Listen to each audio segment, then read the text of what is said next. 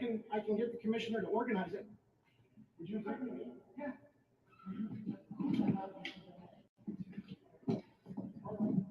What's my name? Talk later. I was wondering if you testify.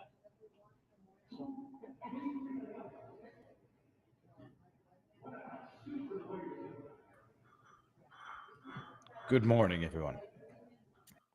Drama unfolds. Commissioner to organize it. Would you agree with me? Yeah.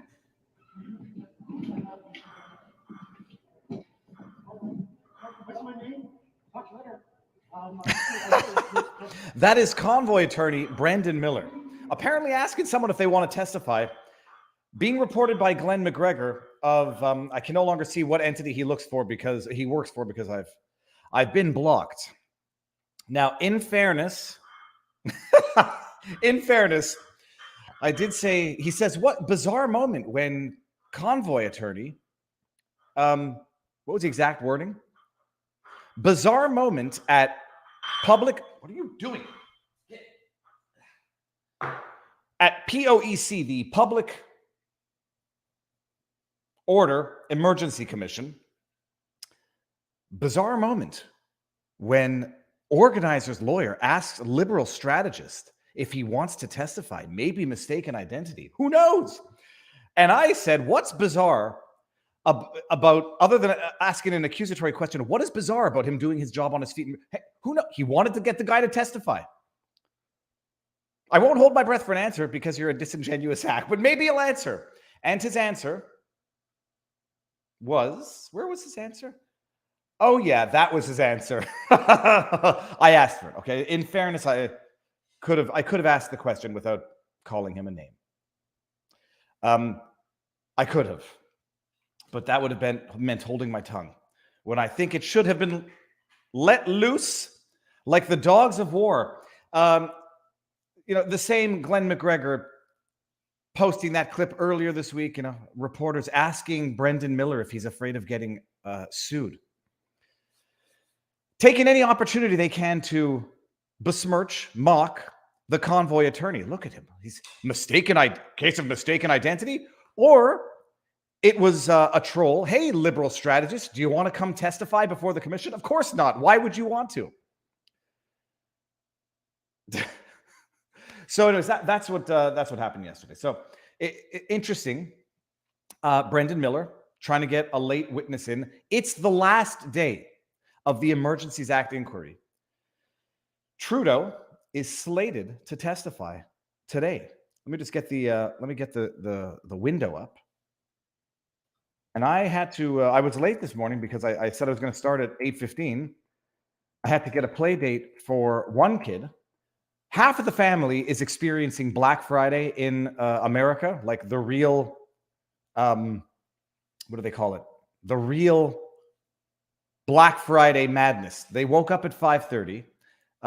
They just went to, I don't know where they went, but they wanted to see what it's like when people actually line up to just spend money.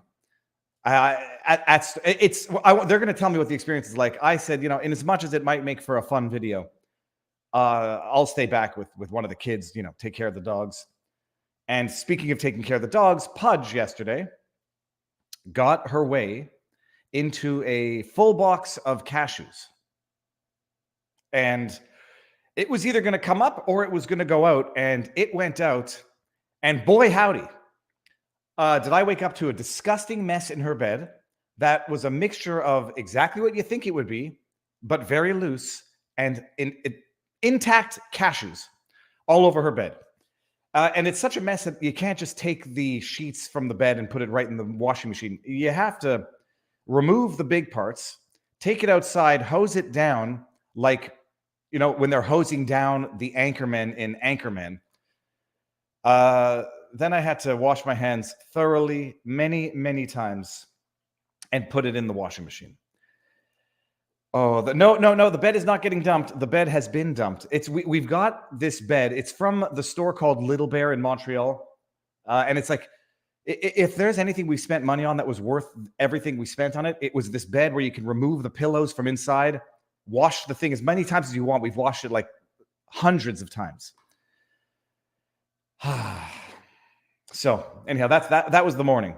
And then after that, I had to stuff down some egg after doing all that. And you know, it's like your appetite's not all that there after.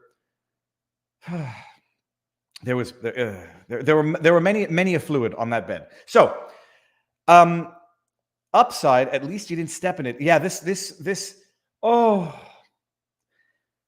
it would have been nasty.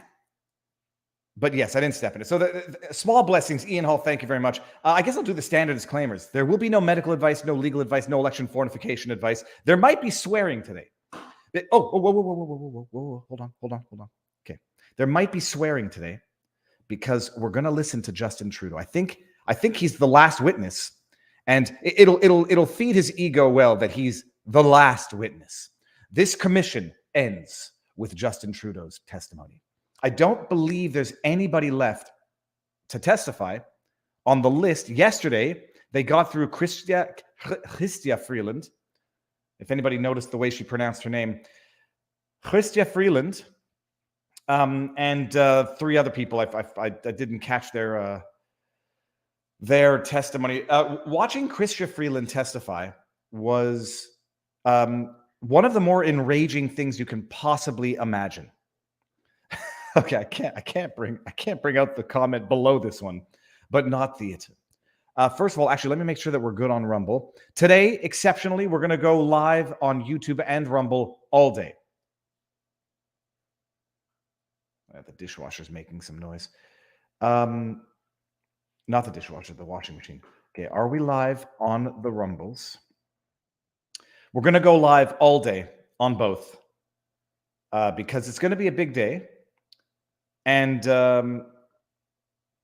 we can't cut the testimony in half if we have to go back and rewind. Oh my God, it was excruciating. Well, let me just pull up some of the highlights. Let me just pull up some. I mean, I was sitting there listening to this, and then I'm trying to screen grab these things in real time so that I can document. I mean, you know what I think about dual citizenship members of parliament. I've grown to take issue with it because, for right or for wrong, it creates the illusion. It creates the impression of partiality. When someone is serving their country, there should be no question as to which country they're serving. Dual citizens, regardless of the country, in government, one can ask the question, well, which country whose interests are you acting in now? One of your countries of origin, one of your countries of citizenship, or your other? Chrystia Freeland, who made a point out of telling us how to pronounce her name in the, I guess, traditional. Look at the room, by the way. Oh, it's not that much better. Chrystia Freeland acts in a way that one can question. The Public Order Emergency Commission is now in session. La commission sur l'état d'urgence est maintenant ouverte. Okay, good morning, bonjour. So we're at the last day of the testimony. Public hearings on the facts. There will be, of course, the arguments. Public hearings on policy matters. Alors, c'est la dernière journée. So this is our last day to receive testimonies on facts. They're going to have arguments relevant and policy facts. issue discussion later. No one's going to pay attention to that. Certain policies next week. Yeah. Commission counsel. Then I think he's got a year. Commission, our next and final witness is Prime Minister Justin Trudeau. Well, I lost one prediction, but I won the prediction. Oh, Justin. I said he wouldn't testify because he's a coward. He will testify. He's a brave Supreme Leader. Made the ultimate sacrifice and the ultimate decision. Let's see. Is he going to be in person? Is he bringing his Bible? Chrystia Freeland chose the Bible to swear on, and she had her Bible. I brought my Bible. She's so religious and such. Maybe we'll take a few minutes. I'm not sure where the process is, a bit anticlimactic. No, we're not sure where Justin Trudeau is. Am I going to win my prediction? So, Should we take 5 minutes? I think we'll take 5 minutes then and see, and you can come and get me when it is. Thank you. Oh, The commission boy, is in recess boy. for 5 minutes. La commission en avait pour 5 minutes. Oh, there he is. There he is. He's Go showing ahead. up. It's How many just a jokes bit of about a false socks? start. How many jokes about socks are we going to Nothing see to today? do with your appearance. You're welcome to come in. Obviously, we're happy to get started. Can the witness be sworn or affirmed? Mr. Prime Minister, will you swear on a religious document or do you wish to affirm? Pick a religion. J'aimerais le faire sur la Bible, s'il vous plaît. Oh, I'd like to do it on the Bible, please. Why is he answering an English question in I would like to French? swear on the Bible, please. Why is he answering an English question in French again? Est-ce qu'il va prêter sous serment en français? Is he going to say the sermon, whatever it is, the what is it called? The solemn oath? S'il vous plaît, veuillez indiquer et ensuite épeler votre nom en entier. Please say your name. J'affirme et Justin Trudeau, JustinTrudeau.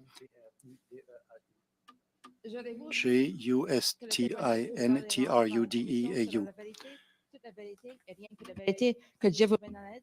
Do you swear to tell the truth, Will the whole you truth, and nothing but the truth? Speak the Help you God? truth and nothing but the truth. I swear. Thank Oh, you. let's see. No, I think he might go with French if he does it, because more of Canada doesn't speak Before we French. get started, there, as I understand it, as you heard, there How's will the audio probably level, by be the way? some testimony in English and some in French. So please, if you need translation equipment, you should have it at hand. Oh, he'll reply to the convoy lawyer only in French. Let's see if that happens. Good morning, Prime Minister. Bon matin. Morning. Thank you for being here. So we'll start with the routine housekeeping. You recall being interviewed by Commission Counsel on September 9th of this year? Yes. Okay. And after that interview, Commission Counsel prepared a summary of your interview. Yes. For the record, we don't need to call it up, Mr. Clerk, but it's Call it WTS.5084. Oh, I'm going to set up a And chat in Prime locals Minister, right now. you reviewed Live that chat. summary and you can confirm that it's accurate to the best of your knowledge. Yes. Okay, and I'll add there that, of course, it's a summary. It's not an exact transcript of your words, but it's a prepared summary. Justin and Trudeau has we're been all waiting aware for of this that. moment for his entire So, life. Prime Minister, as you know, you are the Ultimate final acting. witness to testify before the commission. So at this point, the commission has heard a lot of evidence about the events of January and February leading up to your government's decision to declare a public order emergency on February 14th. But what we haven't heard yet Is is your you. perspective. Oh, let's so hear your from your- own perspective, your viewpoint. Here, of let me the just- Prime let me just lob Minister this ball leading to the you, country Trudeau. through these events and the decision maker in the government's ultimate decision to invoke the Emergencies Act for the first time in that act's Is he going to history. cry? Is he going to cry? So we have 2 hours together this morning, and I anticipate that the examination is going to proceed in 2 parts. The first part will consist of fairly specific questions taking you through the chronology of events, often with reference to documents that have been adduced before the commission, readouts of your own calls. And the second part will consist of some bigger picture questions. So addressing All some of of which the will be key lob themes balls. that have arisen out of these events and the government's response to it. Merci beaucoup. In character, Trudeau. Deep breath. So Me, let's my start Momo. with the chronology of events. Let's And start with it. I'll warn you, we're going to fly through this pretty quickly. 2 hours is not a lot of time to fly through everything that happened between these days. But if ever you feel like you need to add in some narrative or explanation, please feel free to do so. So Merci we'll beaucoup. start with just the pre-arrival days. So before the convoy arrived in Ottawa. about you start with we 2020? know that you learned the convoy was on its way a few days before, maybe around January 24th, and you were briefed on it by both officials from PCO and your own staff from PMO. Can you recall what your expectation was at that point? I thought they were gonna you've been leave when I briefed, told them to. The convoy is on its way. What did you anticipate was going to happen? Mais on avait vu. Oh, my goodness. Les mois qui ont What a- So in the preceding months, we had seen a certain level of frustration dissatisfaction avec Oh, my mounting God. Can you imagine? The question was in with English. regard to the vaccine mandate. rhétorique assez corsée. And we had heard C'est some corsé. C'est strong corsé. language emanating from several people across the country. Corsé is like a level of grain in coffee. This also Pendant la campagne électorale, reflected what we had seen during the election campaign 6 months prior. ces groupes They were scary. allaient venir. So when we saw that those groups were coming What down an to amazing Ottawa, specimen of a human this guy we is. were expecting to some activity and strong language around that, things that we had already seen. However, we regularly see demonstrations across the country. We pay attention to those, and we try to be I would prepared prefer for to those translate events. this myself. Question. You spoke about the electoral campaign. By the way, Could you he just elaborate told on her. that, He please? just told her, ask me in French. Don't The start in electoral English, campaign ma'am. was a time when Canadians could be consulted directly on the measures that we wanted to implement to protect public health. His position is More the specifically, election mandated him to do anything. the vaccine mandate for people who wanted to use public transit, Consensus is or he's a people who coward. wanted to work with the federal public service. That was a major decision to limit access to public transportation. And so it was very important that Canadians could speak their minds with regard to this. We want to keep people healthy and safe. And I thought it was totally appropriate This is a middle finger to Alberta. have healthy and strong debates on those issues. And that's exactly what happened during the elections. Oh, yes, yes. Several parties They were mandated. for what we were saying, others were strongly against. And The majority of the Canadians during people were this not campaign for. could speak their minds. The majority of the country was not for Trudeau. He won with What the slimmest of We minorities. also saw, And he thinks he's my team and mandated to do myself, anything. we saw a certain level of frustration, of demonstration, and of Yeah, it's he's a loathsome a human certain being. level of aggressiveness. Oh, aggressiveness. Let's say a certain intensity of emotions with regard to Yeah. that campaign. There's nothing aggressive out of, With out regard of, to out of what we were, blocking children from airplanes. It's done very proposing. passively. And that exceeded what we had seen in prior political events or such campaigns. So there, we could see that there was potentially a strong intensity. By the way, everyone, share the links around and let's see how many people we can We get saw watching that this. in the few months No, prior, the ultimate day. and we were suspecting this could Unbelievable. reach up to Ottawa with that convoy. Just to sum that up, and I'll switch back to English. I think we'll Yeah, probably and be maybe switching back Trudeau, and you forth could a switch few back to times. English. You know, it's good. We know you speak French. You saw the protest coming and you've been briefed on it. And Look at him with his arms as out, you like said, yeah. Ottawa is used to dealing with big protests, I'm but there was the maybe king of a the hint table that here. something could be a little bit different here. So there was a hint of worry there. English or And then, French, of course, people? we know that One the for convoy English, two for arrived French. on English started or French arriving now? on the 28th and then went into full swing on the 29th. What was that first weekend like when the convoy arrived from your point of view? Well, first of all, one of the things that we noted in the start run-up acting. to the arrival was a bit of a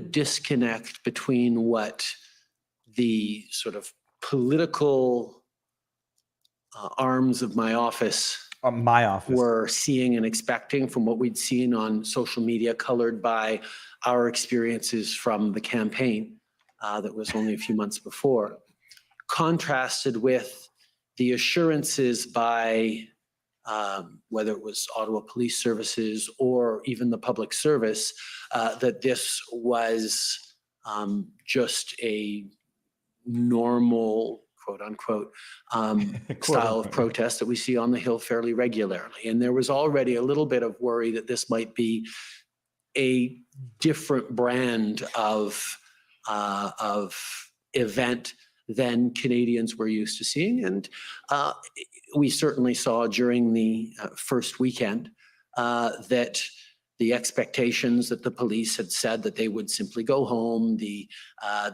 Just go ability home. to keep it under You control. drove across the country. Just go home. Was not exactly there. Okay, and I think starting on that Sunday, you made a few calls to various MPs in your Ottawa caucus, sort of I checking did. in and seeing I was how a good prime people were minister. doing, Look how because there proud he was is a of level of himself. concern there. Yes. So on that note, I'll ask Mr. Clerk to please pull up ssm.can.nsc 402813. Please be the article about him groping a reporter, or While be the that's picture being of him in pulled up, blackface. It's a readout of a call that you had on Oh, Sunday, okay. January 30th with Yasser Naqvi. Won't be that. It Just won't for be the the benefit article of about everyone in the Aga room, Khan can you either. tell us who Yasser Naqvi is. Yasser is the Member of Parliament for Ontario, for Ottawa Centre. Okay, perfect. So if we can just scroll down to the text here, Mr. I thought There we maybe it go. was going to be his Aga Khan ethics So, violation. yes, Maybe an how are article you, about PM? SNC How are Lavalin. you doing and how are folks in the community? And Mr. Naqvi says, very dire.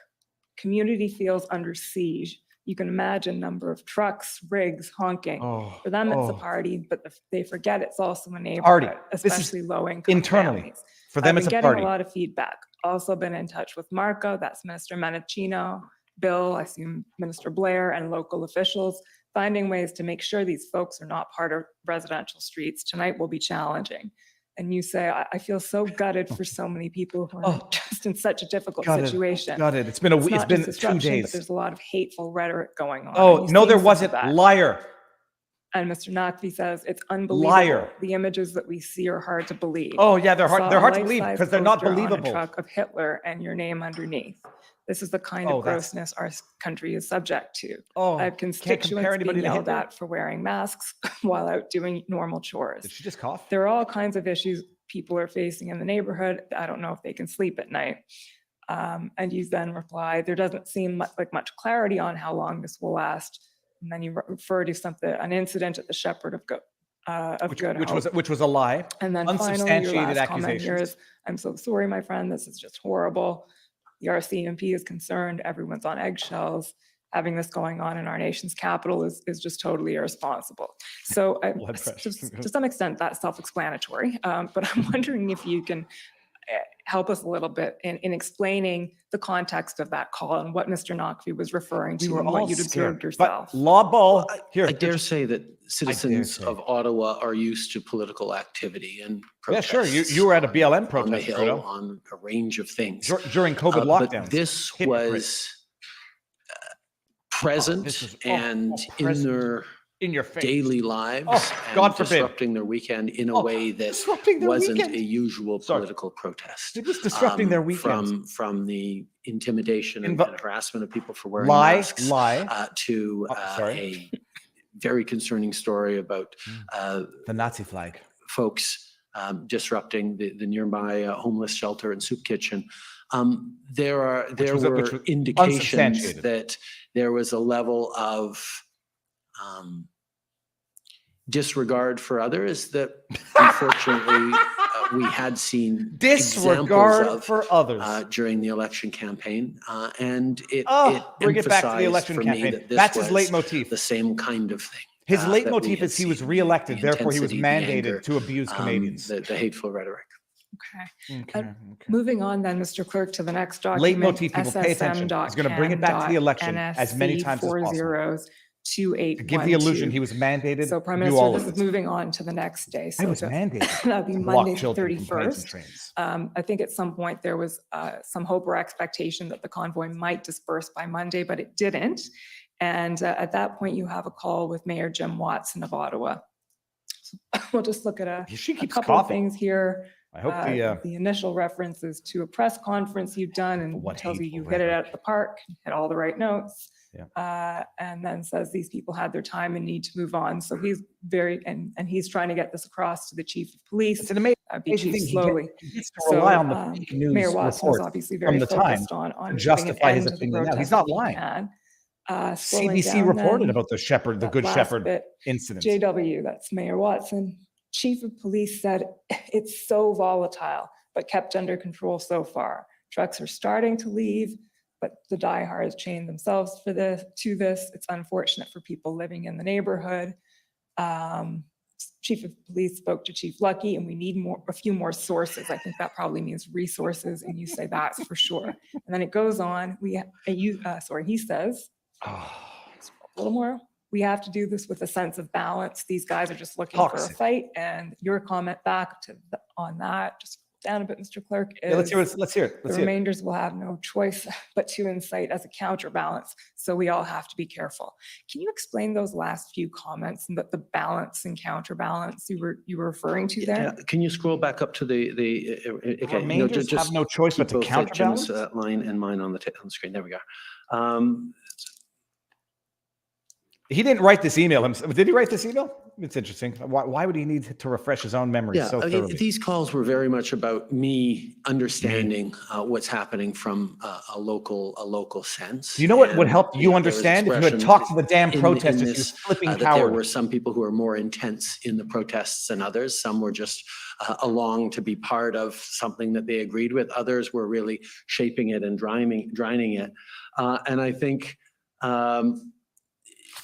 I believe, I'm not entirely sure what I was saying there. I'm not sure the transcript is exactly right either. Clip but it. It's enough. This I'm not entirely sense sure what I that was saying there we because I didn't speak want so to much further diarrhea all the provoke, time. But we need to be firm in standing up for people. We need to encourage Don't people really know what to I was saying leave, there. but if they see that the numbers are starting to dwindle, the ones who remain will be more intense. So there's a sense already that as we manage this, we have to be careful. We want to make sure that we support and protect people living in the city, that we're allowing Counter for reprisals against the protesters. for But life to I get think to normal despite this protest, without inciting any reactions that amplify the thing further. Okay. Oh, so Thank he you. didn't want to talk to the protesters because he didn't want to The next amplify it or one, Mr. Clerk, legitimize it. is ssm.can.nsc 402814. If anybody, so far now nobody's we're complained that I'm talking at too much, Wednesday, but February 2nd. I'm going to be talking a And lot this is today. a call that you have with Anita Vandenbeld. So again, can you tell us, Prime Minister, who Anita Vandenbeld is? Anita is a member of parliament for Ottawa, Nepean East, or I believe that's it. Anyway, she's just to the west of downtown. She's a longtime MP and a very strong community member of parliament. And she was expressing here just how the tone of and the tenor of was very, this very aggressive. What was going on in Very the loud. neighborhoods and around people was worse and more hateful and Hateful. different from let's- anything she had seen Hateful. before in number of years as an MP, but a long time involved in political. Hateful. It was hateful, So my you remember ass, this Trudeau. Yes, I do very much. Okay, so we'll just read through a little bit of what Ms. Hold Vandenbeld on. said. Starting there, you say, I wanted to check in. How are you doing? She says, I really appreciate it. I'm torn, I'm scared, but I get really mad that I'm scared. Kids with autism, the noise, it's one of those things you feel like it's okay. Well, it's awful. I'm not a stranger to volatile environments, but it's different because I know the sentiment is directed towards us, you particularly. There's this hate for liberals. And then after that, I do think it may deter some young women looking into politics. Yeah, look at the children and women. I don't The want children with autism and the women. Won't someone think of the children? This, and then This she speaks protest. about There were constituents children at the calling protest about what who were the having a PM great is going time, to by the do way. about it. It's hard, and she says it's hard because I know it's not within your purview. People are frustrated and they just want somebody to do something to get the city back. And then she speaks about some other hateful messages that she's observed, and you say it's about how you balance it again, being responsible and reasonable. Do not the drink part every of this time that you I'd laugh. like you to speak to, Prime Minister, is where she says a lot of constituents are calling me about what the Prime Minister is going to do about this, and she then says it's hard because I know it's not within your purview. So what does that refer to? That actually refers to one of the challenges and things that we were struggling with from the early days of the pandemic, of the convoy occupation, which is that because they were very visibly most motivated to protest the federal government and federal government policies, even though many of the mandates they were actually vocally concerned about were provincial measures, but it was provinces take their lead from the federal, you jackanini. And the seat of our federal government deliberately, that it was a federal protest in a city that houses the capital. There is an impression and an expectation that therefore it's the federal government's responsibility to deal with it, to make sure that it goes away, to They were stop protesting it. federal mandates. There is a you general dumb bum. expectation, even by people And who are longtime provincial residents mandates of Ottawa, follow the lead of the federal. that this is somehow like Washington, D.C., that is a January separate 6th. enclave where the RCMP can give out traffic tickets, which they don't. But there is a blending of orders of government in protection of Parliament Hill and the precinct that led a lot of people to say, well, they're here, they're angry at the Prime Minister, they're disrupting my neighborhood. The federal government should really do something to get rid of these protesters or move them along Had or you have thought them about leave. talking to them? Where we were continually explaining, as Anita said, it's not in our purview, the management of Wellington Street, of neighborhoods around was the jurisdiction of the Ottawa Police Services. And if they needed Mr. support, Trudeau, what question are you answering right now? and then the RCMP could be providing extra supports, but it was their jurisdiction. But of course, anyone who's involved in politics, you can be a federal MP walking through your riding and someone complains about garbage pickup. They don't want you to hear you say, oh no, that's not a federal issue, that's municipal. They say, thank you, I'll make sure we pass that message along. We'll try and see sure that gets fixed. You didn't even do that, Trudeau. You didn't even come down to the protest and say, we'll listen to you. We'll see what we can do. This is not a federal policing issue. This is not a federal issue, this occupation. This is something that Ottawa Police jurisdiction need to take care of. And they didn't. For a lot of people, sort of say, well, like, see, they're here because of the federal government, and the federal government is refusing to do anything about it. That's right. Was the Talk kind to of them, you jackbum. blending of narratives that we had to be really careful about. The federal government was not we're going to talking come to them. back to that when I start asking a bit about Ontario's initial response to all of this, but we're not quite there yet. So I'll take you a few more things and then I'll ask you to pick up where you left off there. So far we've been looking at some calls you've had with your own MPs from your caucus. The next one, Mr. Clerk, you can pull up. Imagine It's all you have to, they're here to protest the federal, Trudeau.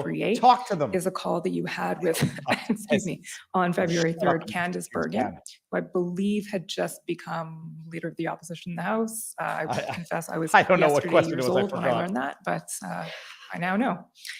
Okay, so this is a call you then have on Wednesday, February 3rd, with Ms. Bergen. And Redacted. do you recall this? Do you remember this call? I can't tell from the Yes, I do. redacted document, And man. can you tell us what inspired that call, or? It was mostly a congratulatory call when someone becomes leader of a political party that sits opposite us in the House. I tend to reach out and have unless bit I don't of a like personal conversation. I usually ask after family, see how they're adjusting to it, to maybe give some recommendations about trying to get enough sleep. But I try and keep it a human introductory call, even though I had engaged with her many times in the House over the years as an MP. When she became leader, I wanted to reach out and establish that personal contact. Of course, it was all happening in the context of this occupation going on. So that was part of the discussion, but primarily it was a congratulatory call. Okay. Get enough sleep is always good advice. Mr. Clerk, can we scroll down a little bit? Oh, you're such a human, Trudeau. You're such a fellow person. There we go. Okay, so this is the part of the conversation that you start talking about the security situation in Ottawa. You say the second set of briefing would be security situation in Ottawa right now. Obviously of real concern, and we have lots of disagreement on causes and path forward. I would certainly like to make sure you're getting briefings on safety and the situation and have you at least fully informed. Hopefully we're all going to be able to make sure Canada's democracy continues to run and our institutions remain strong. And quite frankly, the citizens of Ottawa get back to their regular lives. Scroll down again, please, to the next page. This is all Mr. about the Clerk. citizens of Ottawa. So Ms. Bergen says, absolutely, I agree. I'm sure you weren't following question period today, but that's what I'd like to see some resolution. You're right, we disagree on some things, but I would agree with you. The goal is to let's find a way for people to head back home and clear things up in Ottawa. Should I talk to them? We do want the same things. No. If you have some ideas or some things you think could be done, extending an olive branch is one way of putting it. Oh, what? We'd love to be able to work together to make that happen. Did you do that, Trudeau? All of us, and you say in reply, all of us need to focus on getting the temperature down, and getting people back to normal lives. Let's ensure there are discussions on that, and there may be opportunities to work together. Some of them, and I think you're referring to the protesters there, have jammed themselves into a corner, and their acts are non-starters. We have our democracy and our institutions. That is well Their worth asks defending. are There are ways we non-starters. can get beyond this. I'm worried about setting a precedent where if anyone wants something, they can set up a blockade on Wellington Street. Oh, you mean People like need to the be heard, and indigenous that's part of our blockading democracy and getting the that rails? balance right. BLM Bergen says protesting the he agrees streets? with everything you've said. Oh my- I think that you do have to be cautious, and as PM, you don't want to set a bad precedent. I'm sure you're talking and He set a coming bad up with some precedent. ideas, and then she offers to help. So the part of that I'd like you to elaborate on is Yeah. it appears Precedent. there that you're talking, and I take it the olive branch is a suggestion of some engagement with the protesters, some talking to in whatever capacity that would I end didn't up want to being. legitimize the protest. So what comes out of this conversation that you have with Ms. Bergen, and what was in your mind at the time? Not much. I say, we have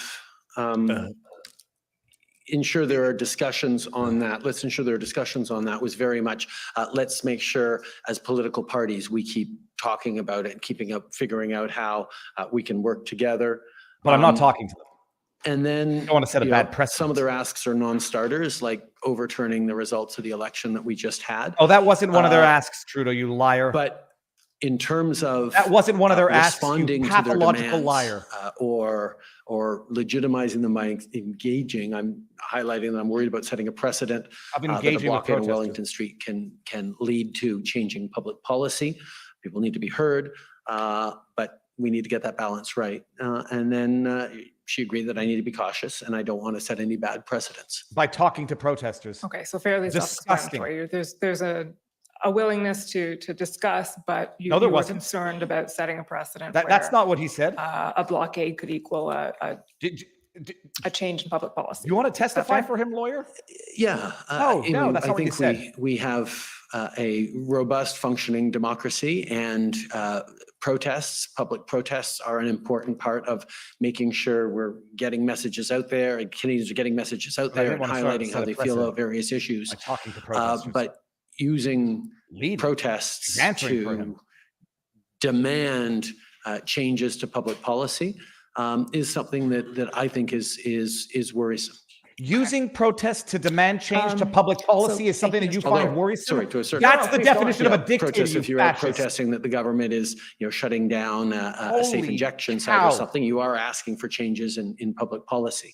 Protesting difference to change between, public policy is problematic. You heard it from the mouth of the dictator. And saying we're not going until this is changed in a way that is massively disruptive and potentially You heard it from the dangerous, mouth of the Prime versus Minister. just saying, No more we're protests in protesting Canada, because we want public policy to change, and we're trying to convince people to get enough of them that politicians will listen to enough people saying, okay, I'm going to lose votes if I don't change this. That's the usual way protests can be effective. Tell us about in our the Indigenous democracies. protests. Okay, that's a fair point. Tell of us about distinction. BLM Thank you. protests. Tearing down Mr. Clerk, the statues next to affect document policy change. is ssm.can.nsc You heard it here, people. Protest is dead in Canada under Trudeau. 402819. So Prime Minister, we're now heading into the second weekend of the protests, so Saturday, February 3rd. Have you and talked to them Our yet? understanding It's is been a that week. the protest intensified again with more trucks coming into Ottawa. And on that day, on the Saturday, you have a call with the Governor General, Mary Simon. Do you remember that call? Yes, I do. Okay, so here is the Agreed. readout of it, and we'll just go through some of, or quite a bit of actually, what was said on that call. Protests So again, for the there's purpose the of affecting introduction, change and is a problem. Bad you say precedent. it's been stressful, not so much for me personally. The Governor General says, yes, they seem reluctant to give it up also, makes it challenging. And you say, yep, people blame the feds, but many of the mandates are not us. And for the police, well, we don't direct them. Trying to get this resolved as peacefully as possible. Want them to find a way to save face, but they can't shut down our democracy. Sorry, they're trying to pull you into this also. They just don't understand the institutions. Sorry, they're trying to pull you into And then the this Governor also? General asked to go further on that. Actually, I'll stop there. Do you stop there. remember what you're referring to in that paragraph? Oh, there? sorry, he's talking. Yeah, that was the, She's it got was something. a memorandum of understanding that some groups within, or some group within the protesters had declared that what they wanted was to empower the Senate to work with the Governor General to create a provisional government or appoint a government committee that would change public policy, and displayed a lack of understanding of how our democracy and our institutions actually work. Okay. Yeah, just But I mean, I'm it checking also the meant date on that she was memorandum getting of understanding. bombarded. The Rideau Hall, which is filled with good people giving out medals to worthy Canadians, were bombarded constantly by demands that she fire the prime minister and Oh, in a terrible, very, very terrible, aggressive Trudeau. way. God And forbid people that's what I was misunderstand the law. referring to as tough for her and tough for her Oh, team. it's tough. She was getting emails Understood. telling And her to fire is that you. what prompted this call? It's tough. Um, I don't remember. Could have been part of it, but I also speak regularly with the Governor General just to check in. And obviously this was something that was worthwhile checking in on. But yes, that was probably the reason. Fair enough. Fair enough. Fair enough. Fair Okay, enough. Good so point. then she asked if there's any sense on how it will be resolved, and you say something, and then now. Well, they're what did you starting to say? do that. What did you say? Bill Blair has handled a lot in the past, and we know we've heard a That'd lot be from Bill redacted. Blair at the commission as well. Why would This is that be not a redacted? protest, more an occupation, hard to diffuse. It will take time. Being very careful to not try to fix something we don't have the tools for. And then there's some discussion of the funding. Can we scroll down a bit, Mr. Clerk? Thank you, Onto Ricada. the next page, please. I haven't gotten the bill yet. And We'll then see. the Governor General says, yeah, there's some of the senior staff getting a lot of hateful emails. Nick, thank you very asking much. for the Governor General to fire the Prime Minister and to create these crazy things. It's difficult to receive these things. They made a website in my name saying stuff. I have to let it slide off our backs. No, and declare an we emergency. discuss the security situation. So is that where you were just referring to, Prime Minister? And Yes. the Yes. Sort of Yes. bombardment? Okay. Oh, the bombardment. God forbid. So It's terrible. just generally speaking, before we move on, what was your Move sense on. of where things were at on that second weekend? It was terrible. The Ottawa citizens were under siege, threatened, first weekend violence, hateful rhetoric. caught everyone by surprise. Through the second weekend, I think I mentioned it in referring to Bill Blair, talking with the local police with his own expertise and background, talking about things that can be done to try to de-escalate, to start putting an end to this. But couldn't talk to them because Understanding that would that set it a can't bad happen precedent. overnight, but that there are things that should be done. There was an expectation or a hope that on that second weekend, we would see a decrease in activity and a dwindling. Instead, we saw a surge on that second It's almost amazing weekend, what happens when you and don't listen to people. things that we had heard that, the police were going to start doing this or doing that, and we're going to be able to Diarrhea, verbal diarrhea right here. respond, didn't seem to be materializing. There was a sense that the occupation was just continuing full swing without any real control or even plan to end it. And I know from conversations with MPs and others that the citizens of Ottawa were quite frantic about having to go through a second weekend of horns and disruptions and disruptions. being yelled at for wearing masks. Nobody and got not yelled being at for able wearing to, masks. Liar. Go to their neighborhood stores and seeing the Rideau Centre shut down and all these different things. The Rideau that Centre were, had been shut down for really 2 years, problematic, Trudeau. and people were starting to get pretty upset that this was, 2 full weekends that they were being massively disrupted by. Massively Thank you, disrupted. Mr. Clerk. Take that one down. Thank you. Take it down. Take it down. So speaking of getting a little upset, the next topic I want to address with you is Ontario's initial response to the protest in those early weeks. So one theme that's emerged from the evidence we've heard, and we've seen this, several references to it in the documents, is your government's frustration and your own frustration with what might be Protesters. characterized as a certain reluctance on the part of Ontario to engage, especially in the tripartite tables that Minister Blair, I think, had put together. So, Mr. Clerk, can you pull up ssm.can.nsc 402837? Can't keep her soul in. This is the readout from a call that you had, Prime Minister, with Mayor Jim Watson on February 8th. He did nothing and he's all out of ideas. I'm going to go check in on the chat in locals. Is it on? Okay, so Okay, good, it's on. just keep scrolling a bit, Eva, Mr. pin Clerk. the chat to Pass the the key top. takeaways onto page How do I 2. do that? So just to stop there, give a bit of situation. So Mr. Mayor Watson here brings up the expression whack-a-mole, which we've heard several times in the commission. Oh, yeah. It's fighting a losing battle. We don't have enough police. And you reply that And we can't talk to them. that's entirely right. I know we're looking carefully. Can't at that. talk We're to the looking at protesters. That would set a resourcing. bad And precedent. then you say on the Ottawa policing Let's beat the side, shit out of them then.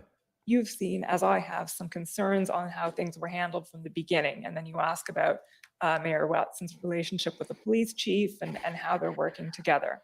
And you observe that there are moments where Mayor Watson is saying one thing and the chief is saying another, and ask if there's anything you can do about that. So just briefly before we go on, can you comment on that a little bit and the Ottawa policing situation to the extent that you were They weren't briefed doing a on and good aware of job. it? I told them to put an end to this. And One they of the didn't. things we'd said from the very beginning to the RCMP and to the Commissioner of the RCMP and to government in general, that if there was anything we could do to support the Ottawa Police Services in what they were doing, if we had resources or abilities, You have a mouth, because you have ears, there is Trudeau? a federal presence in this capital city, we should do it, that we were there to be helpful. Did you try talking to the Try protesters? and do No, whatever no. whatever she could to send support to the city of Ottawa. What we got back, or what we had heard, as I recall, were different numbers from what the mayor said Ottawa needed to what the police chief was saying they needed. And the one thing that the commissioner made clear to me was they needed to know that if they were deploying resources, that they were going to be appropriately used, that there was a plan for that. And we see it sometimes in requests for assistance across the country, where someone will say, "We need 20,000 police officers." No, you needed to listen. We need the military to come in with 1,000 troops, or we need this or that in RFAs.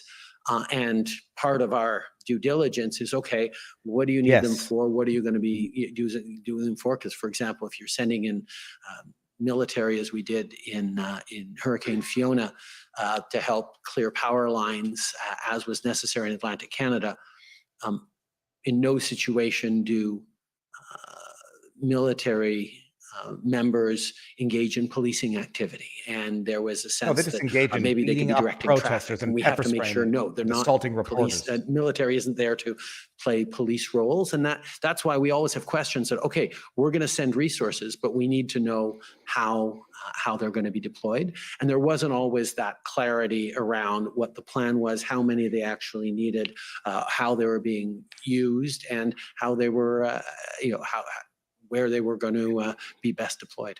Okay. Just keep scrolling down, please, Mr. Clerk. I'll tell you when to He stop. couldn't engage with the keep going, protesters because that would please. set a I'm sorry, I bad missed precedent. it. There we That go. protesting could be used so to Mayor affect Watson policy says, change. I'm going to ask That after this is- phone call whether the federal government will That's a live up deal to its commitment. We Period. need boots on the ground very shortly. It's not dying down. It took over Metcalfe Street, blocked all of it. And you reply, listen, yes, you can say the federal government will be there with more resources. But again, the thing that frustrates me, and everyone is conflated, but Doug Ford has been hiding from his responsibility on it for political who reasons, said that, as Trudeau? you highlighted. And important, I suppose it's important that we don't let them get away from Who that. said that We intend Ford to was support hiding? you on that. And Mayor Watson replies, if they keep dragging their Kaliti. feet, I'm happy to call them out on it. It would be nice if we got something firmed up with the federal government to shame them. Ford didn't even make an effort to come and see what's going on. Neither did So Trudeau, can by I the just way. ask you, Prime Minister, to comment a bit on the politics that are Neither going on did there? Trudeau. Well, first of all, when I say everyone is, I believe, is conflating. It was conflating, a protest of federal issues with a federal responsibility to do the policing that would dissipate that protest. So that was, a little bit of an interplay that there was a sense that in the initial phases of the protest, the Ontario government was happy for the perception to be out there that this was a City of Ottawa issue and a federal government issue, and that as a province, they really didn't have a responsibility or a jurisdiction to play in there. It was a unpleasant situation. There were bad headlines. I was getting grumbled at by citizens of Ottawa every day because the federal government wasn't dealing with it. This is an admission. Right? I can understand that provincial politicians who were being overlooked in the complaints everyone had about why this wasn't getting resolved Trying to pass the would buck. say, you know what, let's not poke our noses into this, and let's let Trudeau take the fall, and he people didn't like continue that. criticizing those people that help. I'm fairly certain that behind the scenes, the OPP was engaged with Ottawa Police Services and was providing supports as we were as a federal government. But I think at the political level, there was probably a decision to continue to stay back a little bit and let us wear it a little bit. Let me see if I can get what the we had schedule for today. seen during the pandemic and during other crises is when the three orders of government are able to work seamlessly together. Not only does it deliver better results and better coordination, but it actually reassures citizens to see that people who are not always politically aligned at the highest levels can roll up their sleeves and work for the benefit of citizens. And that's certainly something that I've always tried to do, and I've been able to do with Premier Ford on not many, for many citizens issues. that I But at disagree this with. point in the evolution of the occupation, that wasn't something that we were able to do. And so, yes, there was a bit of frustration about it. Thank you, Okay, Tommy. well, and we'll see that the very next day you had a call with Premier Ford, and just in the narrative, what was going on at this point. Just in the narrative. Yeah, addition give to us your Ottawa, narrative, there were a few Trudeau. things, as we know, going on across the country. But by this time, the 7th, 8th, 9th, the Ambassador Bridge blockade had really heated up and was in full swing. And that seemed to be a turning point in several ways, but certainly for Ontario's participation in all of this. So, Mr. Clerk, if you can take that document down, please, and bring up ssm.can.nsc 402845.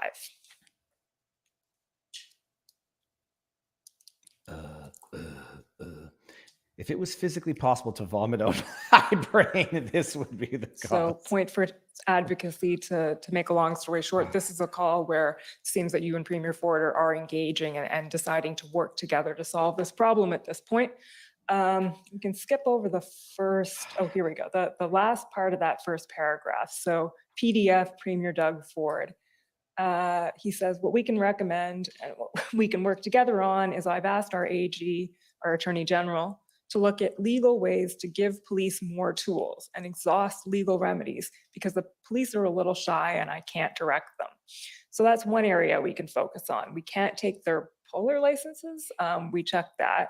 We can shut down their fuel consumption and cordon off highways. That's where we're at. And Might be operator licenses. yeah, probably not polar, but operator licenses. Let's go with that. Yeah, let's go. So then you reply, first of all, they're not a legal protest. They're occupying a municipal street and are not legally parked. A street. You shouldn't need more tools, legal tools. They're barricading the Ontario economy and doing millions of dollars of damage a day. As this government acknowledged they've been doing for 2 years. At a time we're trying to draw in Omar investments, Alghabra a whole and bunch of Chrystia people are looking Freeland. at this and saying, we can't even clear up a protest on a bridge. So just stopping there, Prime Minister. I was Do you embarrassed. remember what you were referring to when you Yeah, start I was talking about humiliated. you shouldn't need more tools? I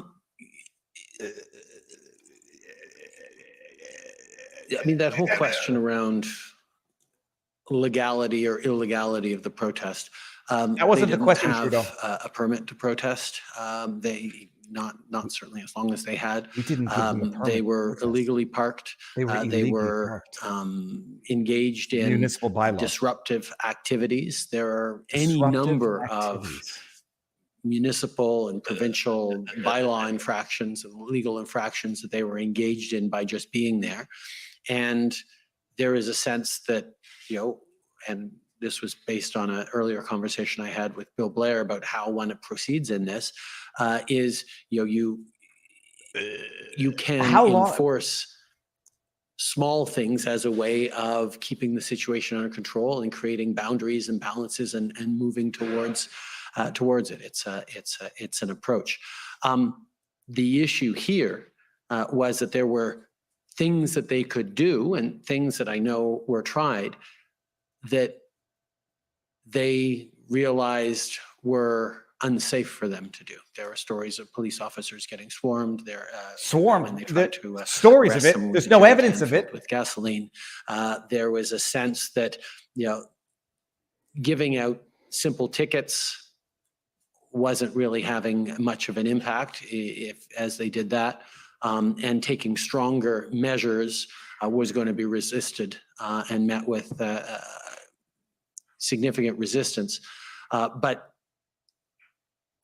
these are things that if they feel they didn't have the resources to enforce a prohibition on bringing in jerry cans or a prohibition of parking on the approach to the Ambassador Bridge, well, let us give you more resources to do that. Between the OPP and the RCMP, we should be able to get the numbers up in a way that could lead for Notice an ability to use all of those this, existing talking to the tools on the protesters, books. not on That was not on very his- much his where our mind. thinking was at that point. Like how many more police officers, how much more resources do you need to get a plan? And if there was a concern around, well, we can't get those police allocated to us from other jurisdictions unless there is a clear plan, well, we'll send you planners. We'll help get those people there so you can establish a plan that will allow itself to be deployed. There was really a sense that there was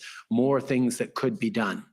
And he seemed to be agreeing. Apparently, I've just got And that's actually confirmation. what you end up saying in the part you can't see The right parties now. are going to have That's, 5 the next minutes page, paragraph. each to I know, cross-examine consistent. Trudeau. That's all that they're going to have. So nobody Effing say joke. the Bridges and Tunnels Act means the federal government has something. I can't read that anymore, but The federal government schedule has is responsibility over the bridge and Trudeau border. So testifies there's a in role chief for us to play. until We're happy 11:30, to play it, then but cross-examine nobody can begins get on for the 1 bridge hour. because they're on municipal Then land. it's being closing blocked. arguments. So we'll give you whatever resources. Everyone gets 5 you're minutes in. to Mhm. cross-examine The Trudeau. police of jurisdiction need to do their job. If Effing they're saying they joke. can't do it because they don't have enough officers or equipment, we need to remove that excuse as soon as possible so they 5 can minutes do their each, work and Chet. we can That prevent might be Ontario 25 minutes or 30 becoming minutes a total. laughing stock. Mr. Clerk, just scroll down to the last page, please. We'll skip over. There's some jurisdictional discussions going on there. Oh my goodness. And then She to gets the 2 top of hours that page, to please, Mr. butter him Clerk. up. I got So my, this is my the sort of stone the here. conclusion of the conversation. You say, what are the next steps? You've said the OPP are going in. Are they keeping you apprised and do they understand the urgency? They can't talk this out for 3 weeks. They need to act immediately. And I'm assuming there the concern of acting immediately is brought about by the situation on Ambassador Bridge, which we heard a lot about from the Deputy Prime Minister yesterday. Premier Ford replies they'll act, but without directing them, it's hard to describe their game plan. They'll have a plan, unlike Ottawa, where they didn't have a plan. I'll get briefed tomorrow from the Solicitor General, would keep you updated.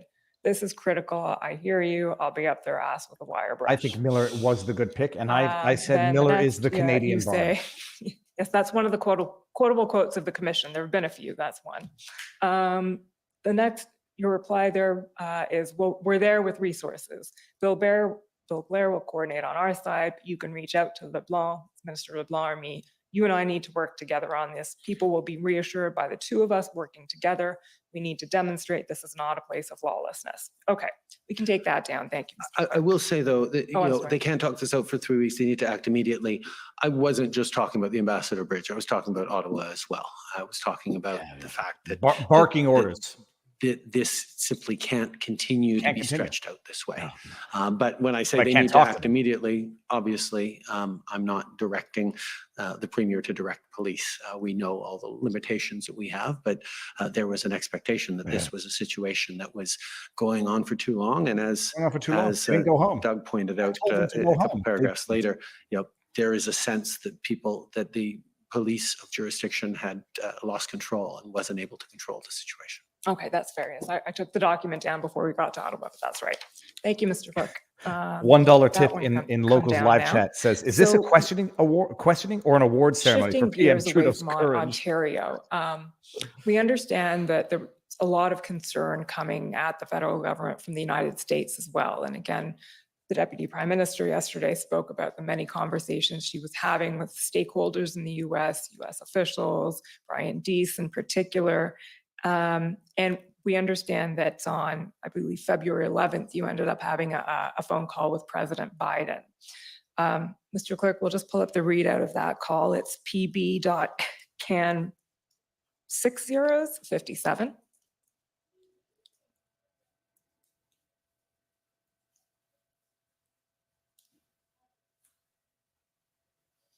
Okay, just scroll down to the next page, please. So, oh, maybe that's there. It's got to be somewhere. Keep scrolling until you see a readout, but in the oh no, there it is, I think. In any event, Prime Minister, can you tell us, just the readout doesn't actually say that much, so can you tell us about your recollection of that call? I thought you said rock There were sort of collection. two goals I had in that call. The first one was to reassure him that despite the disruptions to trade and real impacts on both sides of the border, which were economic, yes, but were also people to people. We knew from the pandemic that thousands of healthcare workers cross the Ambassador Bridge every day from Canada to go work in Detroit in their hospitals.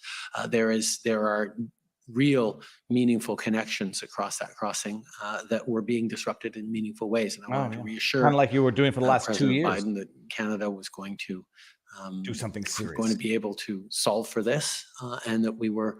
It was embarrassing. Going to continue to be a reliable partner for trade and for people ties and a safe neighbor.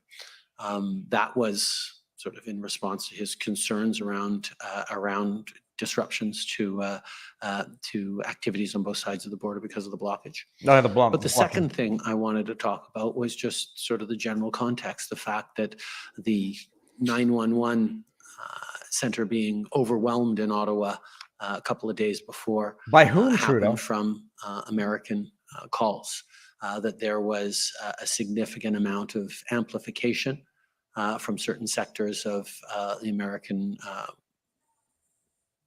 politicosphere. And there was also a significant amount of money flowing and support for these occupation activities in Canada that were coming from people in the United States sympathetic to that cause and opposed to both he and I in our public health policies, but also in our general policies. Okay. And would you say that President Biden shared your level of concern about the situation? No. I think I was much more concerned about the blockage to the lives and the disruption and the potential security concerns. I think he was very concerned, but I don't think anyone was more concerned than me. Okay, fair enough. It was happening on your side of the border, so that makes sense. Thank you, Mr. Clerk. That's it. I'm just double checking. So this sort of brings us checking the claim that Americans were calling 911 in the narrative of what subjective happened terminology in February. So we're building to a bit of a crescendo around that time, the 10th, the 11th. And we've heard from the clerk of the Privy Council that on February 9th, she advised you to convene the incident response group. And the first meeting of the incident response group was then on February 10th. So we have heard quite a bit about the different cabinet committees and what the IRG is, but I'm wondering if you can tell us from your perspective, sitting as Prime Minister and chair of these committees, what it means to convene an IRG and how it differs and what it gives you, what advantage it has versus other structures. Regular cabinet committees are chaired by members of cabinet and feature various cabinet members sitting around the table, assisted by their directors, their deputy ministers. But they are discussions amongst cabinet ministers on a particular issue that will then go to full cabinet. That's what most committees are. The IRG is a special committee, special in that it is chaired by me. It doesn't have a permanent membership because we deal with incidents that require or are important for the federal government to respond to. These could be floods or hurricanes. The Or most recent protests and bouncing IRGs I've councils. had have been on the situation in Haiti and how Canada can respond and support. You know, we had them around. You know, have them around all sorts of different things, depending on what they are needed for. We pick the areas of expertise we want around the table, but differently from most committees, this is these are meetings in which the officials sit around the table and are not just expected to participate, they actually lead the discussions. Whether it's deputy ministers or heads of agencies, the commissioner of the RCMP, the director of CSIS, what have you, they are giving direct reports. Ministers are usually, if not always, there as well. But if they speak at all, it's at the very end to add a little bit of color or further input. IRGs are all about making sure that the government as a whole is hearing directly, that I am hearing directly from all these different agencies and all these different inputs into whatever incident we're looking at. And then we establish a plan or we move forward on that. It's investigative report. We can make determinations about what we do next, but that frame is fairly unique amongst amongst our committee structure. So it kind of it collapses that layer between the officials and the ministers a bit. So gives we hear access directly from the ministers, which is sometimes something that cabinet ministers who are used to getting briefed by their officials and then briefing their colleagues takes a little bit of getting used to. When we have a different IRG on a different subject with new ministers who aren't usually at IRGs, it always is a little adjustment for them that no, we're hearing from their deputy minister, not from them.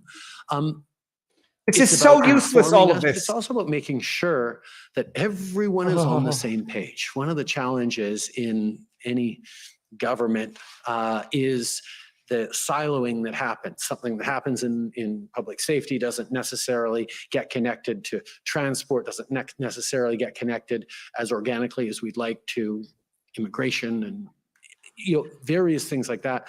So making sure that everyone's around the table, getting on the same page in terms of what's happening with this incident that we're looking at and what we're going to do about it. And there's usually here are the taskings we're going to do. And let's check back in a few days and see how we've done and see where we are again. IRGs rarely happen on a sort of a one-off. There's usually a series of them until the incident is over or has been moved to a different body to weigh in on. Okay, thank you. That's helpful in understanding. Thank you. That's helpful. Can you stop kissing his butt? The IRG He's the commission attorney. She's supposed to be objective, not partial, not biased. Particular problem met, first of all, 3 times before invocation, and then I think it met daily after that. But we're going to focus on that first part on the 10th, the 12th, and the 13th.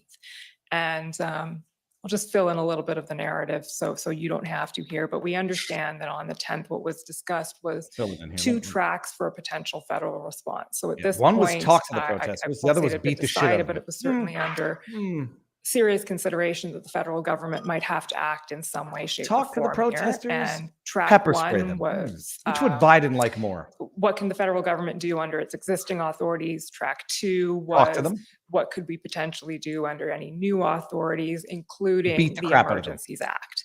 And Freeze their I bank just wanna accounts after pause we here beat and them. ask you one thing, which is in the documents, that's sort of maybe not the first, but it's certainly the first sort of confirmation, official confirmation that the Emergencies Act was under discussion. But we have seen references to the Emergencies Act here and there in various phone calls or emails or discussions, et cetera. And I'm wondering if you can describe, if someone asked you, when did the Emergencies Act come into play as a possibility? How would you answer that?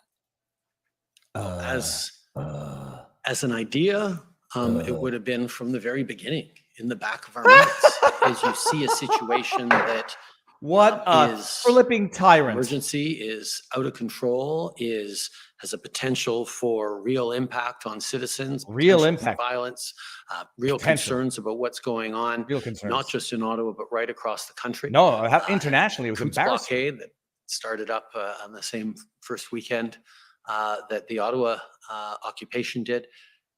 These are the things that you say, okay, as we look at a whole range of potential outcomes in this, there might be a moment where we have to invoke the Emergencies Act. Not after we talk to them. Seriously thought of, because I will say certainly in my thinking right now, it was a fairly binary reflection. It was, oh, we might have to invoke the Emergencies Act. There was no reflection of what we would have to invoke the Emergencies Act to do.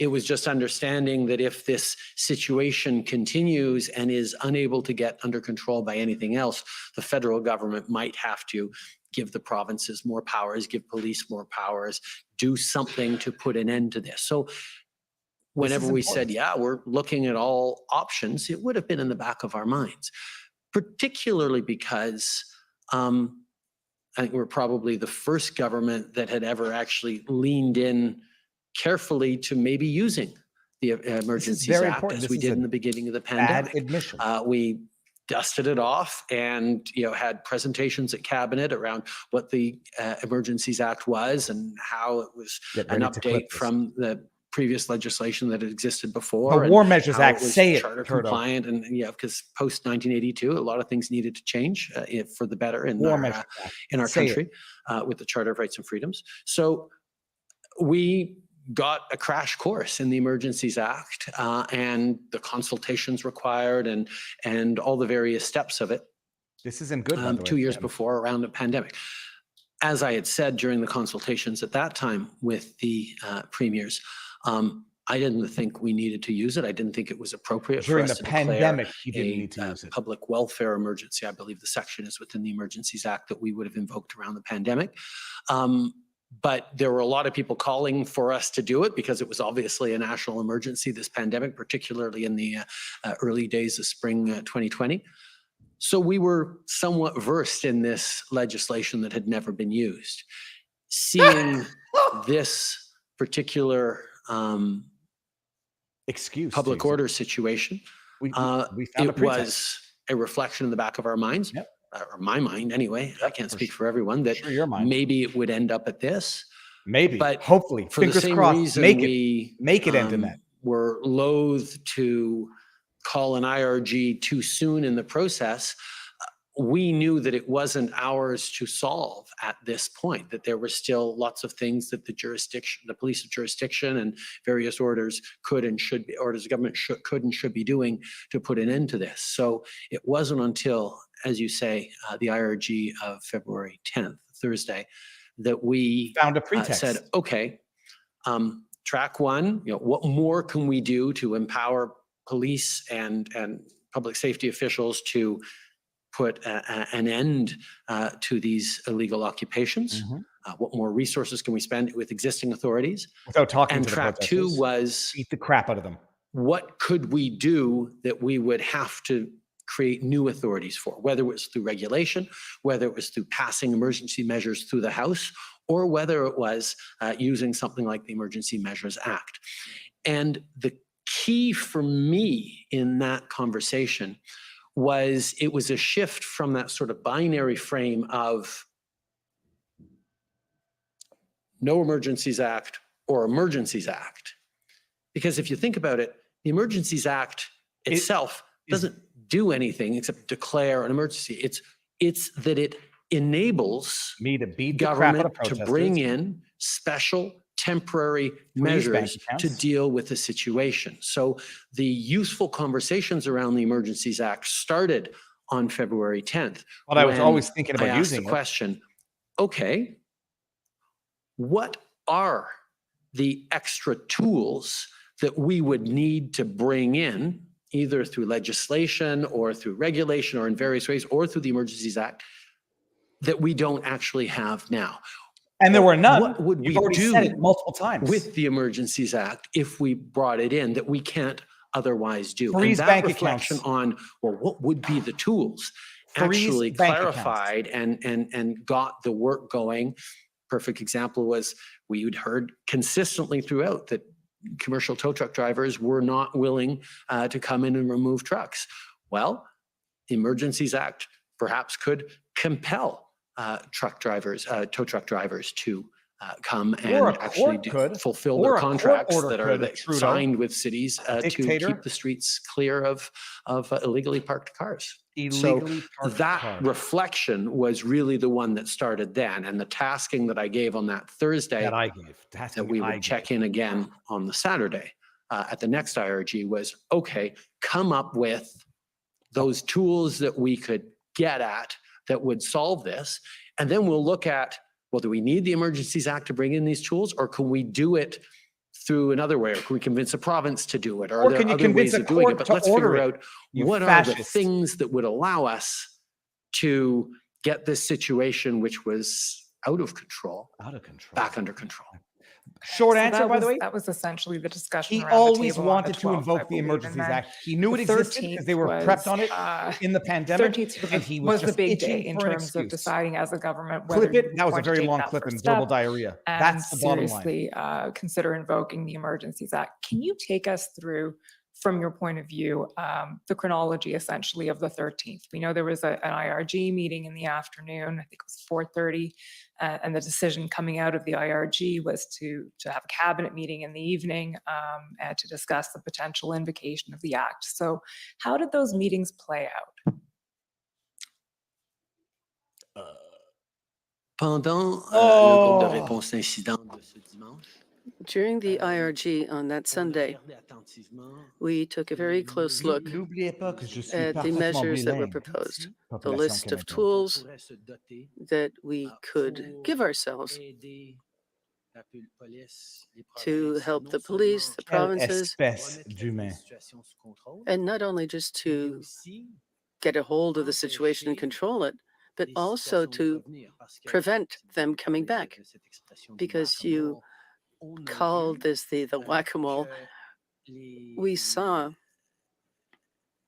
les manifestants that the protesters étaient très habiles à were very se clever déplacer, when à it faire came to moving around une présence ici, and puis to ensuite se have a déplacer presence dans here and then l'autre, move votre to présence dans une place another pour donner place beaucoup de to défis aux policiers to de pouvoir give and to turn this into a contrôler big la challenge for the sécurité, police parce que and the police response. en mettant tous So nos the ressources dans une concern, place, on pourrait pas if we put all our resources in one dans place, une situation, we could c'est que maybe control that faisant ça, situation. on But by laisse doing that, vulnérable une autre place où vous another allez pouvoir le faire. Ou une fois qu'on location would aurait become réglé vulnerable. l'histoire, ils allaient Or once revenir. we'd settled one situation, 2 days later they'd come back.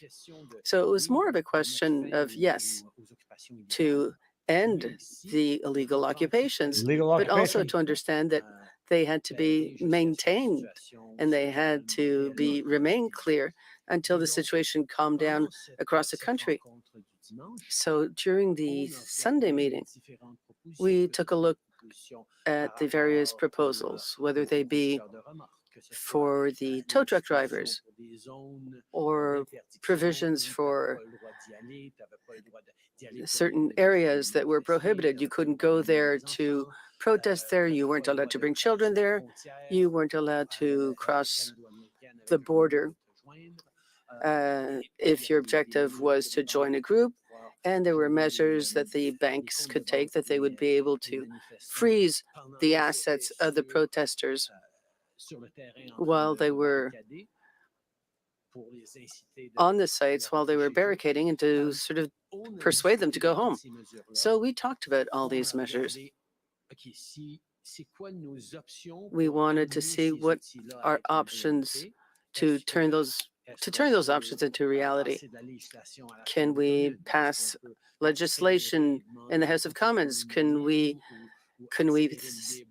speed things up to have a unanimous consensus, or can we do it quickly? Can we encourage the provinces to use more of their tools? And at that moment, it was becoming pretty clear that the situation was so urgent and a fear that it could get worse and go into a free fall, and that it was urgent to act. And the tool that we had to I could translate better than bring this in those person doing it in specific real tools time. was the Emergency Measures Act. The other part of the Yeah, discussion, always remember, people, when you're having hearings on invocation of Can't the just invoke Emergencies the Act, Emergencies Act. You you've have got to to meet a signal to that you're threshold in that order you're to bilingual. invoke the Emergencies Act. And that brings us to one of the The key lawyer questions. lasted and about half a I'll ask question. you about this several times. But what I'm asking you right now is essentially what you can tell us about how that discussion played out in the IRG and the cabinet meeting. And I'll give you a little framing of it, which is, of course, we know that Look at his face right now. that the declaration of a public order He's emergency is smirking about premised Trudeau. on the existence of a threat to the security of Canada. Oh, but there was. As defined in the CSIS Act. And we know that CSIS, in the process of assessing the protests, assessed that the protests did not meet that threshold. Well, They I did was not briefed. constitute a threat to the security of Canada as during our defined multiple in the briefings. CSIS Act. So this is one of, As defined for the CSIS Act. okay, please. Over to you. Because I've been crash course on the Emergencies Act. The legislation in the 80s that was built brought in a definition of a national, a threat to national security. Look at this rehearsed answer. Imported the words of the CSIS definition. That was a handy definition that was already existing, and yeah, because it was the War Measures Act, define Trudeau. what a national threats to the security of Canadians would be. Those words in the CSIS Act are used for the purpose of CSIS determining that they have authority to act against an individual, a group, or a specific plot with, for example, a wiretap. That in order for them to take action in a particular situation, I'm no lawyer. that threshold needs to be met. This doesn't of make threats sense. to national security. And actually it'd be useful if we could pull up part C of. He's going to teach the crowd now. Sure. You Bring know it what? up. We have that in 1 second. I will. The get you Emergencies the Act document number. incorporates by reference national okay. emergency as defined in the Do you want it or CSIS do you Act. not? Yes, I do. Sorry. Okay. Com dot Look at him, he's so happy. He gets to teach 50954, people. please. He's back to high school teaching. As my understanding goes, the Emergencies Act defines national emergency by referencing the definition in the CSIS Act. Public order emergency, scrolling down, you'll see the reference to the CSIS Act and Go to section there. 2C, which Scrolling, talks Mr. about Clerk. violence. Nope, keep going. Yep. I love teaching. I love pointing things to people. There we go. There we go. Oh, there we go. Good. So in order for CSIS to be able to do a particular operation, it has to meet this matter of threats to the security of Canada. Dramatic. And then pause. they can go and do that wiretap.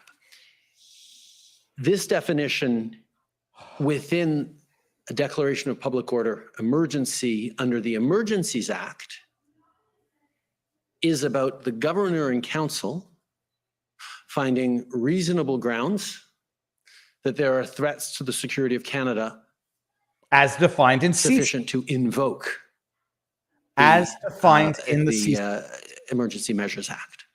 So both the context and the purpose is very different. The people doing the deciding in the case of the CSIS Act, if this is met as a definition, it's CSIS itself that decides that this is met. There's checks and balances afterwards. But for the purpose of declaration of a public order emergency, it's the governor and council, cabinet, and the prime minister making that determination. So the context within which we look at this definition is very different from the deliberately narrow frame that CSIS is allowed to look at. What inputs it can take in, what proofs it needs to establish this are very well prescribed so that CSIS can be, so that CSIS is responsible in what it does. Whereas the declaration of public order emergency is open to inputs, sure, from CSIS, but also from the RCMP, also some from transport, from immigration, from the whole of government, from the clerk, from the National Security Intelligence Advisor. So within threats to the security of Canada, what we had to verbal determine diarrhea was, does the situation going on across the country constitute Not a across threat the to country. security of Canada? Not across the Yes country. or no? Ottawa. And then we looked Liar. at particularly C. Are there activities within Canada directed towards or in support of the threat or use of acts of serious violence against persons or property for the purpose of achieving a political or ideological objective? That was what we were looking at. Is that threshold met? Are there activities supporting the threats or acts of serious violence, a threat of serious violence for political or ideological goals? Good question, Rachel. If Before the Senate that could vote on threshold it. was met in our reasoned opinion, Our then reasoned that part opinion. of invoking a public order emergency was met. The other part of it is, does it constitute a national emergency? And there's elements on that that I won't get into unless you ask me about. But I was very much focused on, was this bar hit? Yes or no, for the purposes of invoking the Emergencies Act. There has been a bit of back and forth at this commission on whether these words are different or can be read differently or are broader when they're used in a public order emergency than they're used for the CSIS. It's not the words that are different. The words are exactly the same in both cases. The question is, who's doing the interpretation, what inputs come in, and what is the purpose of it? And the purpose of it for this point was to be able to give us in special temporary measures as defined in the Public Order Emergency Act that would put an end to this national emergency. National emergency. Okay, so essentially you're saying that around the table that day, Yes. you were Yes. looking at the inputs that Summarize it were for me. given to you by officials and by the ministers and concluded that there was activities within Canada. Threats of serious violence Okay. was the key ones. And The can key you ones. elaborate on what those threats were? What led to that Yes. conclusion? And again, we went around the table with officials from all different agencies and heads of departments to talk about this. There was the militarization of vehicles, for example. We'd seen, weaponization of vehicles. We'd seen, Weaponization of cars ramming into police officers or other cars at Coots. We saw I'm an incident sorry? like that in Winnipeg? Surrey, I believe. When a man we ran saw over protesters trucks, with his car? used as potential weapons, certainly in No, we didn't. Ottawa, Liar. with their presence and unknown interiors. There was the use Presence in of unknown children interiors. as human shields deliberately. Oh my which was, God. a real concern both at the Ambassador Bridge. Human the fact that shields there from were, whom, Trudeau? kids From your on tyrannical Wellington Street government? that people didn't know what was in the trucks, whether it was kids, whether it was weapons, whether it was both. Police had no way of knowing those. Oh, they had There a way of was knowing. presence of weapons You could see in them, at Coots, and nothing as happened. we saw. There was Children as concern around human weapons shields. being stolen in Oh Peterborough my that we didn't know, about goodness. 2,000 guns that we didn't know where they had gone at that point. We later found out that they didn't go there, but that was a real Oh concern my that we had about what was goodness. happening to them. There were a number of others as well. There was the fact that police trying to enforce laws were met with Disgusting. active resistance and Active a resistance. group of 30 police officers trying to I asked the police, Trudeau. interdict someone or arrest someone who was carrying a jerry can into the site in Oh, Ottawa, God. got swarmed by 100 people and they had to leave because there were threats to their safety and they weren't able to arrest that individual. There were layers of danger that CSIS kept bringing up to us, that Oh my goodness. the presence Put of this, people promoting ideologically shields. motivated violent Weapons as potential extremism vehicles. in the convoys had a danger of triggering not necessarily them to act, but lone wolf actors or people who It could be had radicalized the to risk take potential actions of that were triggering lone violent. wolf thing. We saw None of this happened, by the way. increasingly counter protests of people who were trying to take back their city, who were, for example, we all saw images of grandmothers standing in residential streets against massive trucks heading their ways to try and prevent them from What the coming to hell join are the you convoy. talking about, There Trudeau? were all these things. Oh my God, that this is delusional. positioned This is or pathological, presented delusional. real threats of serious violence. This is insanity. And every input we were getting on that This is weekend at the pathological IRG lies. was that things were not getting better, things were getting worse. Even as it looked like there was a plan for the Ambassador Bridge to move forward, it looked like there was going to be a plan for Coots moving forward.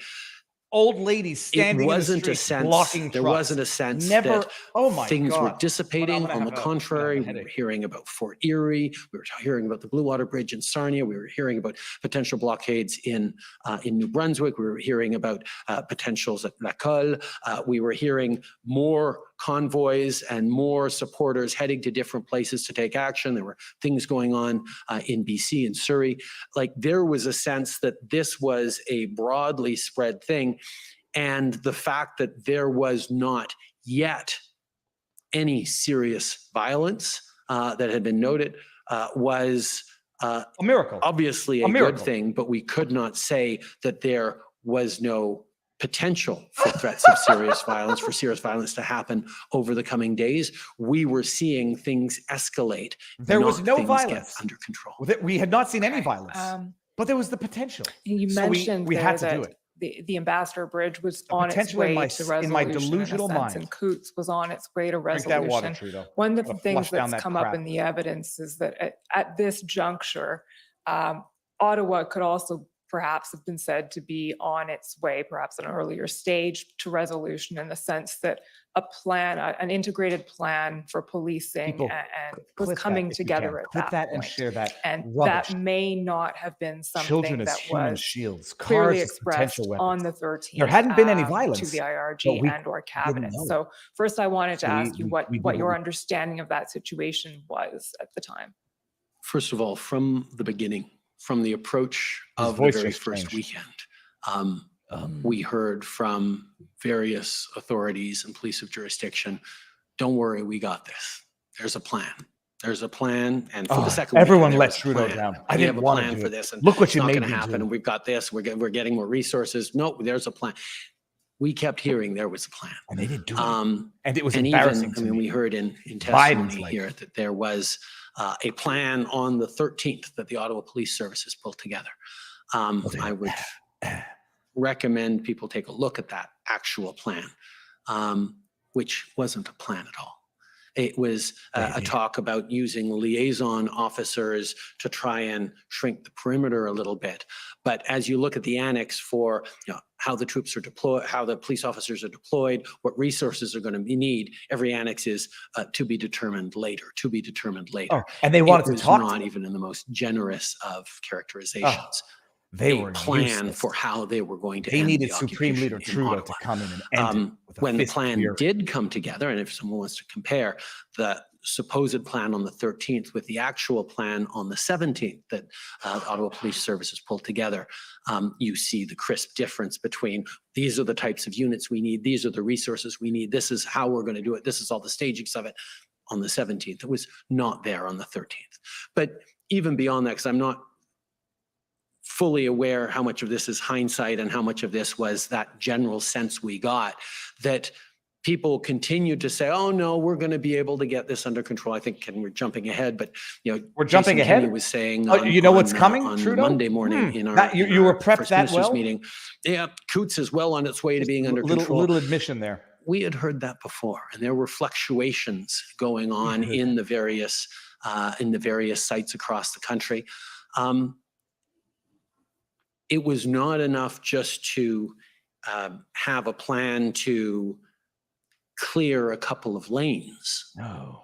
It was It was- getting the situation under control so as to would never prevent Prevent it from a ever happening recurrence again. or a restaging of a protest elsewhere. Can't And have people that was protest. what was very clear from all the perspectives around the table, that there was not confidence that we were on a track to getting the national emergency under control. They wanted to make in sure the coming days. they would end it there that and it was prevent any protests continuing elsewhere. to Noted, be Trudeau. a situation that was not being controlled by police, by officials.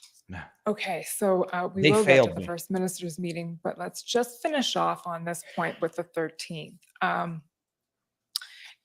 In a lot of the evidence that has come out before the commission, we see hesitancy and reluctance to invoke the Emergencies Act. So officials advising that they were this looking may for an make things excuse. worse. This may inflame tension. This may embolden protesters, et cetera. And we also obviously heard from Mr. Vigneault saying, and the CSIS assessment, that there was no threat to the security of Canada under the CSIS Act.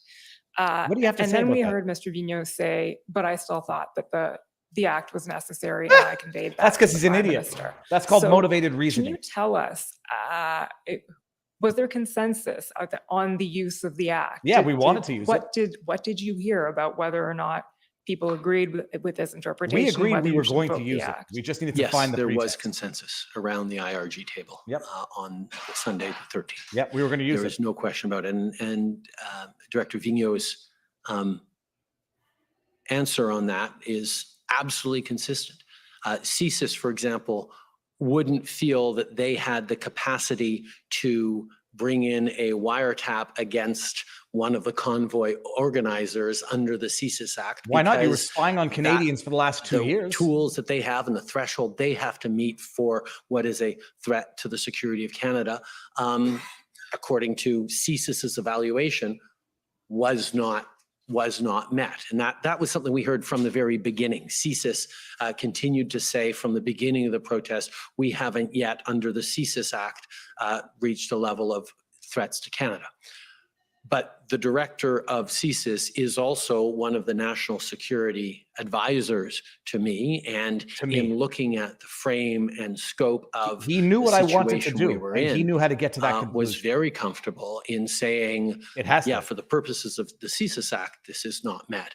But for the for purposes of the Public Order Emergencies Act that the Governor and Council has to make a reasonable decision about, we feel that it is met. And that was the consensus from officials around the table. And again, it was about... What did she just do to her hand? Did she just put something in her mouth? She did something. Not even just sort of that binary, okay, do we declare the emergency or not? It's, do we declare a public order emergency so that we can bring in these specific measures? Yeah. Militarized we police, went around the table freeze on bank that, and accounts. my expectation is... And beat the shit out of virtual protesters. table, I believe. But my expectation is always, if you have significant disagreements, this is the time to speak up. There was no voice saying, hold it, we don't think you should do this, or I don't think Why do you think that is, Trudeau?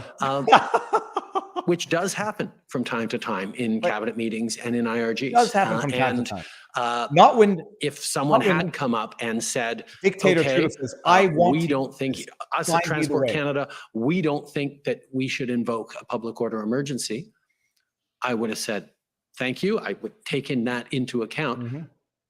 But no one said it. But I didn't need unanimity or full consensus in order to make the determination in Governor of Council according to that we were moving forward. Obviously, it helped. And in this case, there was consensus around that table that invoking the Emergencies Act was what we needed to do. Yeah, of course it was, because everyone knew when you say wanted that, to are you do it, speaking Trudeau. of the IRG in the afternoon, Find me the or reason. eventual cabinet Well, meeting it's in not a the- question of in whether or the not it evening? exists. I'm Make speaking it of the exist. IRG right now with where we went around the table with officials, but we did a similar thing that afternoon, that evening with the cabinet meeting.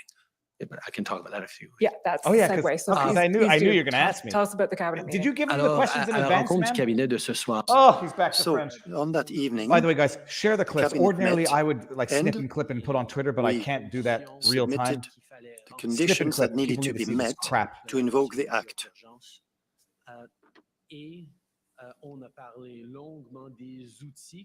And we discussed at length of the tools that were needed and of the, I believe, 6 No, provisions nobody disagreed with me at the that could table. bring to an That's end not evidence to of this good situation. decision making. It's evidence of tyranny, you fascist dictator.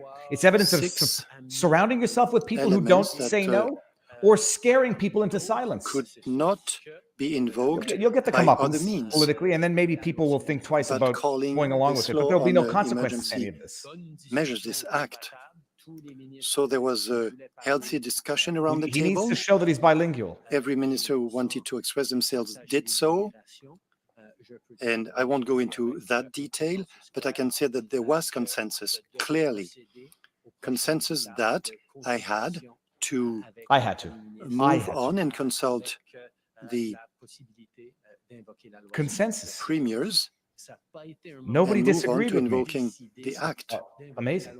We did not decide on invoking the act then, but I could hear. Remember that earlier the part of his reactions, testimony where he said it just was a as binary I did consideration before from the the same day beginning? with the I always knew that it IRG was there. meeting, We'd been briefed on it that, during COVID. people felt comfortable enough and together enough on this issue. Yes, we could move on towards the possibility of invoking the act the next day. Whether the threshold was met. Was that part of the discussion at the cabinet table as well? Oui. OK. Et après, et enfin, vous avez eu le même sort. She doesn't speak French well. Yes, you made the same consensus then. So that brings Yes. us to what we can loosely call Decision Day on February 14th. Yeah, D-Day. And I call it T-Day. I'm just going to Trudeau try Day. and lay out the chronology of that day and then Yes. ask you, first of all, whether that is the correct chronology of the day, and then ask you to speak to various I parts of it. stare at people So as I drink. the first minister's, the decision coming out of cabinet the evening before was to convene a first minister's meeting to have the obligatory consultation under Section 25 of the He admitted it. Emergencies Act. He before it admitted could be invoked. it was on And his we know mind that from day late one. That night, an invitation was That's sent called out to looking for the premiers excuse. to that meeting. I That came to my invitation conclusion, did not include just the give me the subject premises of that allow the me to meeting, get and there. we've heard some There of could be your violence. ministers and officials speak Children, to shields. why. Lone wolf But in attacks. any Oh, event, so the first minister's meeting scary. was Let's held, invoke it. I believe, at 10:15 the following morning on the 14th. Following that meeting, you had a call with opposition leaders, I believe, and a call with your own caucus. No. No, The caucus call was before the first minister's meeting. thank you. Okay. I wanted to make sure that we shared with our Here's a question. members of caucus who were going to be For the cross-examination teams, why did you not involved in talk to the protesters? very much a don't know part the of a answer. government that has can only be one of would two invoke answers. the Emergency Measures Act. I wanted to let them know. And I know what he would answer. before premiers were consulted. I wanted to let them know that I was about to consult the premiers, but the sense was that caucus should hear it before the premiers heard about that. That makes sense. Okay, so caucus call first, then first minister's meeting, then I think you spoke to opposition leaders, then around 3:41 p.m. I said around. Question but we for actually know Trudeau the minute, from the cross. 3:41 Why p.m. did you not receive bother advice from the talking clerk, to any of the protesters? and that advice, as we know, is that they recommend that the clerk recommends that you invoke the Emergencies Act. Bullshit. And shortly I've thereafter, looked at there's it a a lot. public announcement of it. So just unpacking that, starting with the caucus call briefly, but the focus of this will obviously read the be rumble first rants minister's meeting. a little Take later. us through that day. The caucus call was informing them that I was about to go into a first minister's meeting in which I was going to He's doing a lot of meetings. present them with Big man. the fact that we were thinking about invoking the Emergencies Invoking the Act. Emergencies Act before and I thinking shared about with talking to the them, protesters. Makes sense. That these were the kinds of things that we would be giving police and various various officials and authorities which tools would be able to move forward. All with of that. this So I verbal diarrhea presented has it. caused me It to have wasn't to a go big pee. I'll be back discussion. in a I wasn't second. looking for consensus. There wasn't a lot of feedback. It was just informing them that we were taking this seriously and moving forward. And I dare say the response was very positive from our caucus. Then the first minister's meeting. As I'd mentioned earlier, this was not the first time I talked about the Emergencies Act with the premiers. I think as Ms. Telford talked about yesterday, I have had many First Ministers meetings over the course of the past 2 years to deal with the pandemic emergency. And we have always worked very constructively together. And for me, being able to sit down with them and highlight that we were seriously considering invoking the Emergencies Act in order to do the following things. And I wanted to hear from them. And then I went around the table across the country to hear from each of them on their reflections, their inputs, their What did I miss? concerns, More diarrhea? their support, their disagreements in some cases, but really wanted to hear what it was that they were going to be, what their thinking was on this situation that would, by definition, affect all of them on a situation that was, to a certain extent, affecting all of them. At the end of that meeting, I reached out to the opposition leaders, had conversations with them about what I was reflecting on doing, and asked for their support. And then started preparing for a potential announcement that afternoon as the note from the clerk came in, making the official recommendation to the government that we invoke the Emergencies Act. Okay, so let me start with an initial question, taking you back to first thing in the morning. Had you made up your mind already? I made up my mind 2 weeks ago, ma'am. I made up my mind before they even arrived in Ottawa. I was a long way down the road of realizing that it was probably the path we needed to take. I knew that 2 weeks ago. In my mind, I did not make up my mind until the note from the clerk was in front of me, and it was in black and white that the public service made a formal recommendation that I invoke the Emergencies Act. If I'd gotten to that point and they had said, no, we still don't think the threshold is met, it is 11/11, make a wish, people. possible that we wouldn't be here today, and I would not have invoked it, but I don't know. But the fact that when that note came in, I could do it. I made that final decision with all the conversations, all the inputs, and all the feedback that I'd gotten from caucus, from cabinet, and from first ministers, and opposition leaders, and all the officials I'd talked to. That was when I made the decision. No, the question was, when did you know you were going to do it? First ministers meeting, then we understand it lasted about an hour, and all of the premiers had a chance to voice their opinions and their concerns. But is there anything they could have said or done at that point to change your mind? Nope. Absolutely. If the protesters had just gone home, they're leaving. Listen, I hear those 6 things you're planning on doing. You don't need them, because these are the tools we're going to use instead. Courts for injunctions. We have the power. We're going to be able to, in Ontario, do this, and we're confident that that will end the situation in Ottawa and end the situation at potential blockades. Like you did at the Ambassador Bridge. Nobody told you that? Then you're surrounded by more.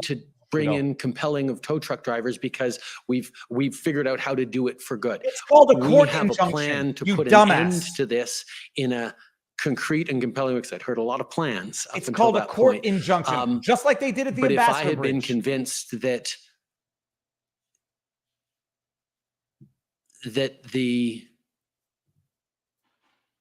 other orders of government or any other law in Canada was sufficient to deal with this emergency, then we wouldn't have met the threshold, because part of the threshold for the Emergencies Act is no other measure under the law, unable to be dealt with under any other measures or laws in Canada.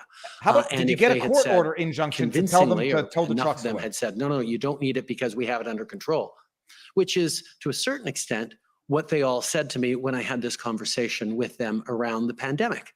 I said, listen, there's a lot of pressure for us to look at the Emergencies Act. Do we need to bring in the Emergencies Act? And they all said, no, don't bring in the Emergencies Act. We've got it under control. We're able to do this in our own jurisdictions, in our healthcare systems. Yeah, We oh don't yeah, need to do you it. found out how to do Public order emergency is different than public because welfare they emergency. used But emergency orders that at the principle was provincial there, level. and we didn't invoke the act At the federal level. back in the spring of 2020. So yes, they could have said things that prevented me, that would have said, okay, let's give it a few more days, or let's She's just not do playing this at legal all. ball. She doesn't want to piss Trudeau off too much, even though They she's said lots of things, but commission attorney. that threshold that I had personally wasn't met. And you mentioned, I mean, some of them did express opinions around the lines of, well, we got it under control here. This problem isn't really cropping up here, or it's cropping up here in a way that our law enforcement can deal with. So are you drawing a distinction there between, okay, the premiers may say it's under control here, but that doesn't mean it's under control everywhere. So they would have had to come to you with something that would have solved the big problem as you saw it? Is that? I think there just would have been a sense that the measures I was proposing 2 hours weren't in going to chief be from useful her, or effective. 5 minutes in cross for every other And party. And I guarantee you heard he's on got the to go before contrary, lunch, so nobody's going past was the limit. concerns suspect that that'll be the we'd excuse. shared that this might inflame the protesters to declare a public order emergency and bring in martial law, which was one of the concerns, or that they would interpret it as that. Of course, it wasn't martial law, it and wasn't it did martial not law. suspend people's fundamental rights and freedoms. Except the right to protest, but freedom of it- speech, at freedom the of same assembly, time, and it had a military beating the crap out they of veterans. expressed these at the concerns, protest. which Yeah. we But they didn't bring in the shared, military. but I Liar. was balancing off against, okay, there is a danger of further inflaming the situation, but the situation was already pretty inflamed, and my concern was if we continue to not do anything, It'll get are worse. enough citizens going to start counter-protesting and taking things into their own hands at various places across the country? So he beat the shit out of that the we do get protesters to into, prevent counter-protesters from coming in and dangerous, escalating violent the situation. situations. Got it. Um, Got it. Nice. That's good Even rationale. Premier Mo, I believe. We need to declare the we Emergencies could Act pull it up, but before I think violent people have seen it a few times, counter-protesters can get violent. highlighted that he didn't have any real, that the 6 elements we had seemed reasonable enough, but he was in disagreement with the invocation of the Emergencies Act. That those 6 elements we should maybe move forward with in some way, but without doing the Emergencies Act. That was something that we'd looked at trying to do as well. But it was clear that in order to do those, bring in those tools, the Emergencies Act was the vehicle that was created for that purpose, so that we could respond to a national emergency. Jason Kenney, I believe, said, I'm not going to quibble with the use of the act, but we don't need it here in Alberta. And that was something that came out a number of times, even by those who were supporting it, said, yeah, you do what you need to do. Don't think we need it here, but I know this is a situation where you should probably do it. Or can you not do it in my jurisdiction and just do it for Ontario? Kind of means it's not a national emergency if you can only do it for I have specific reflected on and jurisdictions. certainly reflected on. Kind of means it's not a national emergency by The definition. reality is there were Look at that smirk on his pop-ups face. and Pop-ups, pop-up troubling protests. reports right Troubling across the country that we were getting from all of our various inputs. There was a financing of these convoys that was coming from every corner of the country and internationally. Every corner of the country. These God were forbid. things that Canadians. He wasn't suppressing any generalized across constitutional the rights, country people, and but telling therefore, that you can't support required protests. a use of the Emergencies Act. Par exemple, le Oh, Premier il ministre était retourné en Legault français. a Parce qu'il exprimé était- Oh, c'est Premier merveilleux. Legault expressed some concern Oh no, Legault. So he's going to He go to didn't French. for want- Quebec. to have the RCMP suddenly take over all the police interventions and operations in Quebec when he thought he didn't need that. And I was able to reassure him. And it's something that I actually incorporated in my communication subsequently,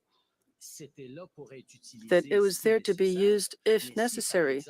But if, for instance, there was a blockade at La Colle and the SQ is perfectly able to deal with it, like they responded very well at the second weekend at an attempted convoy in Quebec City. The RCMP was only there to be a support if necessary. And that was the framework. So it was a very useful conversation. And I heard a lot of points of view. And it was a good thing for me to be able to hear them, even with different opinions, and just to reassure what I was doing. One very quick question, then we're done with this entire part. It's the last question I want to ask you about that day, Prime Minister. So at 3:40, when you received the decision note from the clerk, we call it the invocation memo. Technically, it's a decision note. And presumably you read it. Yes. Okay. And Of course. was there anything in it that told me surprised exactly you? Was what that I the wanted advice to you were hear. expecting to get from the clerk? Oh, yeah, was that's it- what I wanted. It was the advice that was consistent with the consensus around the table the day before. This is what happens when children, at the IRG. petty tyrants, The clerk get in and power. the National The caucus Security and said so. Intelligence So Advisor then this and they all deputy agreed. clerk and all the And this- heads of Then I get the departments memo. and agencies I knew what I had had to a do. chance to weigh in on the various measures and on the invocation. And there was a clear consensus coming out of there that this is what we should do. Yep. Oh, yeah. But it was a big thing, not a small thing, to have the head of the public service formally recommend the invocation of the It Emergencies wasn't him, Act and the everybody. He was declaration just of a relying on public the order advice of emergency. experts. It's not something that had ever been done in Canada before. And it'll be done It whenever we was want certainly now not going forward. something that we undertook to do lightly. Bullshit.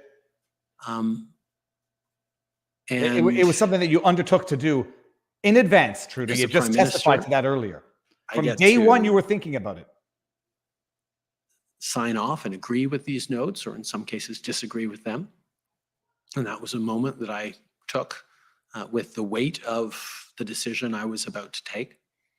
And I reflected briefly on, first of all, the reassurance that it gave me that the entire system, all the inputs in the system Everyone had agreed with me. come up to The same conclusion. clerk of the Privy Council, the top public servant in Canada, Who- impartial, Clerk of the Privy professional Council. public Hold on, service, Hold on. Clerk of the Privy making the recommendation to move forward on this was Council. Hold on. essential to me. Clerk of the Privy Council. But I also reflected on, okay, what if I don't sign it?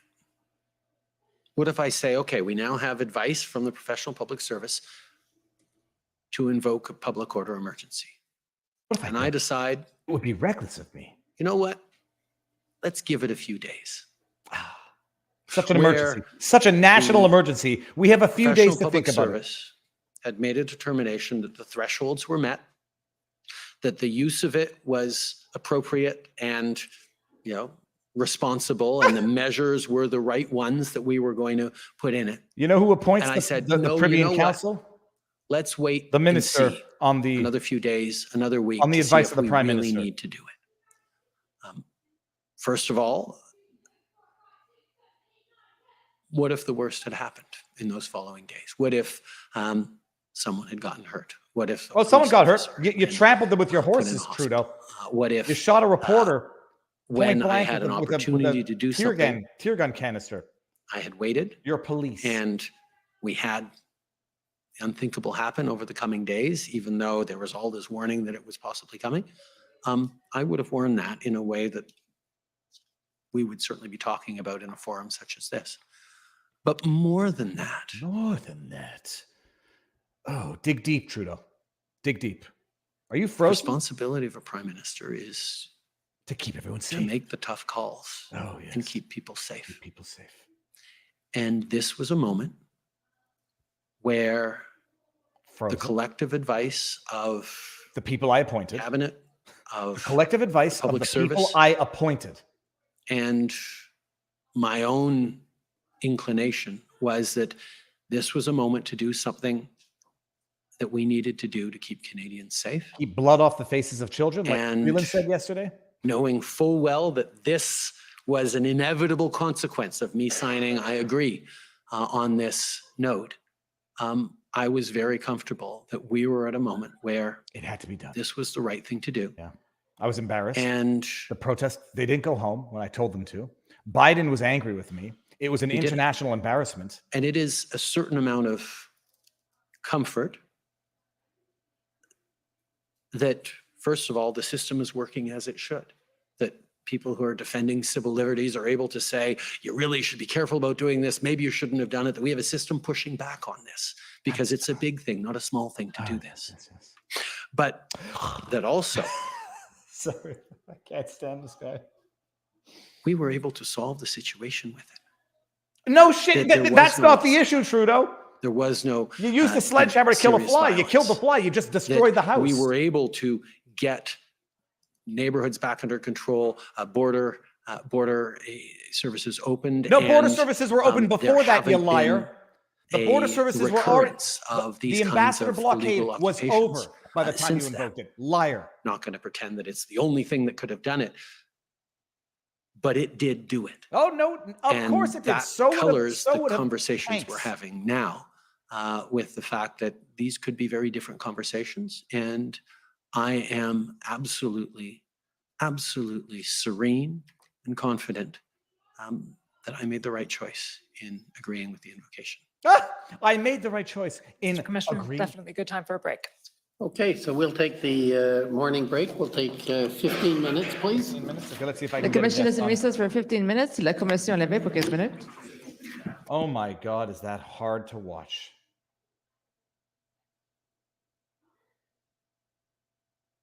Hold on one second.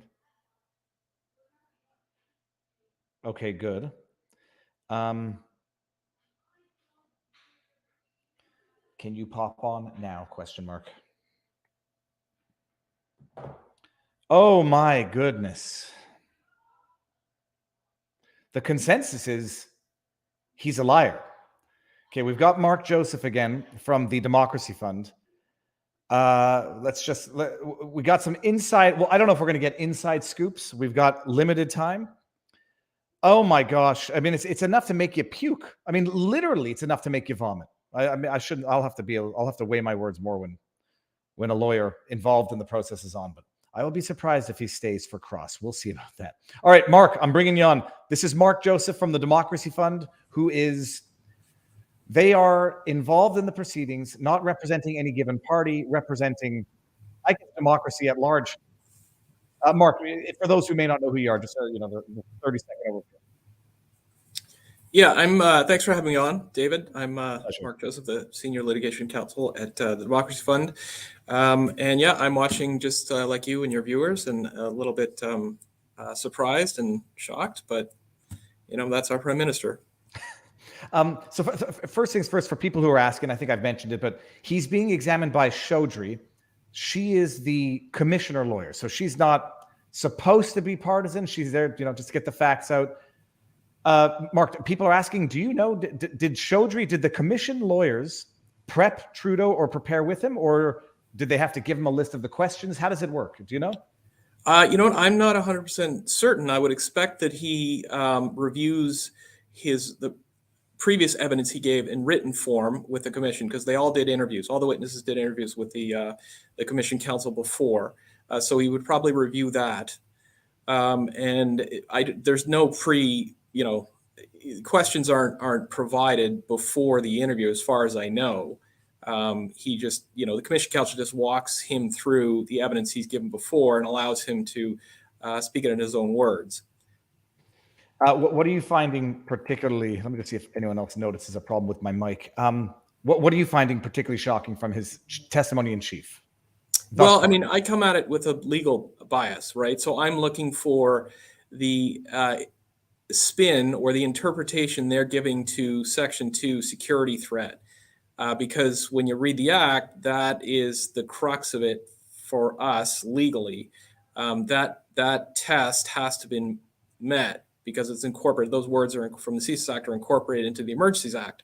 And CSIS found, as you'll recall, I'm sure everyone knows, that there was no Section 2 security threat. And the government's saying, well, for their purposes, there was no security threat. But for the government's purposes, we are allowed to broaden that definition, and we found that there's a security threat. So we're listening for articulations about that interpretation the government's putting on those words. And so I was listening to him when he mentioned that, well, we heard about lots of threats of violence, but then he said, but okay, there was no actual violence, but there were threats.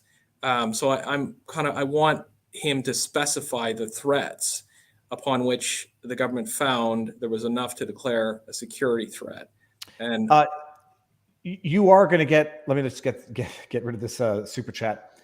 You're going to get to cross-examine?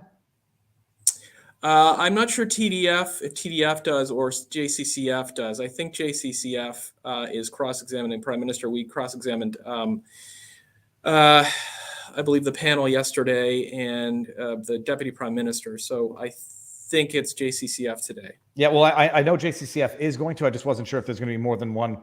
I mean, I've got to, what evidence has been adduced anywhere during this entire hearing as to children being used as shields? I mean, I remember the CBC, the propaganda arm of the Liberal government, running stories about it being risky, dangerous for children. They're going to use children as children's shields. We got to get DPS, what is it? Child Protective, CPS, whatever. Get CPS in there to take the children away from this danger. What evidence, other than vague allusions by the government, was there of any children being used as shields or any risk to children at all? Well, that was put to one witness, and forgive me, I can't remember if it was Bill Blair or one of the police commissioners or deputy commissioners, and they had to concede that they had at least not enough to start a criminal investigation or not enough to get children's, protection services involved. So it's basically anecdote and hearsay at this point, as far as I'm aware. I mean, that's a pretty serious allegation to make, but it couldn't be substantiated as far as I know. I mean, I'll try. My 2 cents. It's a bold-faced lie. It was propagated by the CBC and Radio Canada, maybe not the Radio Canada. CBC. I was there. Was I there or did I see the video? I'm pretty sure I was there when they were going around suggesting that the police might be coming in to take children away. And the idea, making accusations of using children as human shields, it's something you find in areas where people fire rockets from schools or hospitals or from populated residential areas. I don't even understand the concept of what children's shields could even mean in the context of this protest. It was people parking their cars in 4 blocks, 4 streets in downtown Ottawa. There was no war zone in which to be using children as shields. It was run by the CBC, and it became a talking point, as did another thing, the incident at the Good Shepherd homeless shelter. Mark, do you know anything about that? But my best recollection was that story was quickly debunked as either being a fabrication or having not exactly happened the way it was alleged to have happened, that the truckers weren't there asking for food. The truckers were actually feeding the homeless and not asking for food from homeless shelters. Was there any definitive resolution as to that story that has now become the stuff of lore for the government? I don't think so. I mean, we're always looking for allegations that can be substantiated and therefore made credible. And that one, I think I put into category with the arson story, which was made an appearance at the commission, and it turns out that wasn't connected to the convoy either. So it's funny. There's misinformation and disinformation is the hot topic, and it turns out mainstream media often perpetuates or contributes to this quote misinformation we're hearing about. So yeah, a lot of these fantastical allegations were made, and I don't think any have been substantiated. Well, the arson had been definitively debunked. It was absolutely not related to the convoy. And I just couldn't find the story. The Good Shepherd incident, I'm fairly certain the only evidence that it occurred the way it did is unsubstantiated tweets from the time, which I'm fairly certain have been debunked through counter-anecdotal evidence. Robert, force of habit. Mark, I think I know the answer to this. Cross-examination, the various crosses, they are in fact coordinating, working together. Are they even, from what I understood, ceding their time if someone else wants to get 10 minutes instead of 5 interrupted after 5? Are they working together? Well, see, everyone wants to shot at the prime minister. So unlike with past witnesses where you'd see some horse trading for time, there's not a lot of horse trading going on here. Everyone wants to cross-examine Justin Trudeau for their own, self-interested purposes. I mean, you've seen a lot of infighting here between the various police forces and the cities. And so they need to cross-examine for their purposes. Obviously, the civil liberties organizations like the Democracy Fund, we want to cross-examining for our purposes with respect to the legitimacy of the invocation. So everyone has their own perspective, and we all want to be heard. Mark, I'm going to bring this up because it's just classic. Trudeau, his excuse now is, I was only listening to the clerk of the Privy Council. I don't know if this is her. Like, I'm not trying to put anyone on blast. I'm just trying to illustrate the absurdity that Trudeau is relying on a member of his cabinet. If it's not her, it was, I don't know who was before her, but just notice here, appointer, who appoints the what do they call this person? The clerk of the Privy Council, the advice upon which Justin Trudeau is making the ultimate decision. Who appoints her? The governor and council, who, on the advice of the prime minister. Mark, is it not patently absurd that you have Trudeau talking about a caucus of people who, if they don't work for him, they work for him, telling him what he wants to hear, the people that he appoints, giving him the recommendation that they know that he wants because he wanted this from day one. How do you make sense of the absurdity of this vicious circle of tyranny? Well, I mean, you're testing my knowledge of Canadian politics from my Queen's undergrad. And so, I was terrible at Canadian politics. So I don't know how it's set up. I believe the clerk of the Privy Council is a civil servant, but I think the prime minister has a say in who is elevated to that position. I'm not 100%, but yeah, it's a little disturbing that person consults with various other people, and then they write a recommendation to the prime minister, and the prime minister then decides. I guess, as Justin Trudeau said today, he could have declined to invoke. Yeah, he could have declined. Everybody knew that he wanted it. He made that clear from day one. They got the crash course on the Emergencies Act in the early stages of the pandemic. And that testimony in and of itself is so absurd. We're dealing with the most dangerous global pandemic ever. Shut down the world, lock up, shut down the economy, lock up children. That doesn't justify invoking the Emergencies Act. They circumvented it because every province sort of declared an emergency order or emergency health order. That didn't justify it, but a protest, which he acknowledged was limited to Ottawa because other provinces didn't want to invoke it in their jurisdictions. That somehow justified it. And it's amazing. Like, you could see the thought process of a tyrant. He had no idea about the Emergencies Act until getting briefed on it during the pandemic. And then he's like, oh, there's a protest going on here. Didn't we have this tool? Mark, am I not wrong in saying that other measures did exist where he says we couldn't get tow trucks to tow the trucks? Can someone explain to me why they couldn't get a court injunction enjoining a designated tow truck company to tow the trucks?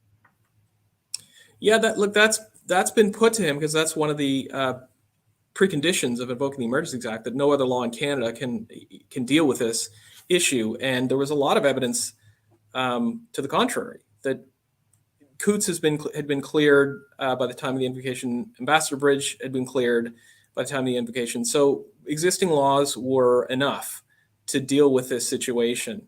So I think that's a problem for the government. Now, he keeps going back to, and a lot of the other witnesses mentioned, well, there was still a threat for blockades to reemerge. The question is, is that kind of threat enough to meet the test? And again, that's problematic for the government to take that position. But yeah, you're exactly right. There were other tools in place. Even the call between Doug Ford and Justin Trudeau. I mean, Justin Trudeau admitted himself that there were other tools available, at least at that point. So it's a problem. What is going to be the biggest thing that they're going to want to get out of Trudeau and Cross? That's a really good question. There's so many things you'd want to put to him, but you have a limited amount of time, which is a bit of a frustration with this process. There's just not enough time to go over all of the essential elements that you'd need so that the commissioner can make a decent policy recommendation. But I think I'd want to take him to the wording of the act and ask him if economic harm or economic threat is included in the definition, because that's a problem that was put to I think Freeland. Freeland, that's right, and she had trouble claiming that.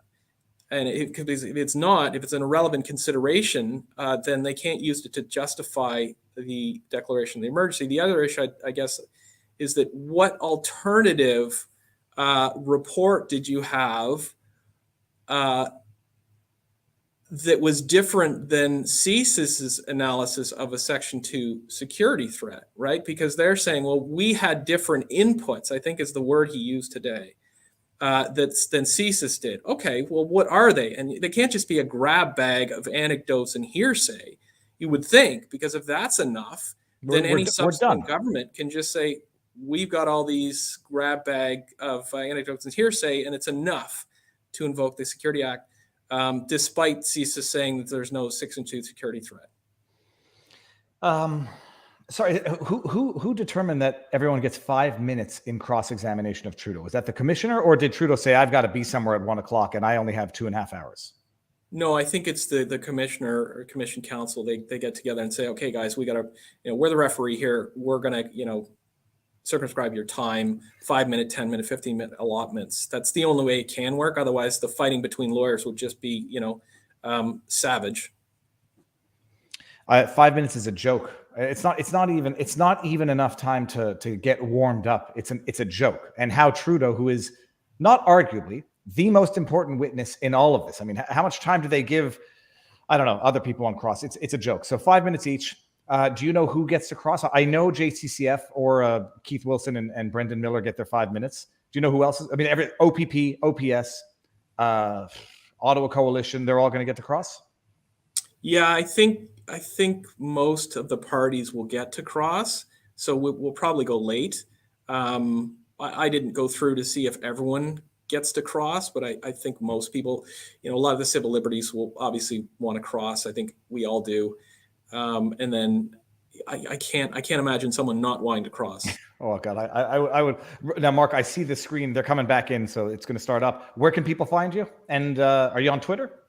Yeah, we're on Twitter at TDF_can, and we're at thedemocracyfund.ca. We're a charitable organization. We don't take government subsidies. So if you like our work, you can go there and donate whatever you can. Democracyfund.ca. The Democracy Fund. I just put it in the chat. www.thedemocracyfund.ca.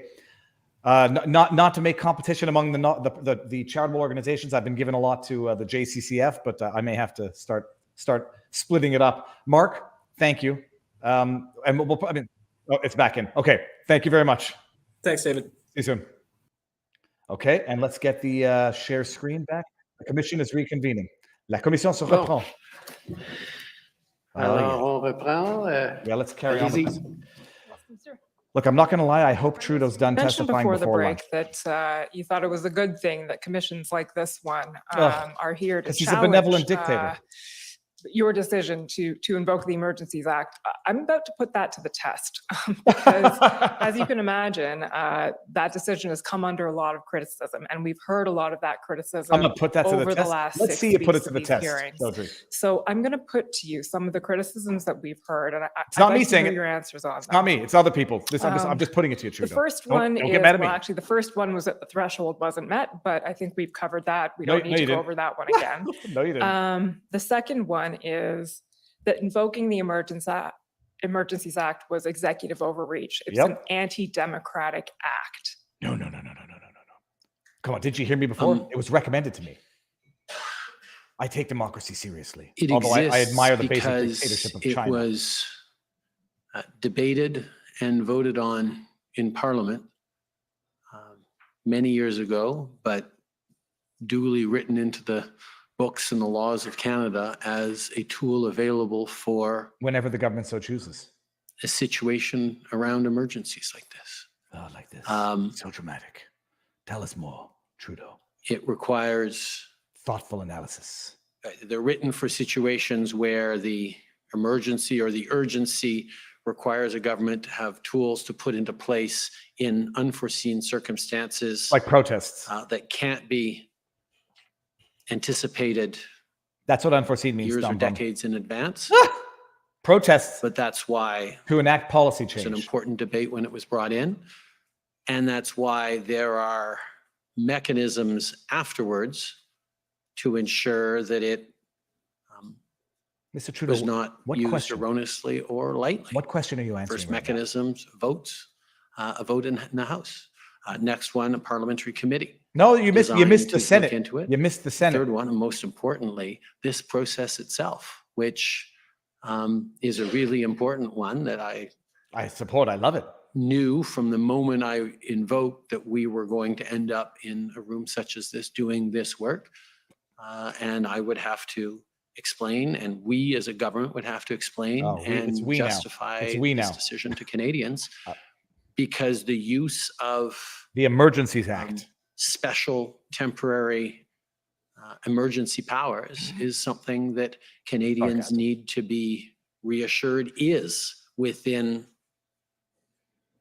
the rules and the principles of our democracy. And that's exactly what this is. Thank you. The question was, what Do you was the think the question? accountability mechanisms work? Is this a proper check on that power? We'll in your see. view, We'll see sitting what in your happens. chair right now?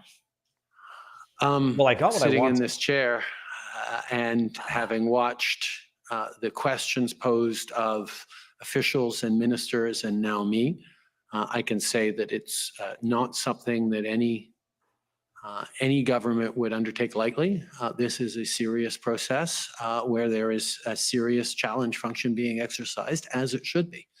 What is this crap? As to whether it's the best way of doing things, this law was brought in For almost 30 emergencies. years ago. For emergencies. There's always ways of reflecting on doing it differently or better. But that'll be the will of the House, and that'll be based on perhaps recommendations by the Commission. But I think this process works. Okay. The second or another criticism that's been leveled or challenge that's been made is that it wasn't really necessary. The situation would have resolved itself. Had you, And in how the about end, this? way Are you going to things get the played out, criticism? You should have talked the to them. declaration was made the 14th, the orders came in the 15th, and then by the 23rd, it was revoked and everything was solved. And many of the measures put in were never even used. So how do you respond to that? You didn't actually have to do it. It wasn't a necessary measure at the time. It was a recommendation from my Privy Council. It's hard to prove a hypothetical. No, it's not. That if we hadn't done it, How was it necessary? How about things prove could the have been actual? resolved. Perhaps they would have gotten much worse. Perhaps. My Now it's role a preventative was measure now. to It's to prevent make potential. what was the responsible call in keeping Canadians safe. The act was used No, the in act was many not different used. ways, I used it. and far I from abused it. being, as you perhaps suggest, a proof point that it wasn't needed, that it was only in place for such a short period of time. That's because we were so I effective. think that goes to How effective it was. the fact that it was needed and it was effective in actually doing Oh my God. It's a with problem when you can as predict the lies. light a touch as we thought It we was could so have. effective. A resolution to this It ongoing. was so effective. It ended situation it and before the emergency. Senate even voted on it. Okay. How about the criticism that There's you never also, talked to the protesters? An Chaudhry, ask argument it. made that this invocation, you were dealing with an act that has never been invoked before, and now it has been.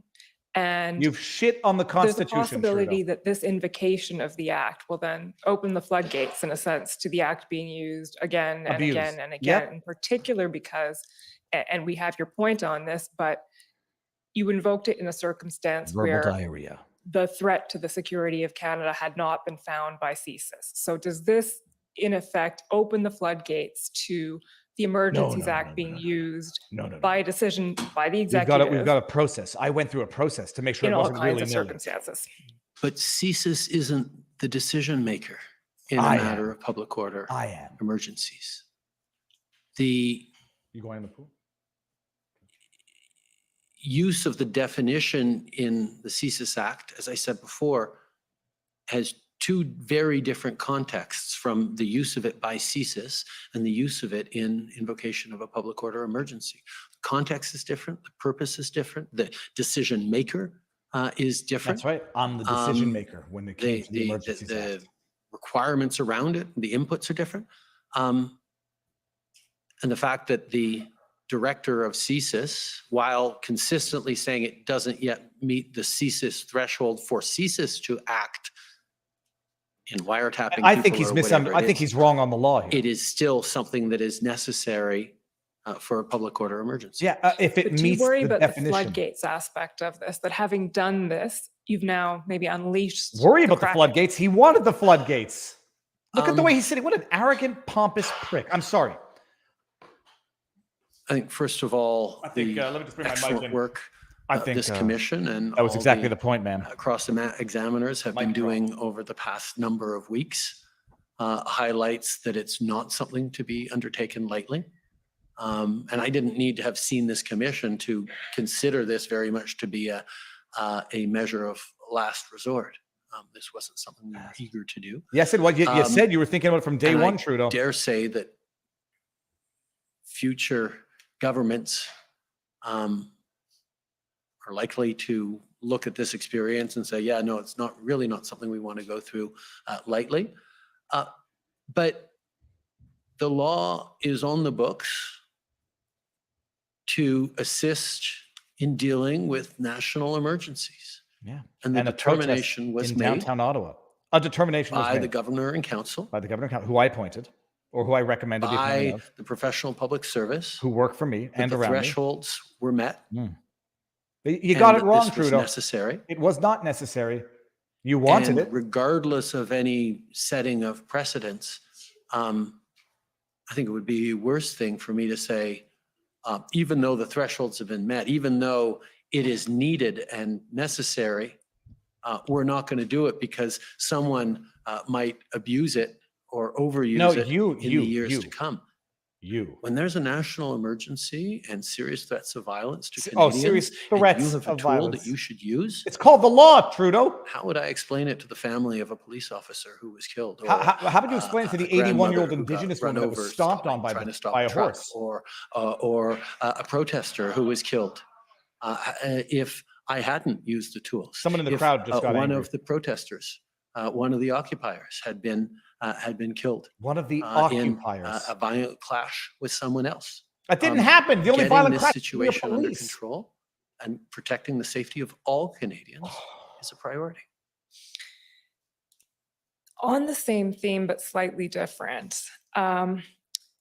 The act was invoked here in response to a protest, and protest is a very important part of functioning democracy. And you touched on this in one of your answers before the break, but does this open the door then to the Emergencies Act being regularly used as a tool to quell protest? Because Yes. protest is not necessarily clean. Protest can be messy and it can be problematic, and it can interfere at times with critical infrastructure. Look at Think that of nod. Indigenous Look at that face. protest, environmental protest. So what stops this from being used against that? Well, politics, obviously. We like Indigenous Again, protests. the We like checks and LGBT balances we protests. have. We like and BLM the protests. need to demonstrate and meet a high threshold. But also from experience over the past 7 years, we've seen many protests and disruptions across this country, including protests of, as you say, critical infrastructure. Yeah, when the and Indigenous economic protests blocked the importance. railway. And We didn't invoke it then. it never occurred Yeah. to me or to the government to invoke the Emergencies Act around. That's bizarre, eh, around Trudeau? How did it not ever Now, occur to you in the past, point around, but only maybe occur to future you here? governments will run to it as a tool now that the seal has been broken. Clip that part.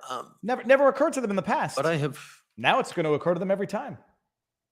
What was different when the Indigenous greater faith protests in blocked Canadians the and in train their tracks institutions than and then defied a court shrug order injunction to as stop the our protests? fundamental rights are casually brushed aside in the name of political expediency or a national emergency that actually wouldn't be one.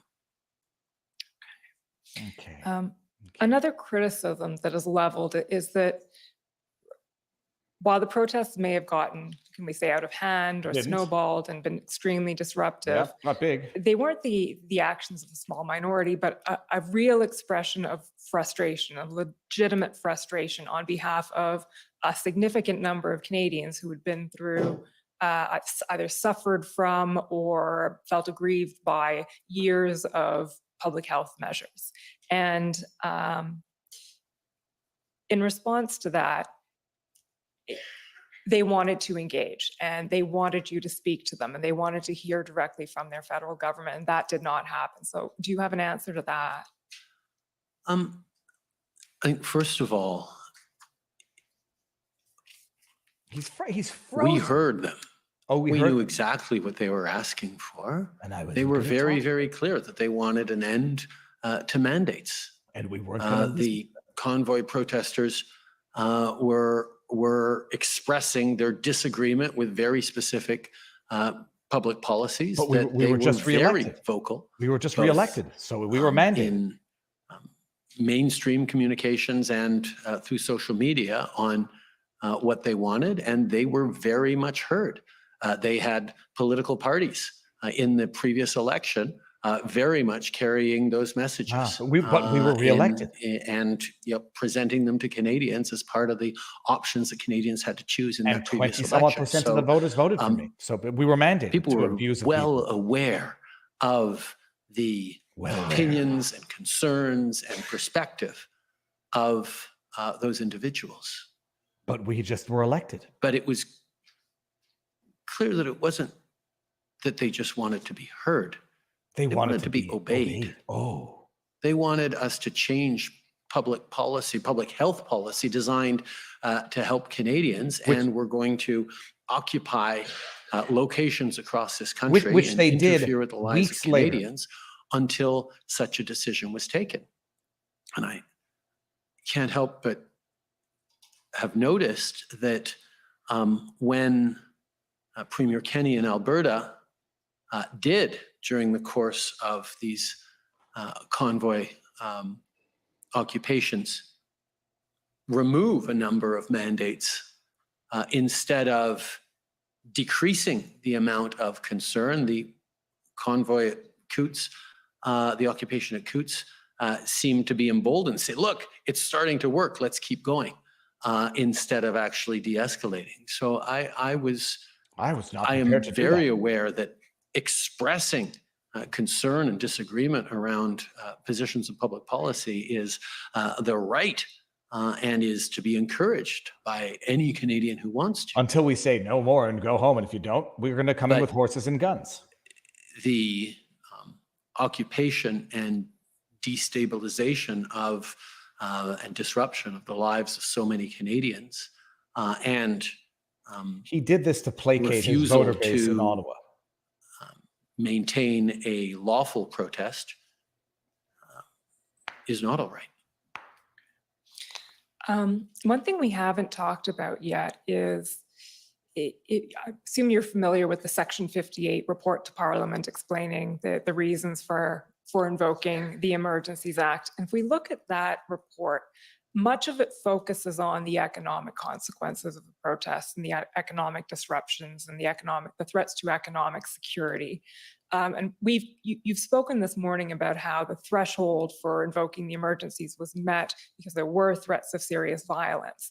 But we haven't really addressed where economic security fits into this picture. So I'd like to hear you on that. I think it's a piece of it, obviously.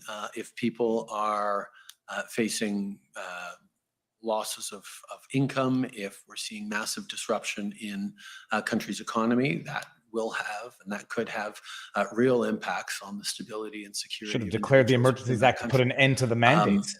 It was an additional concern on the situation. It wasn't the primary or the foundational one.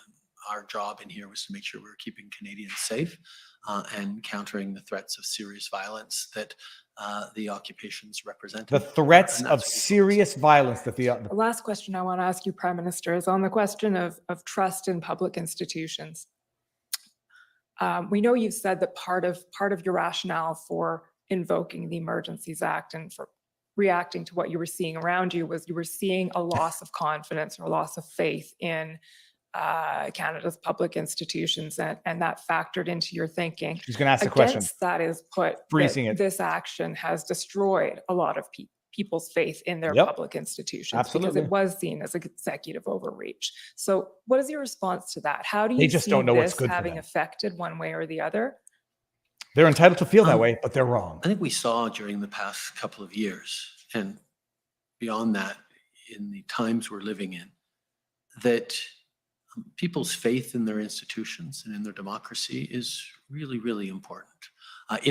During the pandemic, He's not going to answer the question. one of the things we knew that was really important was if we wanted people to follow public health advice, if we wanted them to stay safe during the pandemic and stay home during those first weeks of pan-Canadian lockdown, we needed to be delivering income supports for small businesses, supports so people could hang is on he using this as know that as an election platform? as they did the things that kept themselves and their families safe, their institutions were there to support them. And building up that confidence in institutions is really important. And when people across this country were noting that Is there an H in noting, our Trudeau? police can't even maintain order in our capital city, that we cannot maintain the flow of essential goods and services over our most important border crossing, that armed protesters at Coots. Oh, it's in that Alberta, Coots incident is turning out to be the were most able fortunate thing for the defy government. police for so long. People's faith in our country's institutions able to do the basic You notice things he's not of answering the keeping them question? safe gets eroded. And that is something that one has to take very seriously, that I took very, very The seriously. question was, by doing it, you undermined. Mr. Commissioner, those are my questions. Oh, wow. Okay, thank you very much. We're going to now move into the cross-examinations. Drink your water, Trudeau. You're very happy. So I'd with like to yourself. call on first the He's a CCLA, legend. please. He's a legend in his own mind. Look at that smirk. I don't generally think people are evil, but I think I genuinely think Trudeau's evil. Like, it gives up. Look at this face. Good afternoon, Prime Minister. Evil in My name is Eva narcissistic, Krajewska, and I'm counsel for the Canadian self-aggrandizing Civil Liberties value. Association. Okay, I like her. I liked her. She was good yesterday. Prime Minister, I wanted to start off Make with sure that I'm thinking of the right person. the quick chronology leading up to the invocation of the Emergencies Act. On February 13th, you meet with the IRG around 4 p.m., correct? Yes. And then you meet with Cabinet the evening of the 13th, correct? Yes. And at that time, Cabinet delegates to you the ultimate decision to invoke the Emergencies Act, and Clerk Charette Yes, I characterized like that. this as left it ad referendum to the Prime Minister, correct? Yes. Yes. And you consult with your caucus the morning of the 14th, correct? Yes. And then with the First Ministers the morning of... Sorry, it was more of an informing caucus than consulting with them, but yes. Okay, that's fine. And then you consult with the First Ministers also the morning of the 14th. You speak to Mr. Jagmeet Singh and the Leader of the Opposition, Ms. Bergen, that same day.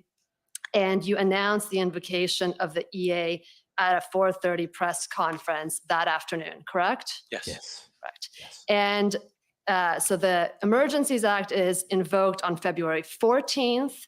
And then the measures that are put in place under the Emergencies Act are enacted on February 15th, correct? Yes. Yes. And those, if I can put them as two buckets, the two buckets of measures that are invoked on the 15th, the first are there is now a prohibition on public assembly that may lead to a breach of the peace. Remember, he said he wasn't going to violate charter And the rights. second Remember that. He are said it. various economic measures that include the freezing of accounts of anyone who is involved in that public assembly that may lead to a breach of the peace, correct? But remember, he said he wasn't going to violate charter rights. And now going suspend back charter a little bit, you spoke briefly about Windsor.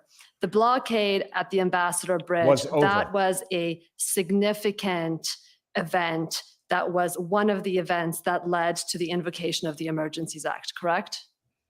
It was one of many, but yes. It was one of many. And you understand that the police, both the Windsor Police Service and the OPP, started to clear that block starting on February 12th, Yes. and that continued on February 13th. She's a civil rights lawyer, so And she I doesn't like believe Trudeau, I don't think. WPS, Windsor Police Service, tweeted that the Windsor Ambassador Bridge was cleared at 1200 on February 14th. That sounds right. Now, with respect to Coutts, that was another blockade of a border that was causing you and the government a significant concern, correct? Yes. And you were informed by Premier Kenny on February 14th in the morning that the RCMP had started to make arrests the night before, correct? Yes. And that, in his words, the situation has been secured and they will now proceed with broader arrests and secure the border. You remember that? Yes. And in Alberta, Alberta is one of the provinces that had in place or has in place a critical infrastructure legislation that protects critical infrastructure from blockades, including highways, correct? Yes. Now, Ottawa. The Ottawa demonstrations and the blockade, they don't get removed until later in the week of February 15th, correct? Yes. And for the purpose of that operation, the RCMP, the OPP, and the OPS, they form a joint command. Yes. And Prime Minister, you agree that the Emergencies Act and the orders enacted under the Emergencies Act, Thank you. there was nothing in those orders that created the joint command. No. No. No. Right? Sorry. That, Yes, I agree that the Emergencies Act did not address creation of joint commands, although it did allow for the easy deputization of RCMP officers to enforce municipal bylaws and municipal rules without having to go through the usual processes that are required if they want to do that, which allowed for a greater integration. correct. It did away with the administrative process that was taking some time of having the RCMP enforce Yes. local bylaws. So it did facilitate the coming together of those three forces. But the joint command in and of itself, that was something that the police could have created and could have done without the invocation of the Emergencies Act. Yes. Right. And we heard evidence from Commissioner Lucky of the RCMP that she had signed off on a plan to enforce and remove the protesters in Ottawa on February 13th, that she had confidence in, that she, the OPP, and the OPS had confidence in. Did you hear that testimony? Yes. No, I disagree with that. Did you hear the Okay, testimony? you disagree with that? Yes, I do not believe that the plan that was either signed off on supposedly by the RCMP or presented by the Ottawa Police Services on the 13th was in any real regards an actual plan for clearing the protests. And is It this a wasn't- it plan wasn't that hardcore you enough. saw, or that you were just spoken to about? I was spoken to about. I did not see it myself. Okay, and were you spoken to about it by Commissioner Lucky or by Minister Mendocino? I don't remember. You don't remember, but good as point. at February 13th, By your your own impression lackeys or by was others? that the plan that was in place at that time was not one that you or the RCMP had confidence in. It was not one that we had confidence in, no. Okay. All right. There was not enough police. I will leave it there because I think there are other parties here that understand that better than I do. Okay. So in terms of the legal tools that were available in Ottawa, we heard evidence from Superintendent Bernier, who was the event commander for the Ottawa Police Services. You're familiar with that? Yes. Yes. Okay. He testified that he did not communicate to anyone that he needed or the OPS needed additional tools in order to implement their plan. Did you hear that evidence? Yes. In hindsight, yes. During I this disagree. process. I disagree. During this process. Yeah, But at the time, you did not hear from OPS or Superintendent Bernier that the OPS required additional legal tools or legal resources. What we saw consistently was the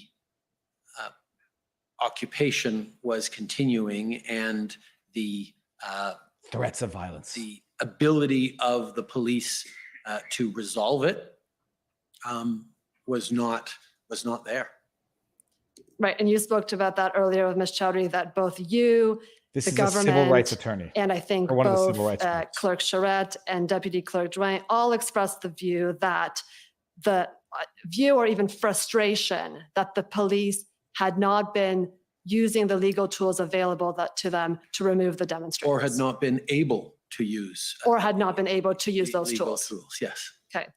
And gotta be Prime getting Minister somewhere with Brenda this. Lucki, the commissioner of the RCMP, also on the 13th, she was of the view that existing legal tools had not been exhausted, and she communicated this to the chief of staff of to Minister Mendocino. Were you aware of that? I was not aware of that at the time. As we went around the virtual table at the IRG that day, the consensus from everyone, including the commissioner of the RCMP, was clear that that we were advancing on these extra tools. And as I said, I don't disagree with that assessment that not all tools had been used. That was part of the problem, that not all tools were being used to end Not this all occupation. tools are being used, so we had to And use the tool. Prime Minister, we talked about that the you use when threshold there's for no other invoking a tools to use. national emergency. You spoke about that briefly in your examination in chief. And you understand that other than the threshold in the CESIS Act, part of the test is whether the matter exceeds both the capacity and the authority of a province to deal with the matter. Yes, You right. understand that? He understands it. And Deputy Clerk Drouin said that authority refers to legal authority and capacity refers to operational capacity. And you would agree with that. Okay, yes. And when I'm taking you back now to your press conference at 4:30 on the 14th. At that press conference, you specifically referred to the fact that there were serious challenges to law enforcement's ability to effectively enforce the law. You remember that? Yes. And that the Emergencies Act will be used to strengthen and support law enforcement agencies at all levels of the country. You remember saying that? Yes. And that the police will be given more tools to restore order in places where public assemblies can constitute illegal and dangerous activities. Yes. And so at that time, that was one of the main justifications that you stated publicly for the invocation of the Emergencies Act. Yes. And that was, again, because many of your ministers and many of the people in the public service had expressed frustration with the police inability to exercise those legal tools. No, it wasn't just because people had expressed frustration. It was real concern. As you mentioned, that a number of places were moving in the right direction in terms of So I'm just getting a resolving little the bored doing situation, this. I don't know where she's resolving the going. situation at the Ambassador Bridge. This is a There was wasted 5 very minutes. real Unless she has a and big present punchline. concern that She looks it like is Meryl one thing Streep. to clear a lane or two. It is another thing to keep a border location or otherwise open. And what we had seen was intentions for the convoy to pop up again at the Blue Water Bridge in Sarnia. At Fort Erie, there was discussion of Lacal. There were more activities starting in Surrey and BC at other border crossings. There was a ongoing concern that it wasn't just about ending the places that were Potential there. It was ensuring spreading. that they simply didn't shift to another So locale. now it wasn't Because just many about of ending the these, protest there. It was about preventing convoy, protest elsewhere. participants But don't worry, had he come said he wasn't a going to long way violate the across charter the rights when he country invoked the and Emergencies Act. were mobile Clip it. enough to go to another nearby location. And so you were in a sense making sure it was almost preventative in terms of we remove them and we want to prevent them from relocating and restaging at another location. She's Would making that a be point. fair? Yes, that was a concern, but at the same time, there was very much a concern that it be temporary that we brought in, that we not keep the Emergencies Act in place for a minute longer than necessary. And when the RCMP suggested that they wanted it in place for 3 weeks, or they would need it in place for up to 3 weeks, we took that very seriously as a request, but we ended up saying, no, we're going to end it as quickly as we can. Before And we the did. Senate And even Prime voted. Minister, you spoke about how you were advised that it would be impermissible for the government to direct the police. And that was a line that you and your staff and your ministers understood very clearly, correct? Yes, we were very careful about that. You're very I'm careful aware of about that. yes. But you'd agree that when you invoke the Emergencies Act and you very publicly say to the police, these are tools that you now have, that you are publicly signaling, this is the road we want you to walk down now and use these tools in order to deal with these demonstrators. Do you agree with that? We were very clearly saying that we need to restore enforcement of the law and we need to restore public order. But as I said clearly a little earlier, in the situation of a theoretical blockade at Lacal, I was very clear with the Premier of Quebec and indeed in communications that if the public order emergency tools weren't necessary, they didn't need to use them. And Quebec did not invoke their own Emergencies Act, correct? They did not. No, they I'm dealt not sure, with. but I'll take your word for it. Well, I don't think Quebec invoked their Emergencies Act for the purpose of the thing, for the convoy. Now, my last area of question, Prime Minister, is with respect to the CSIS Act and its integration into the Emergencies Act. So you've stated under the CSIS Act, when CSIS determines that they are going to use surveillance on a person, they need to meet the threshold at Section 2, correct? Yes. And that's because the surveillance of one person without other legal authority is something that is very serious and that requires a high legal threshold, correct? Now, I understand your evidence that for the purpose of the Emergencies Act, we are dealing with a different context, yes? Yes. A different purpose, and we're dealing with a different decision maker, correct?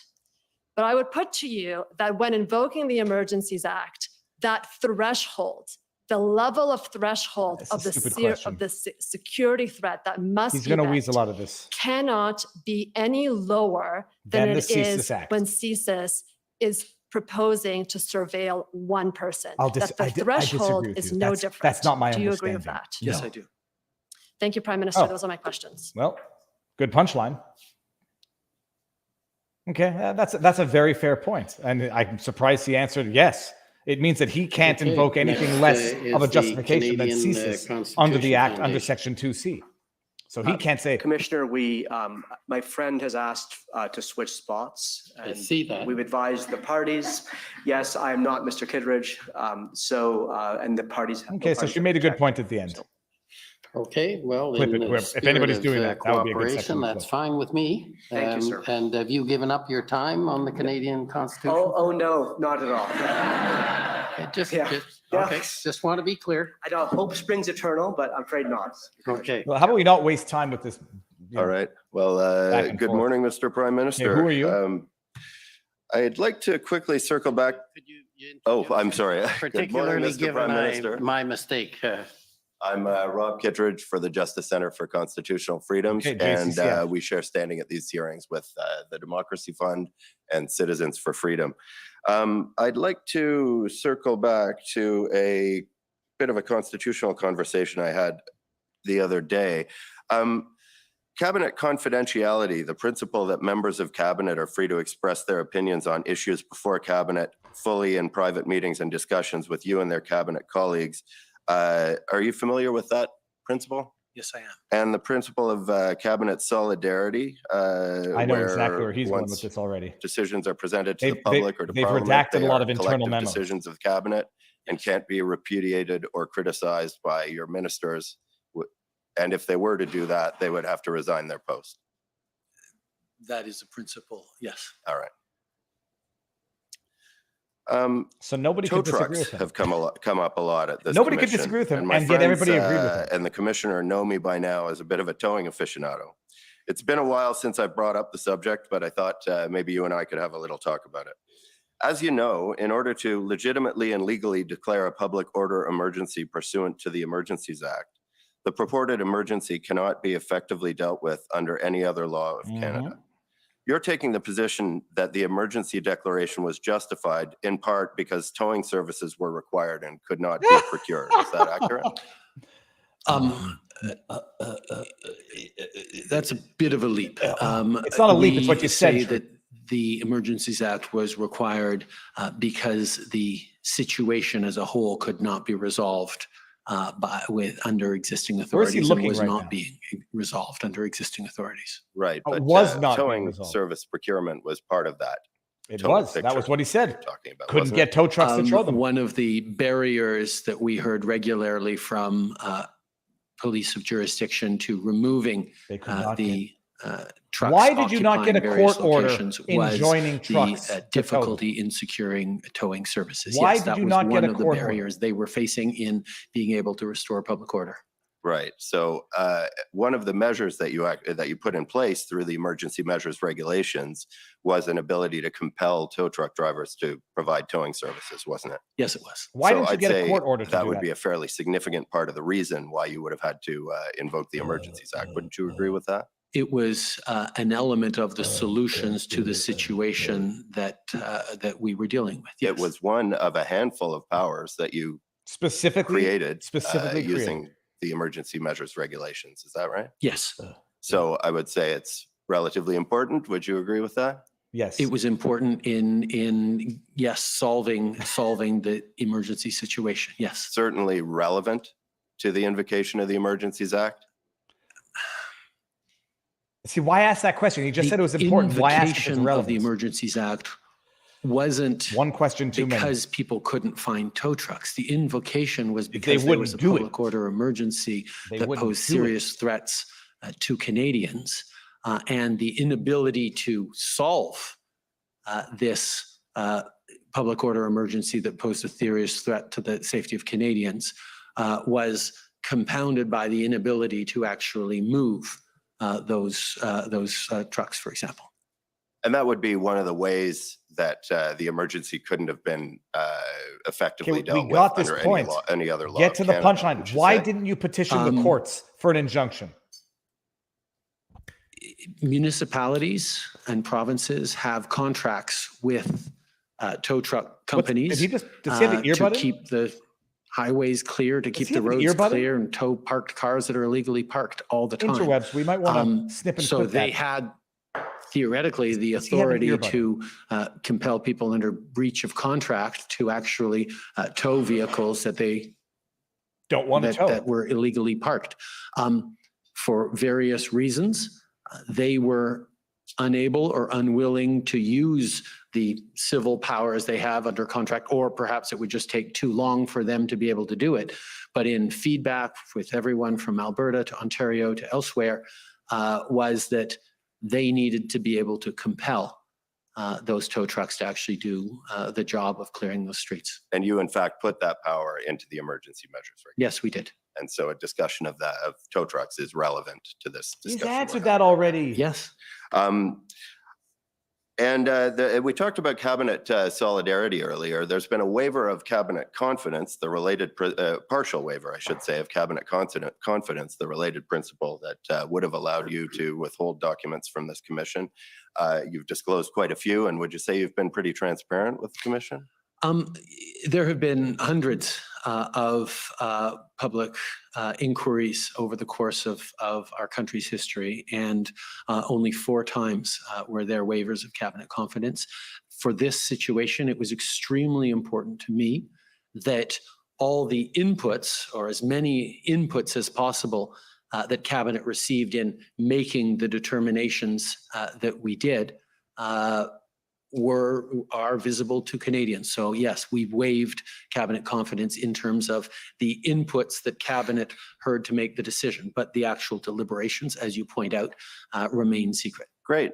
So you wanted to make sure that the relevant matters were visible to Canadians. Can I pull up POE JCF 2, please? Okay, I think he. So this is a document. He looks like he has a good point. We've been having a bit of an argument over the last little while about some redactions that were made in the documents disclosed by my friends for Canada. And there were some disputes about parliamentary privilege and irrelevance.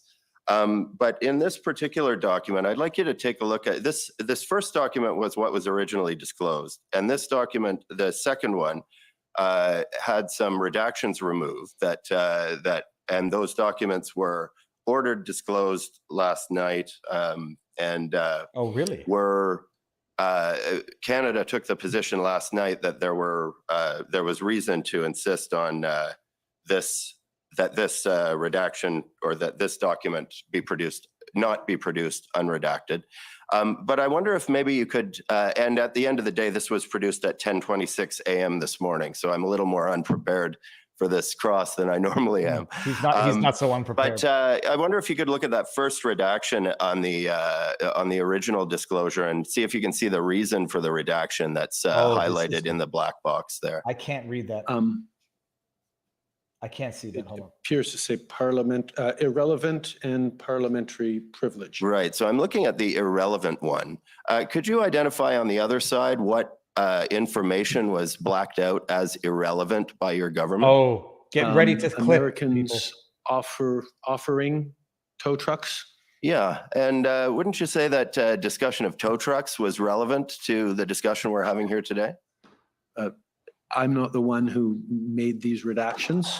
It's the professional public service that made those redactions. This is good. So This is good. Right. Well, I think we will be. But they redacted that they had I would put it to you that tow trucks weren't in fact required, that the power to compel tow trucks was not used for anything other than convenience, and that tow trucks had been secured at all important locations prior to the invocation of the Emergencies Act. That's argumentative. You expect me to agree with that? I got to say, it's interesting to close on this tow truck point. I hadn't expected that to happen.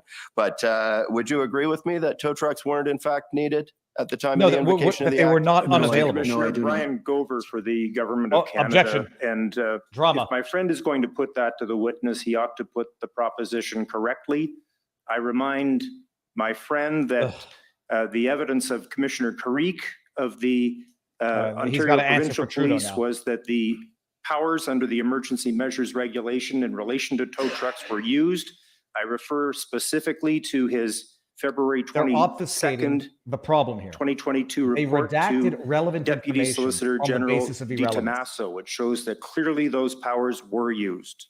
Yeah, that's not the issue there, lawyer. Thank you. Well, I would respond by saying that the evidence so far has shown that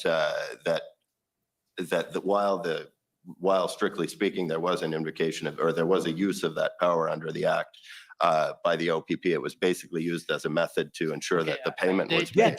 Don't argue with each It's supposed other. to come to me, and I think those happen to be areas that I'm going to have to deal with. The bottom line is, it was in fact, redacted the on case, but irrelevant you can that they pose your had question American in a tow different trucks way at if the you ready. wish, How but do you I answer think that? You smirking whether or not buffoon they of were a prime used, minister. whether Look or at his not it face. was required is something I will. I think it was the we're redacted lead a little part. bit here, and I'll ask you again. It was the You would redacted agree part. that a discussion of tow trucks and information about tow trucks is relevant to the work of the commission and the discussion that we're having here today? Time to the public I know debate. there was a lot of time spent on tow trucks during the past 6 weeks. Right. Well, thank you very much. Oh, look at that smirk. Thank you. Next. What a pompous Is now the smirk. Canadian Constitution Foundation. By the way, or just have I- before they get up there, the whole It issue is? there Okay. is not Thank whether you. or not tow trucks Don't want to get it were wrong again. used. They redacted and they tried to hide from the It's been public a eye long 6 weeks, that Commissioner. American tow Good morning, trucks Prime Minister. were at My the name is ready. Sujit Chaudhary. I'm counsel And they for the lied CCF. and said it was irrelevant. to redact Prime it. Minister, I'd like to shift gears a bit and ask you some questions about your role as chair of the cabinet. And so it's true, would you agree, that one of your chief responsibilities as prime minister is to chair the cabinet? Yes. And it's a serious responsibility. Yes. And so yesterday, there was a panel testifying from the prime minister's office, I'm sure you're aware. And your chief of staff, Katie Telford, answered questions about your role as chair of the cabinet. Are you aware of her testimony? Yes. And so she, under cross-examination, she testified that you are the ultimate decision maker for determining the information and documentation shared at cabinet meetings. Do you have any reason to disagree with what she said? Yeah, that was in a series of questions, linked to, who ultimately decides who's in the room or not. The reality is the authority rests with me.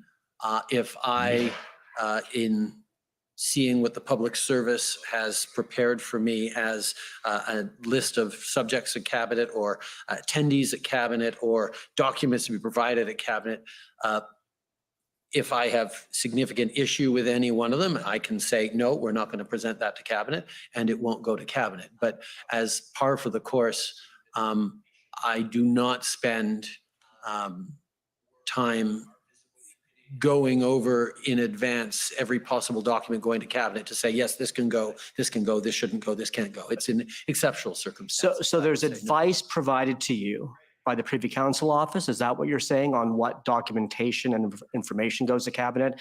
It's presented to you for review and then you sign off on it, yes or no? I'm cutting a clip now. No, for example, if we're dealing in cabinet with a particular MC from, or a particular proposal from a given department, they will put forward that document, that proposal. I will, as par for the course, as all cabinet members do, read through that documentation as part of our deliberations that we're about to have. But for me, I have the power to say, no, you know what, we're not going to discuss this today, or this document's not going to go in, which I do from time to time. If we decide, no, it's not ready to go forward, we're not going to do that.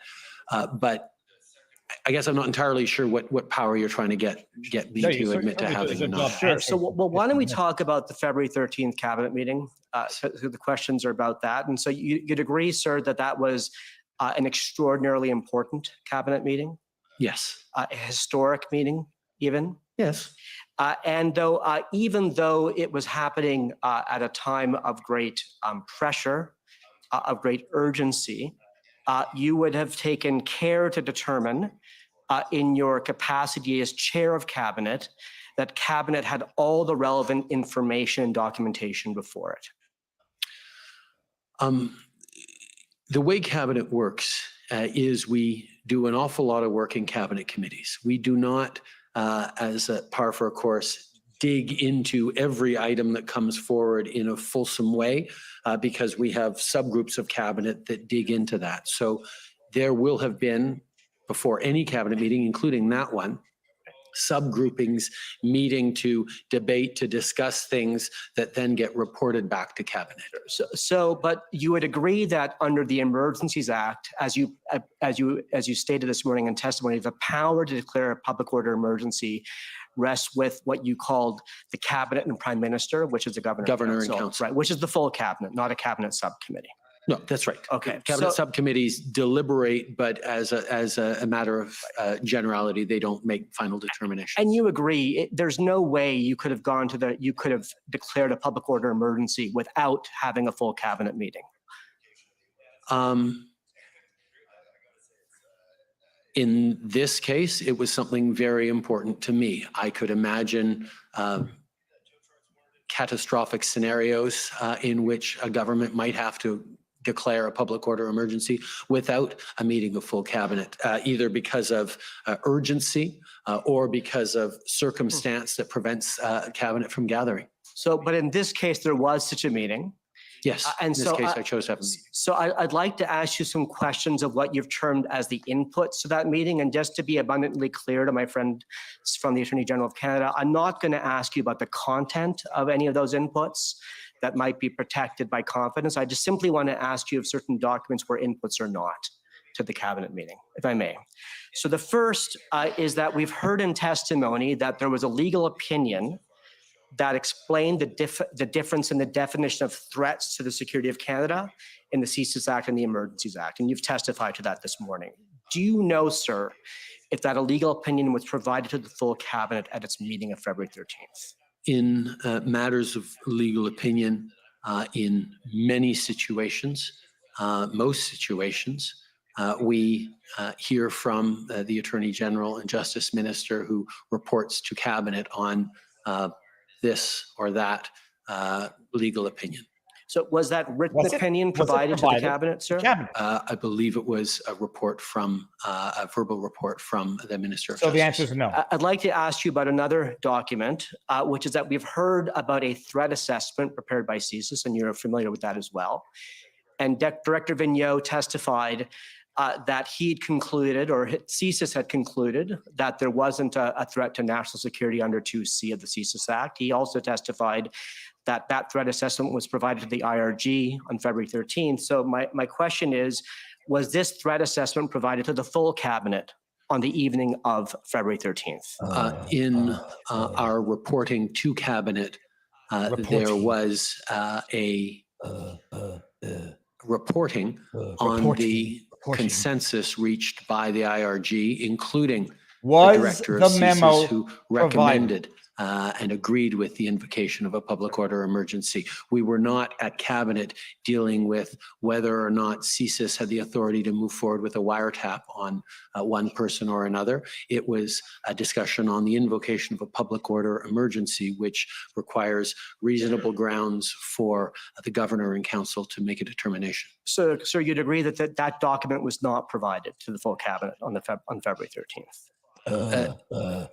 You said a report. Which document is that? The CSIS threat assessment. And if I could rephrase what you said, you just said the IRG considered that report, it discussed it? No.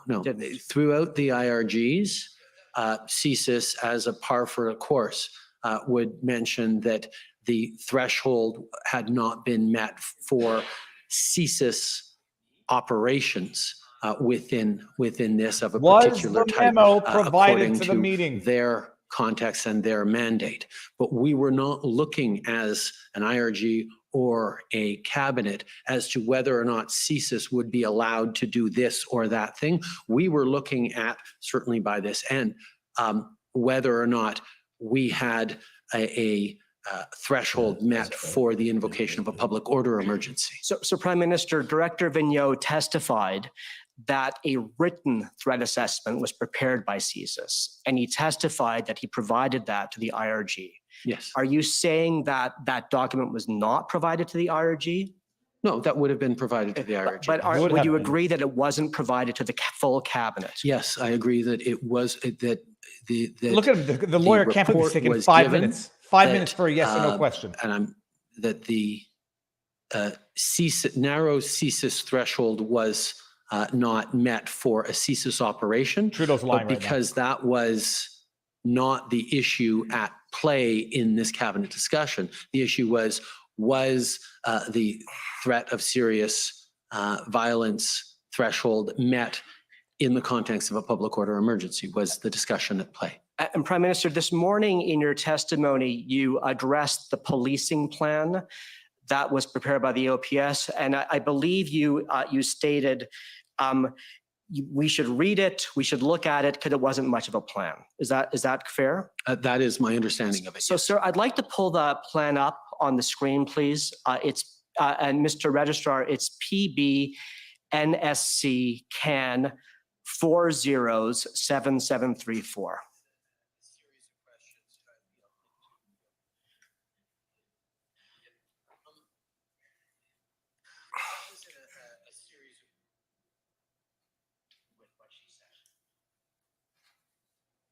This is wasting time.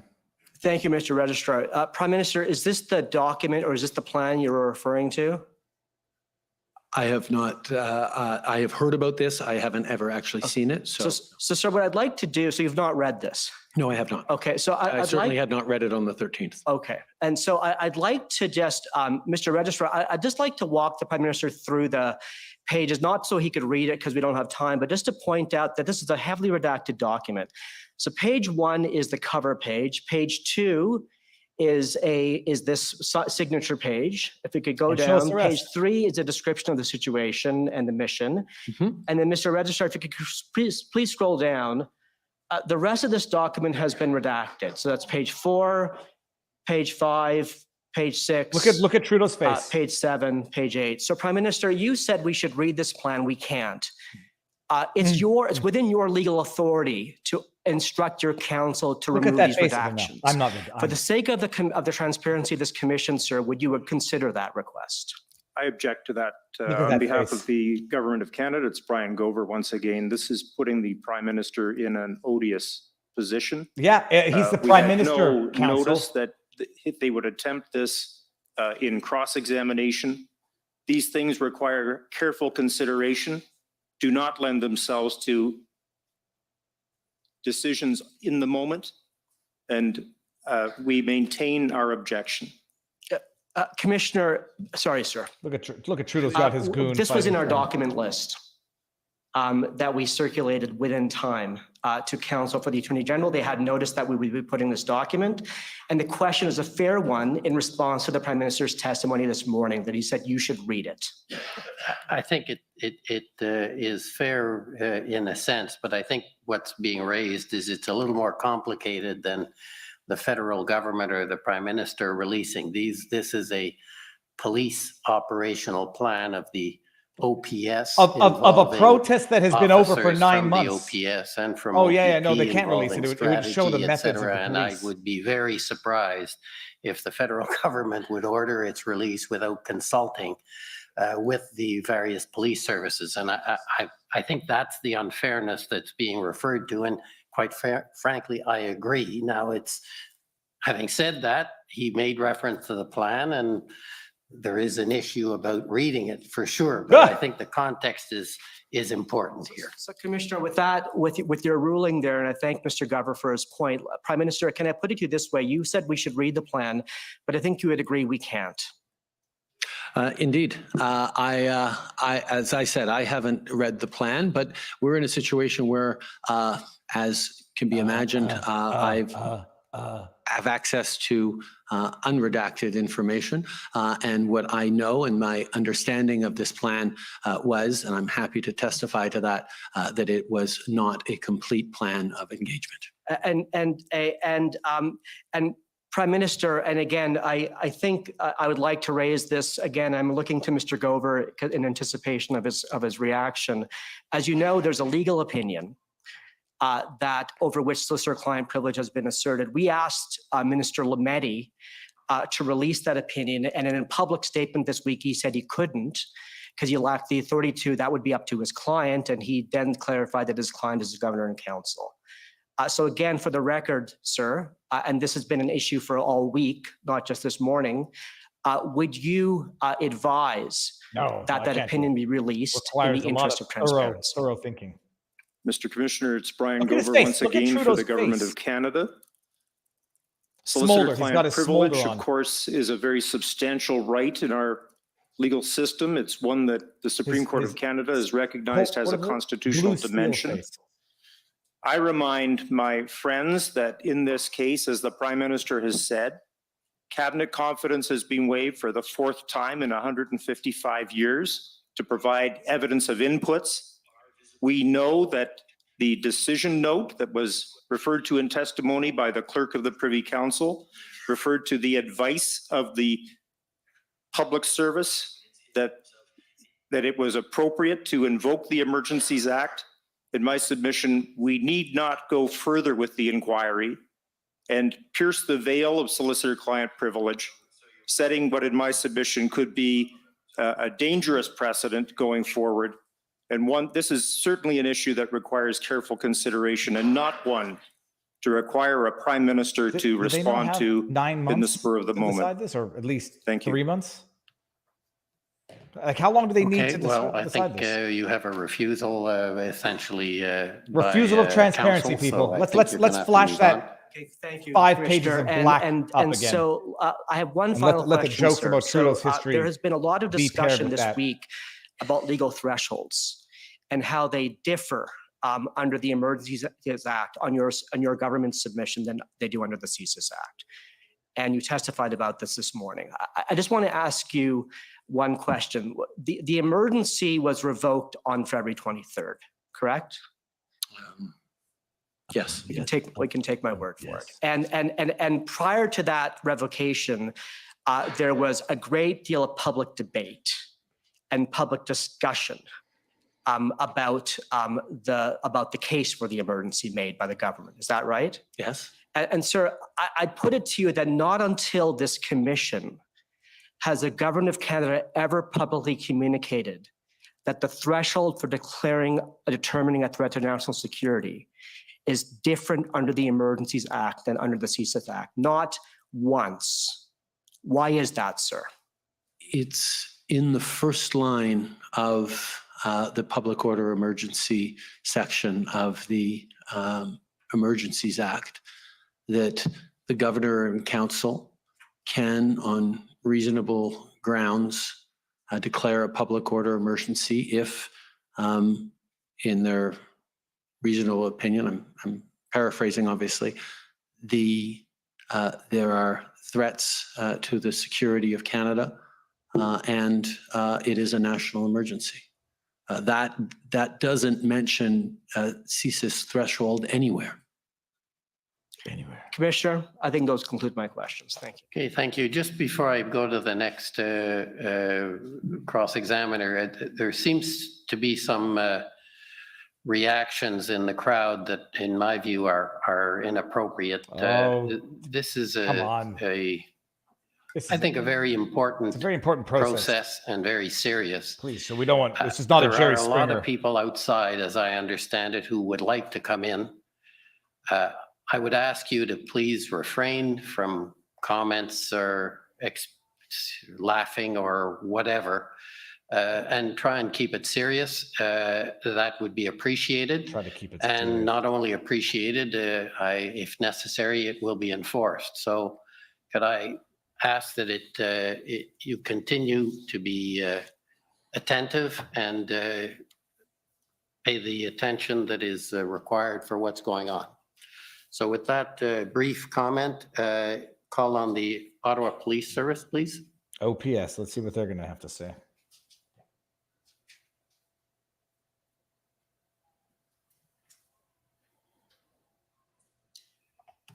Good afternoon, Prime Minister. My name is Jessica Barrow, and I am counsel for the Ottawa Police Service. Prime Minister, we've heard evidence from you about your understanding of intelligence information as well as operational planning at various points throughout the events in Ottawa. And I just want to clarify your role as it relates to that information. And I take it it's not your role as Prime Minister to collect intelligence information. Is that correct? No, it's not. Similarly, it's not your role to review the details of an operational plan. No, it's certainly not. And that's because you rely on highly trained police officers to perform the work that they're best at, which is performing those functions, and then it gets briefed up to you. Is that fair? Yes.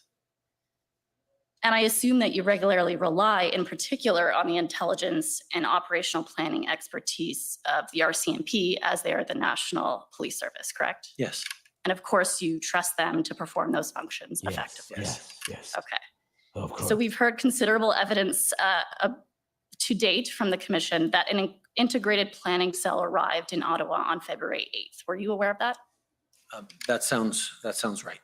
And we also heard that Superintendent Bernier from Ottawa Police Service took over as event commander on February 10th and established what he referred to as an integrated command structure, which we heard described from him as including experts from subject matter areas such as negotiations, public order, intelligence, etc.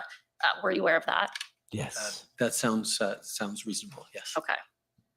And the experts involved in both the integrated planning cell and the ultimate integrated command structure included senior and specially trained officers from OPS, RCMP, OPP, and other municipal police services. Thank you, David. Would you agree with that? Yes, I was aware of that. And as you indicated, you would of course leave it up to those experts to draft, review, and approve operational plans. Is that fair? Yes. Okay. And you certainly wouldn't have had the capacity in your role to engage in any kind of line-by-line review or assessment of the viability of those operational plans. No. Okay. And so I want to focus, because we've heard a fair bit of evidence about this morning, in relation to the timeframe of February 12th onwards and the operational plans that existed at that time. You participated in an IRG meeting on February 12th. Is that correct? Yes. Okay. Yes. Yes. And so I'd like to pull up the looking down minutes at from notes? that meeting if we can. It's SSM NSC CAN 214. Please. A great method of identifying documents. Couldn't have made it harder if you And in tried. particular, I'm looking for page 6, Mr. Clerk.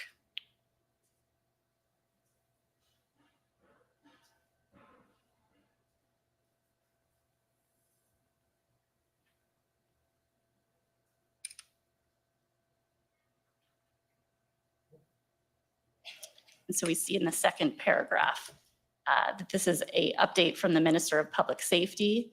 And we see the last sentence of that. During the discussion, confirmation was obtained that the OPS Chief of Police accepted the plan and the Commissioner of the RCMP agreed to be able to provide additional details of that plan at the next call. Do you recall that? I'm looking at the sentence before where it says there appears to be a lack of a plan in Ottawa with the chief of Ottawa. Thanks, Police Trudeau. That Services wasn't having the yet question. To approve the plan developed with the RCMP and OPP. Okay, so thank you. Right, and then subsequent to that, we see that in the middle of the meeting, there's confirmation that the OPS chief has agreed to the plan and that Commissioner Lucky agrees to provide additional details to this group subsequently in relation to the details. Is that fair? Fair. Okay. And so this was put to Commissioner Lucky in her testimony. And my understanding of her evidence is that she never did subsequently provide the details of that plan to this group on the 13th or otherwise. Would you disagree with that evidence? No, I agree, because what we heard was the plans were not adequate. They were not operational plans at that point. Okay, but you didn't ever hear the details of the plan. And she certainly doesn't say in this meeting that from her perspective, it was not an adequate plan. She's just saying, I'll provide you an update later. I can't speak to what she was knowing or not, but I can say that when we were briefed on the 13th as to the operational plan or readiness of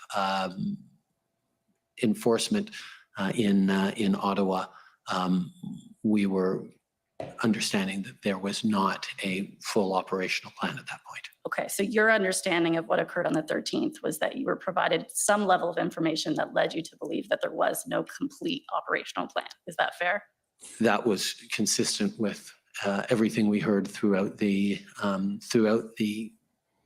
course of the 3 weeks, that there were not yet concrete plans to be able to actually do the work that Canadians were hoping to see. Right. So I understand that there are various planning timeframes, but I'm specifically talking about the 13th and whether you were provided details of a complete operational plan to end the protests in Ottawa. My understanding was there was not a complete operational plan to end the protests in Ottawa as of the 13th. Okay. I'd like to bring up OPP 1851, please.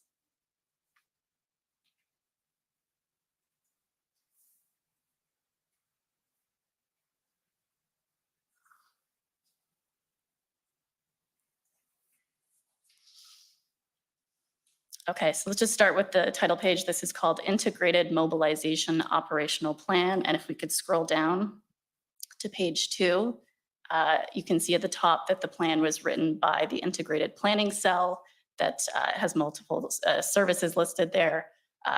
It's dated the 13th. And we see that there's sign off here from Superintendent Phil Liu of the RCMP, Chief Superintendent Carson Carty of the OPP, I don't remember and what I just Acting said. Superintendent Rob Bernier of the Ottawa Police Service. You see that? Okay, and so I just want to, if you look at the bottom of this, the screenshot here, you can see that this is a 73-page document. You see that? You see that, Trudeau? Okay. I see. If they're not done by lunch, I And might so have to obviously we go don't have time, do this unfortunately, to fully digest this live entire on document. location. I might have to tend to family stuff. But is it fair to say that prior to the police operation on February 18th to 20th, as well as prior to the invocation of the Emergencies Act, you had never seen this document? No. Okay. Sorry, no, it is. Yes, it is. We fair got to you, say that Trudeau. no, You're so cute. Thank you for You're that so clarification. And so you suggested multiple times in your evidence this morning that to your knowledge, the operational plan that existed at the time of February 13th was by no means an actual plan to actually end the protests in Ottawa. Is that a fair representation of your evidence? That was my understanding, yes. Okay. So And you cute. also testified that it was not a plan that you or the RCMP had confidence in. Is that correct? At least that was your understanding.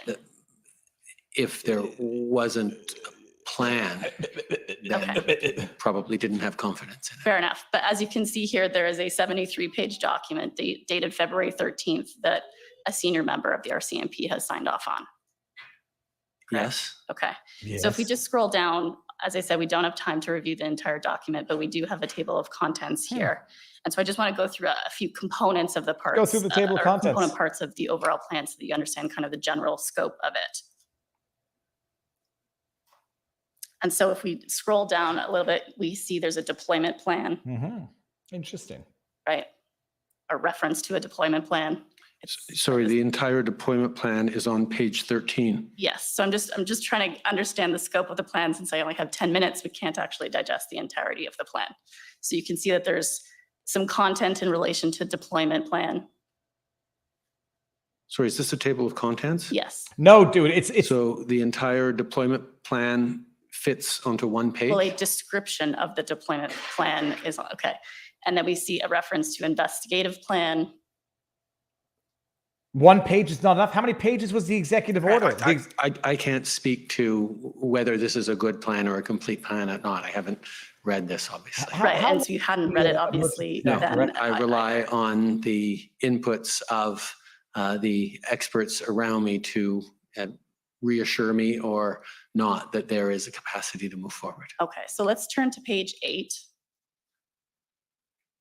How many And we pages was see the the entire objectives Emergencies Act listed if you could scroll down. directives? And it says to facilitate a resolution through de-escalation, graduated, measurable, and multi-phased response while ensuring the safety of participants, citizen, and members of participating agencies, and return the city of Ottawa to a state of normality. And so you referenced earlier in relation to the plan that from your understanding, all it was to continue the negotiations essentially that were already taking place, correct? Listen, I am hesitant to speak to fragments, but I don't know that objective 1 looks like the enforcement action that actually happened later that week. Okay, well, I can If they tell talk about a de-escalation, graduated, measurable, and multi-phased response, sounds like something that would take longer than the 24 to 48 hours that the enforcement action actually took on Friday and Saturday. But I'm no expert on this, so my lawyers are enough. probably glaring at me for opining on this too much. Fair enough. Well, I can tell you that the experts on the plan have testified, and they have testified that this was the plan that they were acting on the weekend of February 18th when they completed the POU operation. Would you have any reason to disagree with that? I think evaluating various testimonies is the job of the commissioner. Fair enough. Okay. Does anybody know And how I many just want to pull up pages? You're pretty close. Well, not pretty close. You're over the end. So if you can try and Does anyone wrap know it how up, many please. pages the executive, the Emergencies Act directives were? Like, And so it was to just a circle couple of back to pages, the I thought. comments you provided in relation to the readiness of police plans as of the 13th, I take it you would agree with me that perhaps there was a little bit more substance to the plans than you were aware of on the 13th. I am unable to speak to that. Okay. And we've heard evidence that the Ottawa police were required to acquire approximately 2,200 additional police officers from across the country to support this plan and to successfully complete the POU operation that occurred on the weekend of February 18th. Would you have any reason to disagree with that? I wasn't I wasn't following that presentation of evidence, so I can't comment on that. Fair enough. And you may have heard or not, that this was the largest POU operation in Canadian history. That I was aware of. Okay, thank you very much for your time. Those are my questions. Do we get Champ up there? Do we can see the eat tax the rich on his computer? This is a little early, 2 minutes early. We don't normally give an hour and 2 minutes for lunch, but I think today we will as a special occasion. Thank you for your generosity. So we'll come back at 2 o'clock. The commission is in recess until 2 o'clock. La commission à l'arrêt jusqu'à 14 heures. Oh, now people were getting rowdy. That room is as full as it's ever been. Oh my goodness. Okay, people, I'm going to see what the, I might have to continue this reaction stream on location because I'm having family obligations that I must tend to. Otherwise, children might get angry with me. What are we seeing this morning? First of all, this is a lot tamer than I was thinking it was going to be. It's a lot lamer than I thought it was going to be. Let me send myself the invite so I can access this from abroad. They get an hour and 2 minutes, and I guess there's a couple of more people to cross-examine Trudeau. It's a load of crap. There's no other way to put it. It's a load of crap. And at the end of the day, like, you can see how you can dilute the process over time. Like this will go from being the most outrageous constitutional overreach at the time, and because you're going to have 6 weeks of drawn out hearings, followed by a year. I mean, they have a long time to produce the report, the commissioner. By the time this comes down, everyone's going to forget as to how egregious it was at the time. I mean, as it is now, people have already forgotten, in hindsight, in retrospect, how egregious the last 2 years of life have been. How over the top the government lockdowns during the pandemic was. You have people already having forgotten about it, forgotten about businesses being shut down, non-essential stores being shut down, non-essential items in essential stores being cordoned off with saran wrap. People have already forgotten about the months of curfew that they had to live under. And by the time this report comes out, people are going to be like, it wasn't so bad. It was a very rowdy protest. People are going to have false memories as to what the protest was. They're going to have forgotten about the outrage about it. And they're just, all anybody really wants to do is get back to living their daily life.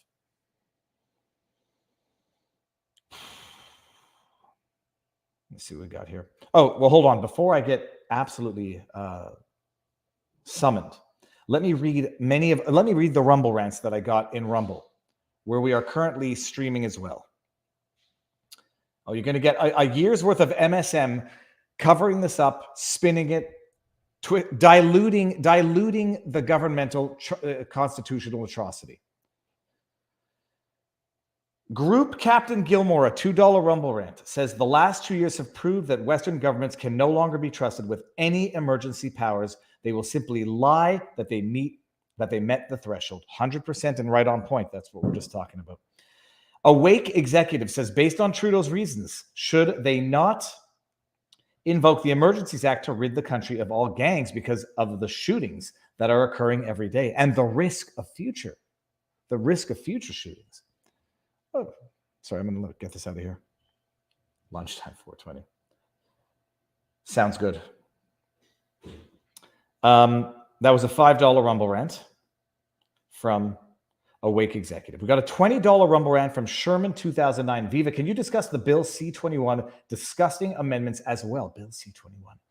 Attacking legal hunting rifles. Liberals, NDP, and the Bloc will 100% support. I have been apprised of the last-minute amendments to the new gun grab in Canada. I don't know enough about it to talk about it now, but I might have a guest on later who can talk about it. Group Captain Gilmore, $2 Rumble rant, says, it is so humiliating to be ruled by cowardly tyrants. Alex Woods, $1 Rumble rant, says, he must continue to tell the same false story he has always told. He's not talking to us, but to the sheep he has always lied to. The lie must be consistent. Alex Woods, Zed, $5 Rumble rant, says, please, everyone, be respectful of Justin. He spent a tough week practicing in the commission simulator. That's a joke. $2 Rumble rant from Group Captain Gilmore. There's potential to hide a nuke in a bouncy castle. $10 Rumble rant from Wood with 2 Ds. Salt Online, so online, that's SAULT online, ONNTV has a survey. Did Prime Minister Justin Trudeau go too far with the Emergencies Act? So online, I think it's like Sault Ste. Marie. Salt Online. Group Captain Gilmore, I hope Xi Jinping shows up to cross. Damn it, I just lost all of my. That was a $5 Rumble rant. He's a dictator. He knows what democracy is. Dictator with a creative spelling involving C and K. That is from Eric outside. $5 Rumble rant. Thank you. Niboopsh. $5 Rumble rant says, we Anons, the frogs from the boards, we're autists, and most of us supported the truckers. Niboopsh. Thank you very much. One more, Niboopsh. He is demanding French because most Canadians don't speak French or don't speak much French or any French. He can rely on the press to dress up his answers for Anglophones and blame poor translation if he sounds bad.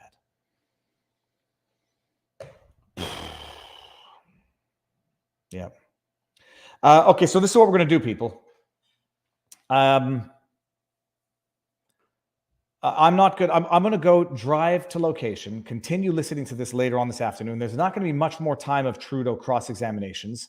I'm going to try to clip some of the testimony. There are more rumble rants. Hold on. Alex Daviduke, $5 rumble rant says, thanks, David, for your coverage. It's great.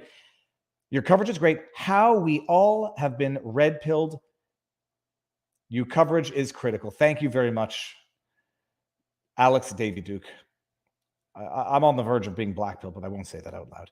Kirsch 1672 says there's a link, documents.ottawa.ca/sites/documents/files. You know what? Let me see if I can't cut this, and I'll put that in a pinned comment. Let me email that to myself. I'll get back to live streaming this afternoon, but I'll try and kill two birds with one stone and entertain the children, because my daughter has got her two best friends here from Canada. My parents are here. My wife has been with the kids now for the better part of the day.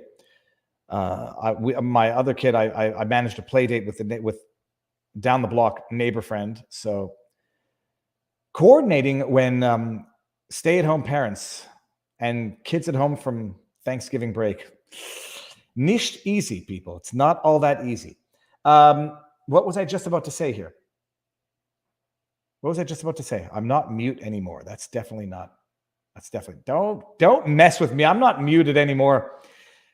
Go to war campaign. I understand he is I'm gonna leave the stream. Well, I'm gonna come back into the stream. I'm just gonna be on my phone with earbuds, so it might be a little not beautiful, but it'll be perfect. So they're gonna finish with the cross of Trudeau. There's not that much left. Then they're gonna have closing arguments. Then next week, I think we're gonna have policy debate, recommendations on policy. Then Commissioner Rouleau is going to take all of this, six weeks of evidence, then a week of argument, and he's going to go draft a report with recommendations. Making gains. I cannot attest to this. I'm going to read the super chat. Forced vax bill passed in the dead of night in BC legislature, Bill C-36, for all healthcare workers. $25,000 fines for misinformation. Please do a show on this. I'm screen grabbing this right now, and I'm going to go read up on that. And if that's the case, we shall be putting it on the utmost of blasts. Good sir, good man, making gains. Thank you. Ghost Dog, how you doing? I remember your avatar. I stayed even though it ruined my day. You get my viewership at Viva Frei. Thank you very much. I hope I didn't talk too much. And by the way, everybody, it's not out of laziness. I'm going to try to go back. Like, I'm going to get the stream when I say, I'm going to put in the transcript. And whenever I said clip it, I'm going to try to clip it. Everyone feel free to clip the highlights of the day. If someone were to be able to make a supercut, just nothing but Trudeau, and like do something good to be done there. The clip it. I got two clips that I'm gonna publish. Snip and clip and put it on the absolute blastiest of blasts. Yesterday, Christopher. I'm gonna stop. I'm not making fun of her name to make fun of her name. I just think it's amazing that Christopher Freeland is basically confirming to the world she's a very proud Ukrainian heritage. Making exceptions for protests in Ukraine, making exceptions for protests in Poland. You know, oh, in Poland they were protesting an illegitimate government. Let me just pull up that highlight so we can watch that a little bit. Glenn McGregor, here, Christopher Freeland. No blood on the face of a child.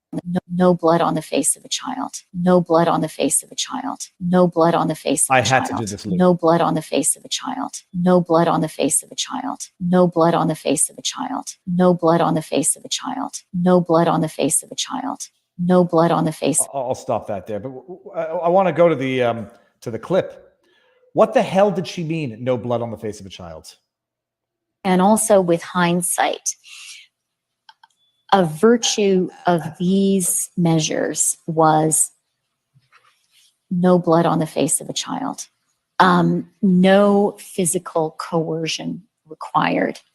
And I thought that it was good that we came up with a way of creating some economic incentives for people to leave. My perspective at the time, how do I get and out of also with hindsight, the economic virtue- incentive. She claims the freezing the bank accounts to provide an economic incentive. How about you provide? We provided a physiological incentive to leave, because if they didn't leave, we would come in and beat the living Jesus out of them. We provided a physiological incentive to leave because we were going to pepper spray them if they didn't, baton them, stomp on them with horses. We wanted to provide an incentive, a financial incentive to leave, and an existential one to leave as well. Leave now, or we will beat the ever-loving piss out of you. And we did, to those who did not heed to the warnings to get out when they did. By the way, just a side note. Yes, we still have leftovers from last night's dinner. Anyone following us on Locals? vivabarneslaw.locals.com. You can go support. You don't have to be a paid supporter. You could if you want to. You can just go join the community there. 100,000 plus strong members, not paying members, just members. You get a ton of good content out there. It's our own community. And then there are perks, obviously, for paid supporters. That was last night's Thanksgiving dinner. My wife in the back, my parents, my kid. I don't know what this kid's doing. He's throwing up gang symbols while devouring a piece of corn. Oh, you're not. I can't see the zoomed in version. Yeah, kids throwing up some serious gang symbols there. Let's just get one more. I do want to raise a concern.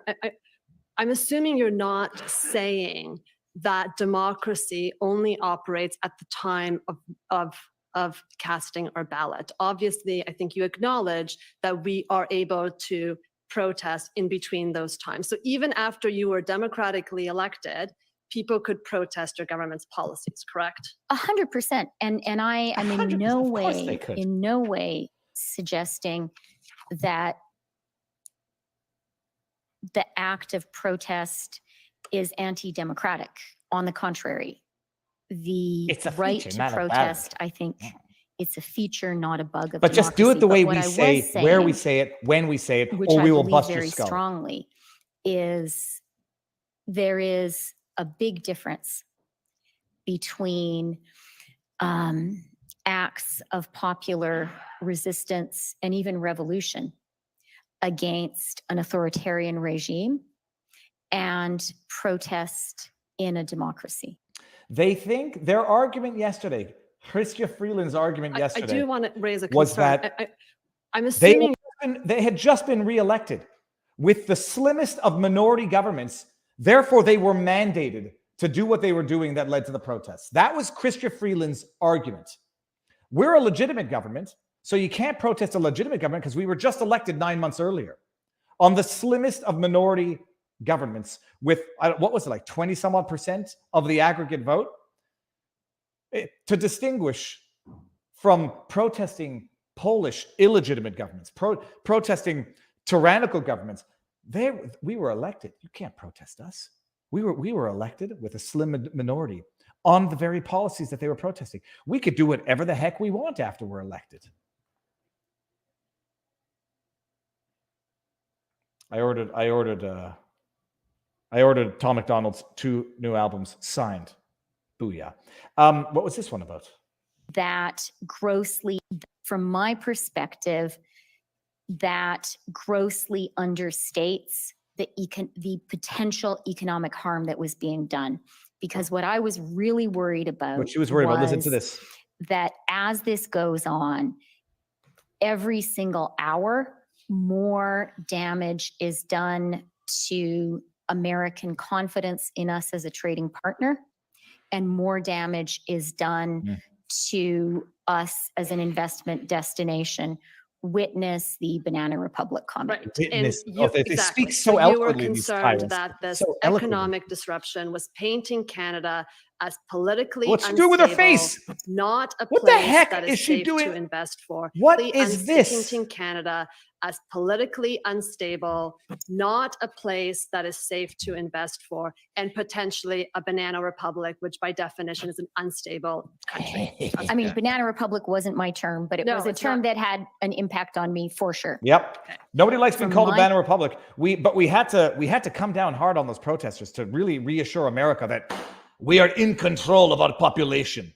They will not, the W for WEF, they will not embarrass Supreme Leader Trudeau to Supreme Leader Biden. We will crush this protest and make sure that you no longer look at Canada like Banana Republic. And in crushing protests and freezing bank accounts, we've proved that we are a banana republic. What better way to reassure people to invest in your country than by showing them that there is no rule of law? Unbelievable. Okay, I think that was the last of the highlights from yesterday. Let me see something here. We got a couple more. Let's see what this one was. When Solidarity had a general strike yes, in this is how Poland she and distinguishes. blocked the ports, They Western protest for you, democracies but not applauded against that us. action. That was economic When they blocked disruption a port. was viewed as a legitimate form of political protest at that time. I'm going to allow myself one personal comment. I'm going to allow myself. I'm going to give myself that. I'm so cute. I'm so cute. And it's going to be a cute anecdote so you can like me because I'm personable, because I canceled Disney Plus last week. I'm going to allow myself one personal comment, which is I did make a bet with myself that you and I would end up talking about Solidarność. Solidarność. She has to say it like, I question where her loyalties lie as a politician. She quite clearly has loyalties to other countries that she was not elected to represent. Solidar. I'm going to allow myself to be cutesy and just say, I bet myself that we would talk about a very salient point that I knew you were going to bring up because I'm so damn smart. Coming from the Eastern Bloc, I'm so happy with myself too. Yeah, I am aware of that. And I'm aware of the fact that I'm a hypocrite. But let me find a way to skirt I don't think around you'll it. be surprised to know that I found a way to think that I justify thought about this to that myself. at the time. How do I justify And that position with the more mutually recently and incompatible more one? specifically, Listen, I mental thought about the gymnastics. Maidan The in Maidan. Ukraine. Oh, yeah. And when we took this action. And let me talk about a few differences. And the main one is this. Oh, yeah. Let's hear the difference. They're Solidarność, tyrants. as you know, very well, was a protest against a government that was illegitimate. That was from whence it drew its power and legitimacy. Why was that This illegitimate, was but people Trudeau's rising up tyranny is legitimate? against an authoritarian, and I would even say in the case of Poland, colonial regime. In Canada, what happened We were elected. was We can't be a illegitimate. democratically elected government that was actually acting on policies that we had campaigned on just that summer. So it was a fresh democratic mandate. A There was mandate, no lack a of fresh democratic mandate for a minority government that barely got 20 some odd % of the vote. Oh, well, but we were freshly elected, so all is good, all is lawful. Thanks. I think other dictators said the same thing back in the day. Well, we're the legitimate government, therefore anything we do, however illegitimate, is legitimate. We can abuse citizens. We can enact unconstitutional policies. We can become total tyrants because we are democratically elected tyrants. That's how it works. That's the mental gymnastics that she goes through to say, oh, okay, well, that protest I want to support. That revolution I want to support. BLM protests during COVID I want to support. But Maxime Bernier can't have an outdoor political gathering of 32 people. transparency with the people of Canada. And people who disagreed with those policies were holding the country's economy hostage. And that was not appropriate. It's not appropriate. That was inappropriate. That was inappropriate protest. It's not appropriate. Okay, so here's what we're doing, people. I'm going to run out. I'm going to put this back on. Trudeau testifies, public hearings here. I think not to say I can always do more, but we've done enough, and we've done I think as much as I can do today without getting into trouble. But there's not going to be much more after lunch. But I'll pop back in on location. So everybody, enjoy the chat. Chat it up. we've seen the best of it. We'll have some closing arguments, and I'll have more guests on next week. Well, I'll pop back in, so I'll see you in a bit. So in the meantime, you're just going to see this screen. Can you guys hear me now while I do this? Oh, yes, you can. It's a pulsating avatar. You all are looking at the avatar of Viva. Oh, hold on. You know what? Before we go, let me just let everybody know. We've got new merch, and I like it. I got a taste of the authority, and I like it. Anti-authoritarian rhetoric, people.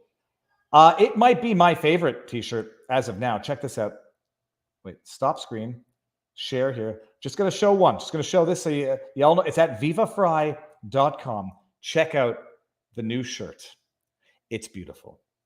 Oh, yeah. Oh, look at that. One will know when worn in public, you are a member of the hinged, fringed minority, holding unacceptable views, espousing anti-authority rhetoric, because we criticize the government and hold them to account, if only on the interwebs, that the government, the authority, wants to regulate and suppress our voices. Let me see what else we got here. Bouncy Castles happened. That's a good one. Viva Barnes. There was, wait, where's the one from View All Merch? Vivafrei.com. Okay, here, kids. I got 2 bumper stickers on my car. I couldn't get the I woke up watching Viva Frei because that would have made absolutely no sense. Confession through projection. Never forgive, never forget, hold the line.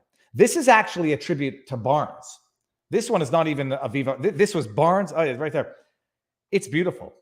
Had to specify that it's Barnes because once upon a time in Canada saying hold the line, well, that could get you thrown into jail, as Tamara Leach let us know. Back on Monday, I'm going to be back in about 45 minutes with the rest of this. I just need to get to another location to do it. So that's there. If you want to get some shirts, that's, you know where to do it. Vivafrei.com and a bunch of great stuff. Now I'm going to bring back up the other thing. Okay, I hear a door opening behind me. Okay, let's do it. People, I'll see you in a few minutes. Stop cam. I'm going to put myself on mute, and then I'll pop back in a little later. It'll be a separate window under this because I'm going to be live streaming off my phone. See you in a bit. Enjoy some lunch. Peace.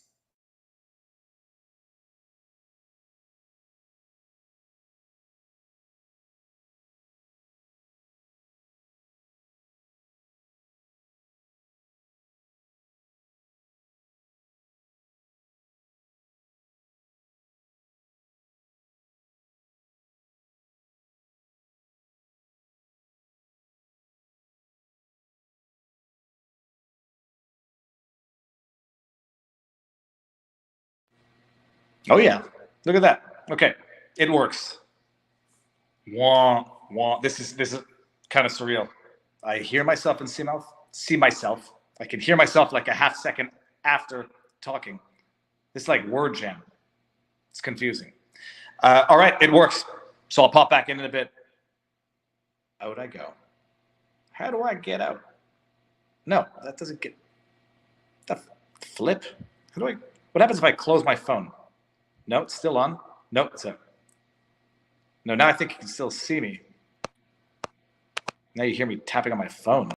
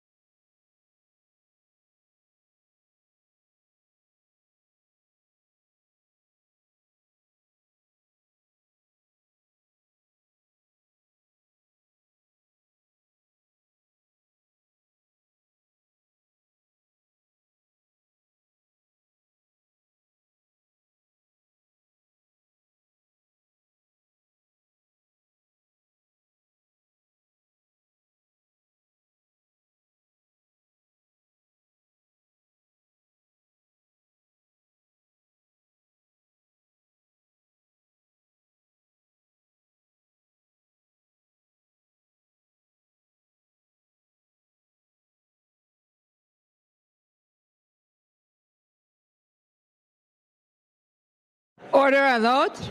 Order à l'autre.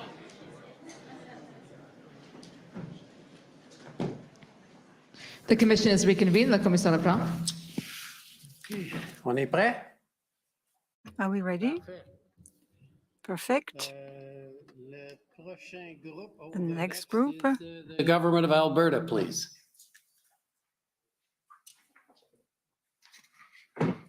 Good afternoon, Prime Minister. My name is Stephanie Bose. I'm counsel for the province of Alberta.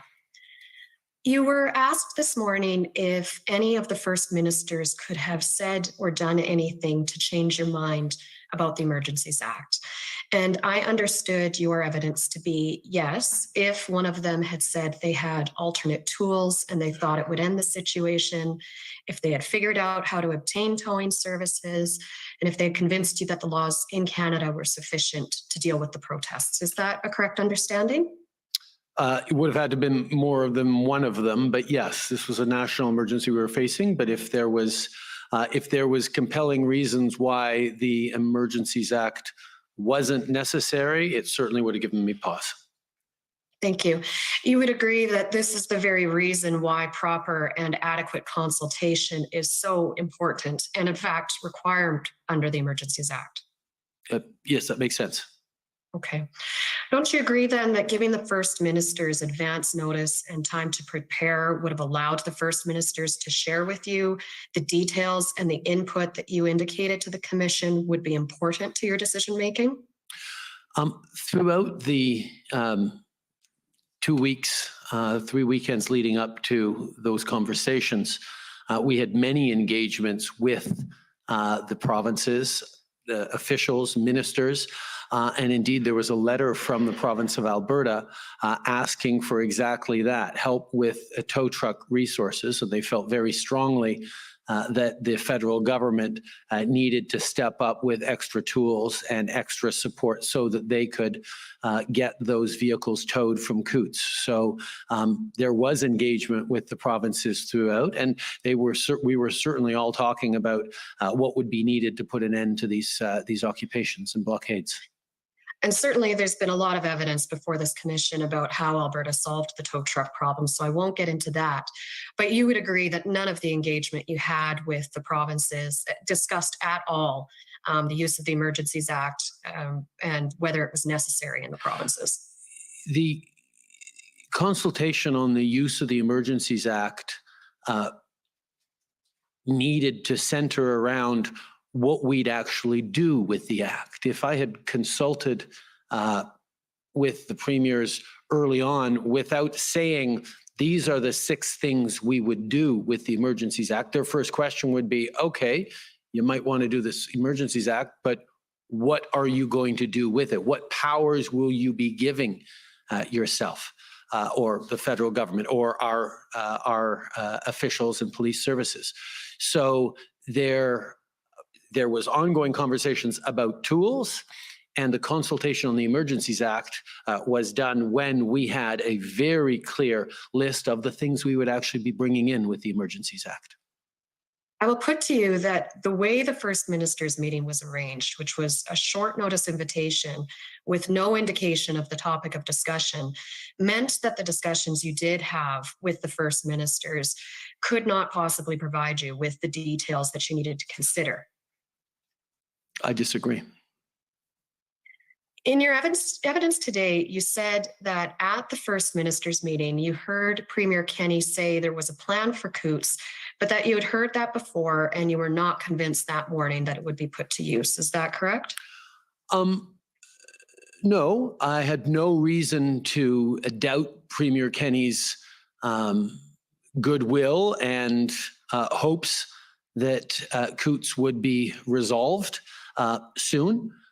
But I also knew that Coots had been in place for, at that point, 3 weeks. There had been an ebb and a flow. There were moments where traffic was let through, moments where people showed up more intensely.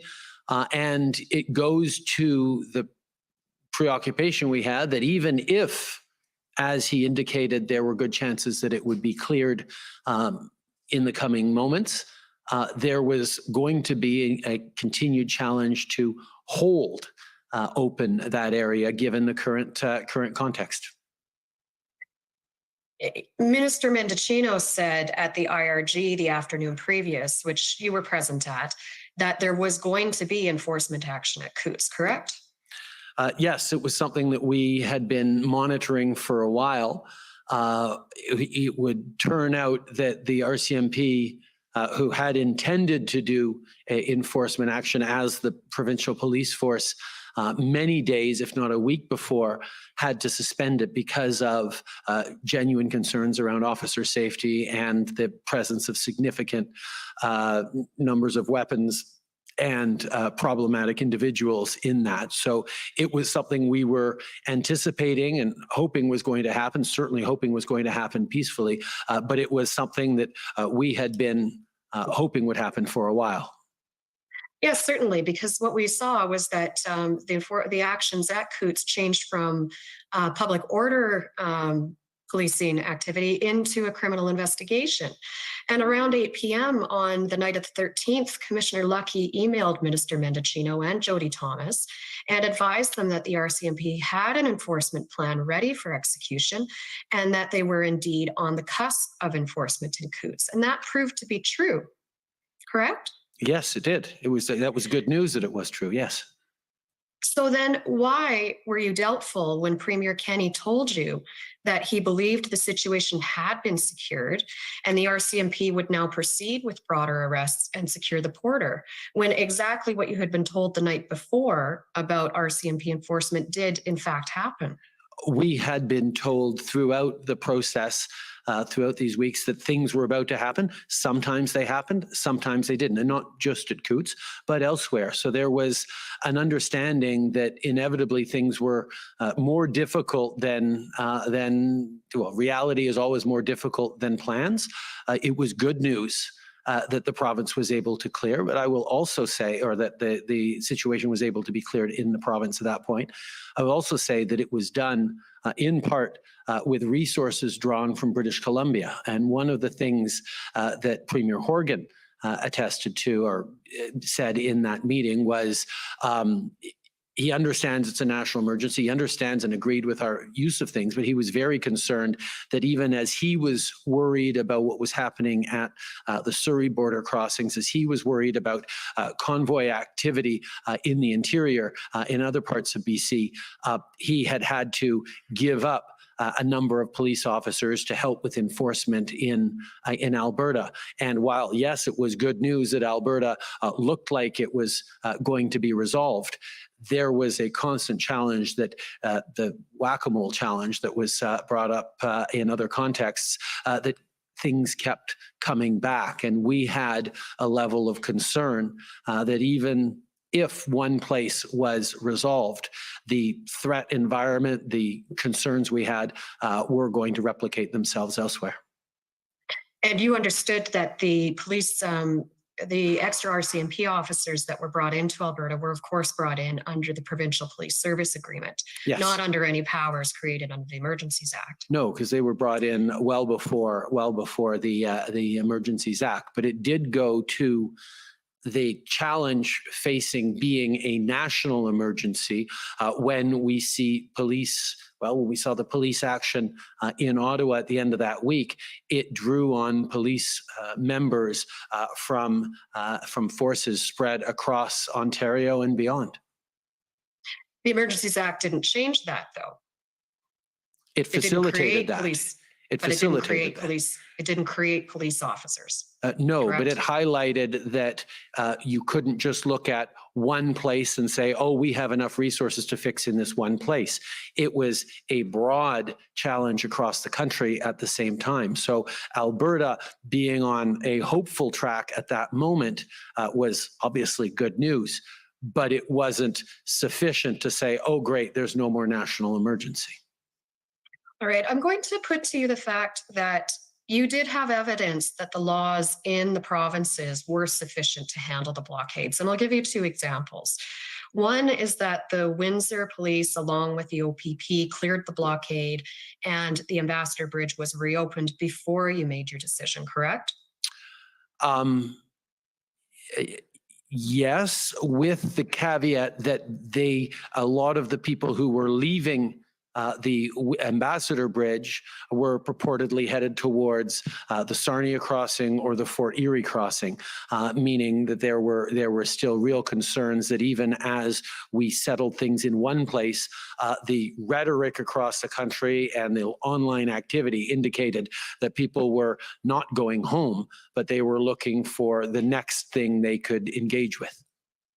Right. So the police powers were able to deal with the problem, correct? They were able to clear the blockade. They were able Yes. to clear lanes at that moment, yes, in that spot. Okay. But there was And a of real course- concern there would be more. Right. Or they The other would return. example is Coots, where the RCMP were able to safely conduct a criminal investigation, execute search warrants, and make arrests, correct? Yes. And that protesters in Coots indicated to RCMP that they wanted to leave the protest because they didn't want to be associated with the criminal elements uncovered, correct? I can't speak to what their intent was. Okay, we've heard evidence in this commission, so the commission knows what one of the protesters did indicate the intent was. Now, these are in fact the type of decreases in troublesome protest activity that you had been hoping to see in the weeks prior, weren't they? Yes. And definitely examples of how existing legal tools and police powers were effective at dealing with illegal portions of protests, correct? Yes. All right. Pretty well out of your time, so if you could. And that's okay. I think I will end there. Thank you very much, Prime Minister, for answering my questions today. Thank you. Thank you. Next is the convoy organizers, please.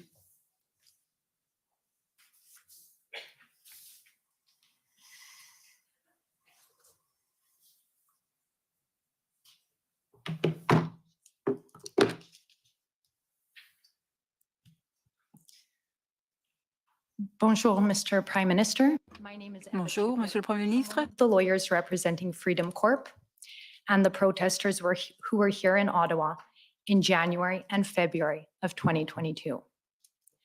I want to first talk to you about the events that led up to the invocation of the Emergencies Act. You would agree with me that the Emergencies Act was invoked on Valentine's Day, Monday, February 14th, correct? Yes. And you are aware that this commission has received evidence from the police and other witnesses that on Monday, February 14th, the Ambassador Bridge was reopened, as was Coots. All the borders were reopened, correct? Yes, and there was concern that more locations were going to be closed. Actually, Coots didn't open till Tuesday. Okay, well, we'll review the record for that. On the Sunday night, February 13th, there was an IRG meeting and you were there. And in fact, you were the chair of that meeting. Is that correct? Yes. And at the IRG meeting, you were advised that there was a breakthrough agreement between the Mayor of Ottawa and the convoy organizers to move trucks out of the downtown residential areas. Isn't that correct? That is not how I remember it, no. Okay, well, I can advise you that at the inquiry, it was confirmed by the documents your officials filed here and by witnesses, namely Jody Thomas. She confirmed that at that IRG meeting, you were briefed that there was an agreement with the mayor. Does that, An do you recall agreement that? with whom? But And- with the mayor and who? Some of the convoy organizers. Which ones? Well, Tamara Leach, who's present here in this room, signed a letter. It was made publicly available on the news on Sunday, February 13th, and you were advised of that agreement at the IRG meeting. And we were also advised that that agreement wasn't holding and that many of the convoy had decried it as fake news and not actually an agreement that they would abide by. And you learned that on Twitter, is that correct? No, we learned that at the IRG By whom? by our elected officials. Thanks. And now you should be aware that this commission has also received evidence from city officials and others that the next day, on Monday the 14th, over 100 protest vehicles had moved out of the downtown residential areas under the mayor's agreement prior to your 4:30 p.m. announcement invoking the Emergencies Act. Is that right? I can't speak to that, but I'm sure others have or will. They have. And you are aware of the evidence before this commission from police officials and others who testified that the efforts by the truckers to further vacate the downtown residential areas under the mayor's deal were blocked by the police on both Tuesday and Wednesday, February 15th and 16th. Are you aware of that? No, I am not. My understanding was the police were allowing anyone who wanted to leave to leave. Okay. Would you agree with me that it would have been a far better outcome if you and your colleagues would have allowed the de-escalation agreement with the mayor to be completed, and there would have been no need to invoke the extraordinary powers of the Emergencies Act, including the significant and violent police actions and freezing Canadians' bank accounts?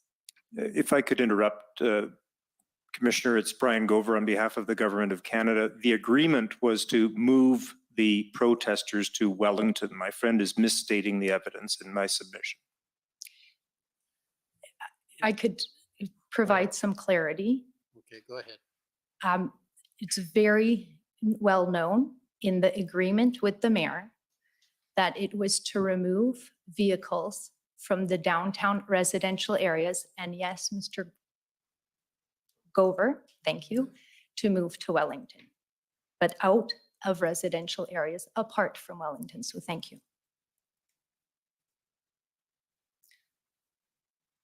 Can you now, are you able to answer the question? I believe the answer was no, but you can repeat the question if you like. Sure. If you had allowed the de-escalation agreement, in other words, moving trucks outside and other protest vehicles outside of the downtown area, there would be no need to invoke the Emergency Act. Mr. Commissioner, I object again because characterizing this as a de-escalation agreement in my submission is a misnomer. This was an agreement that didn't hold, but it was to move vehicles from residential areas to Wellington Street. Well, I'll let the question stand. I think it's a question of interpretation. Go ahead. So no, I don't agree. Thank you.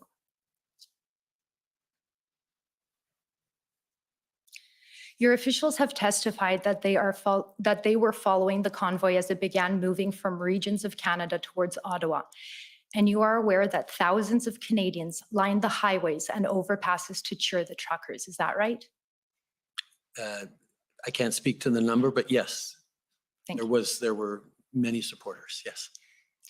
Mr. Prime Minister, I would like to read to you an excerpt from 3 of the many statements that Canadians prepared for this commission. Canadians who supported the convoy and explained why. And I would ask the registrar to bring up document ID HRF 401660. If you could turn to page 274, please.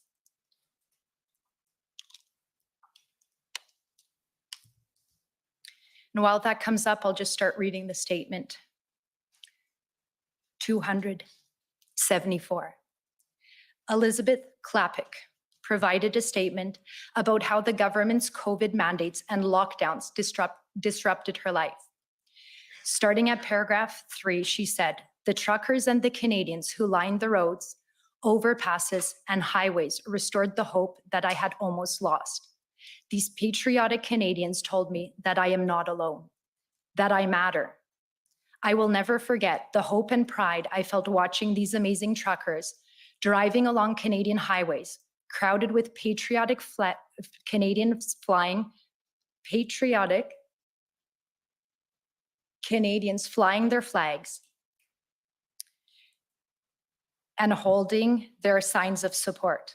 I will never forget the tears I shed as I regained that almost lost hope, that love for my home and native land, that love for my fellow Canadians." At page 235, Ottawa resident Karen Hanna, who obtained a sociology degree from Ottawa University, starting at paragraph 5, stated, "For months, the leader of our country publicly shamed people like me and my husband. Our own family members turned on us, blamed us, and some even told us we don't deserve health care." Paragraph 17. "One of my most emotional moments was dancing on Rideau Street beside a local man. He had tears streaming down his face. All he wanted was a hug. It was very overpowering for him. I met a girl, 22 years old, who just hopped in her car from Winnipeg and just kept driving. She stayed the entire time. I met people who were like family to me. People who gave up everything to come to Ottawa for justice and an explanation." At page 116, here is one of many, many concerned parents and spouses. Sam Crozier at paragraph 8 says, "I am not asking for help. I am begging you to please listen, hear my heart, feel my pain, and help work towards the true North strong and free that we were promised. My husband, an Army veteran who now has PTSD, and not from anything he has seen or done in the forces, but from what our own government has done. Our government has destroyed my life. I, a once optimistic, full of life person, find myself struggling to stay above water now. I struggle to find joy in anything and daily fear a new announcement being made that will further punish us.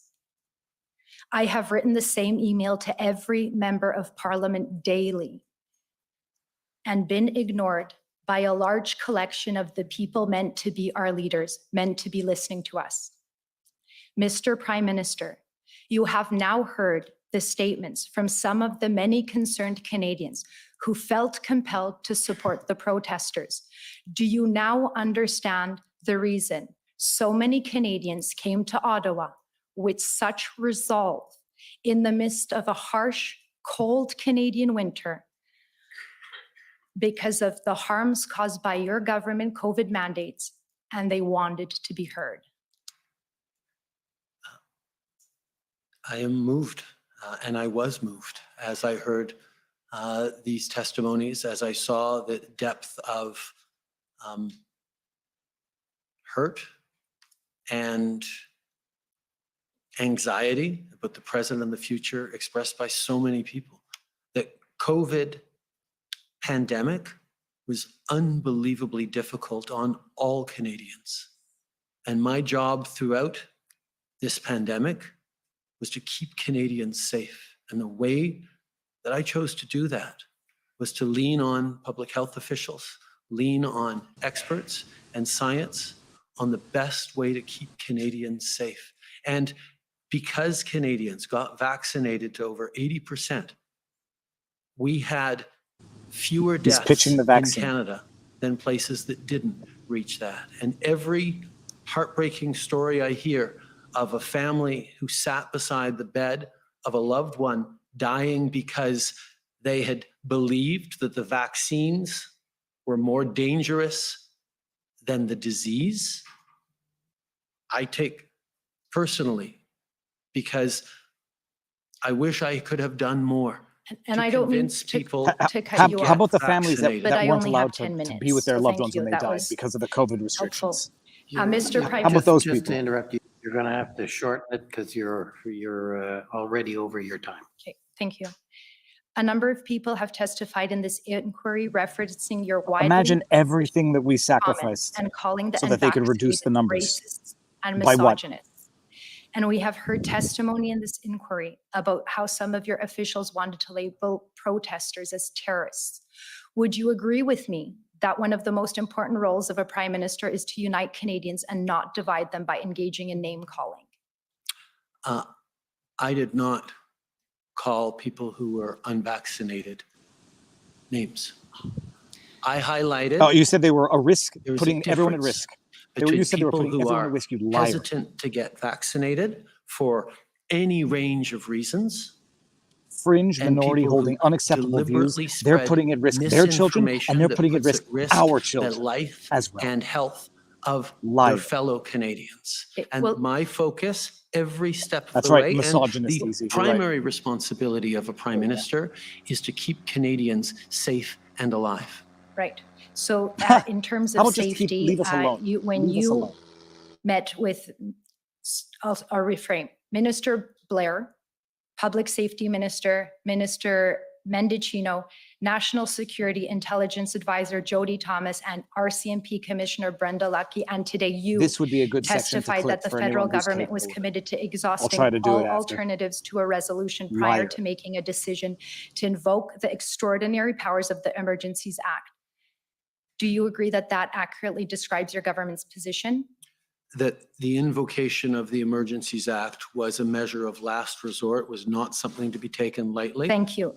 Something to do when other options were not effective. And you What a load of are crap. aware that the OPP, along with others, developed an engagement proposal, and you were advised of that proposal at the IRG meeting on February 12th, correct? Yes, this is It Eva. was She's a with the proposal, Convoy but Council. we had, and it was presented to us. We had more questions about how it would actually work.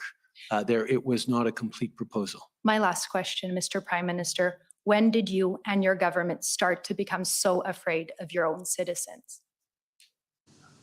That's a very I am unfair. not, and we are not. Those are my questions. Yeah. Couldn't even talk to them. Thank you. He didn't call people names? Does he not think we have memories? How's the audio? That side of the room is going to be expelled. Is that clear enough?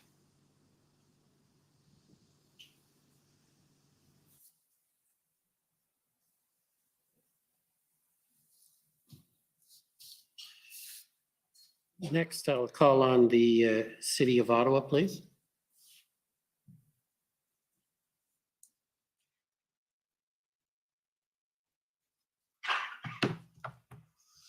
Good afternoon, Prime Minister. My name's Alyssa Tompkins. I'm counsel for the City of Ottawa. I just wanted to take you to a couple of let's see where statements this on goes. your witness summary to start. So if we could bring that up, it's WTS 566084, please, Mr. Clerk. The purpose of this cross-examination And is we'll going be to going be to to show page that he 4. should have invoked it earlier. He should have done it earlier because the Ottawa residents were helpless to the And just if honking. we can scroll down to where we're talking about challenges in Ottawa. So the first point you make is that the lesson learned was not to let the trucks park because that makes it more difficult to remove them. And you noted that decision makers in Toronto and Quebec City heeded this lesson. Prime Minister, are you aware that since that time, the City of Ottawa, in preparation for 2 events, has indeed closed roads? So the city's learned that lesson as well. You'll agree? Excellent. Okay. The second, about the resources, you state that there appeared to be a breakdown of communication between OPS and the city. And you state it was unclear, for instance, whether the mayor's request for additional police officers was made with the support of the OPS or the Ottawa Police Services Board. Now, are you talking about the letter that you received from Mayor Watson? I'm talking about the fact that we were regularly briefed throughout that there were different requests. She appears to be in love from, with Trudeau, so that might be why. Police, then from the mayor, then from other elements within the Ottawa's orbit. Okay, well, I'm a bit short on time, but I'll put to you that the letter you received from the mayor was co-signed by the chair of the Ottawa Police Services Board. So by the time the letter came, it was clear it was from the OPSB as well, correct? Perhaps. Oh, I can bring it up. Okay. I don't know that it serves us. I'll put to the record, and given my short time, we'll deal with it after. And in terms of OPS also, by that point, why don't we go to the readout of the call? So the letter came, just to situate you, the letter came February 7th, and the next day on February 8th, you had a call with Mayor Watson. Do you remember that? Yes, I do. But we'll bring up the readout. So it's ssm.can.nsc.00002837.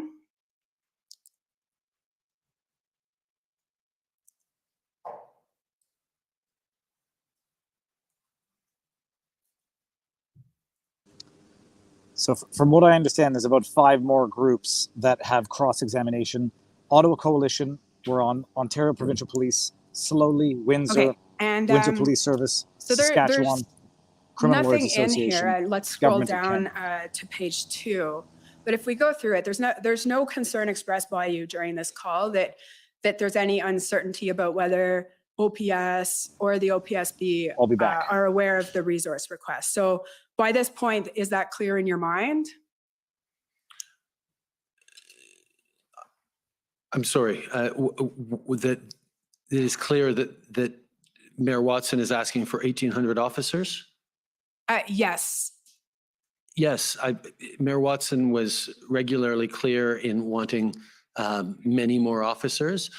It wasn't always clear what the plan for those officers would be. Those we turned to the OPS for that, and the OPS tended to give us different numbers than the City of Ottawa was giving us. That was how I was briefed through it. Okay, no, and there was other evidence on that. I'm not going to take you to it, but I think you're saying that you were briefed on that, but we can rely on the evidence of those individuals here. Okay, but in a contemporary way, as I was watching things unfolded, the briefings I received and what was consistent was there was confusion or misalignment between different sectors of the City of Ottawa and the Ottawa Police Forces in terms of what they needed, how they were being delivered, and that was one of the realities we were dealing with. Okay, but that concern was not expressed in this call to Mayor Watson, you'll agree? Sorry, scroll down a bit further.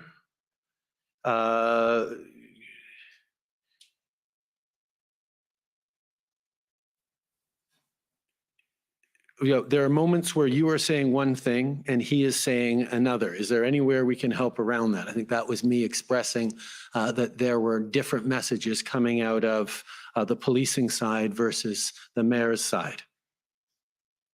Yeah, and he responds about the police solution issue. So we'll Yes, keep but just to your suggestion that we didn't talk about the differences between those, I actually did talk about the differences between what different groups were saying. Okay, well, we can debate the particularities of that point. This is the day after you received the letter co-signed by the OPSB. And there's nothing on this call saying that there's concern that the OPS didn't provide that number. There are moments where you are saying one thing and the police are saying another. Is there any way we can help around that? Right, and we'll see the mayor responds.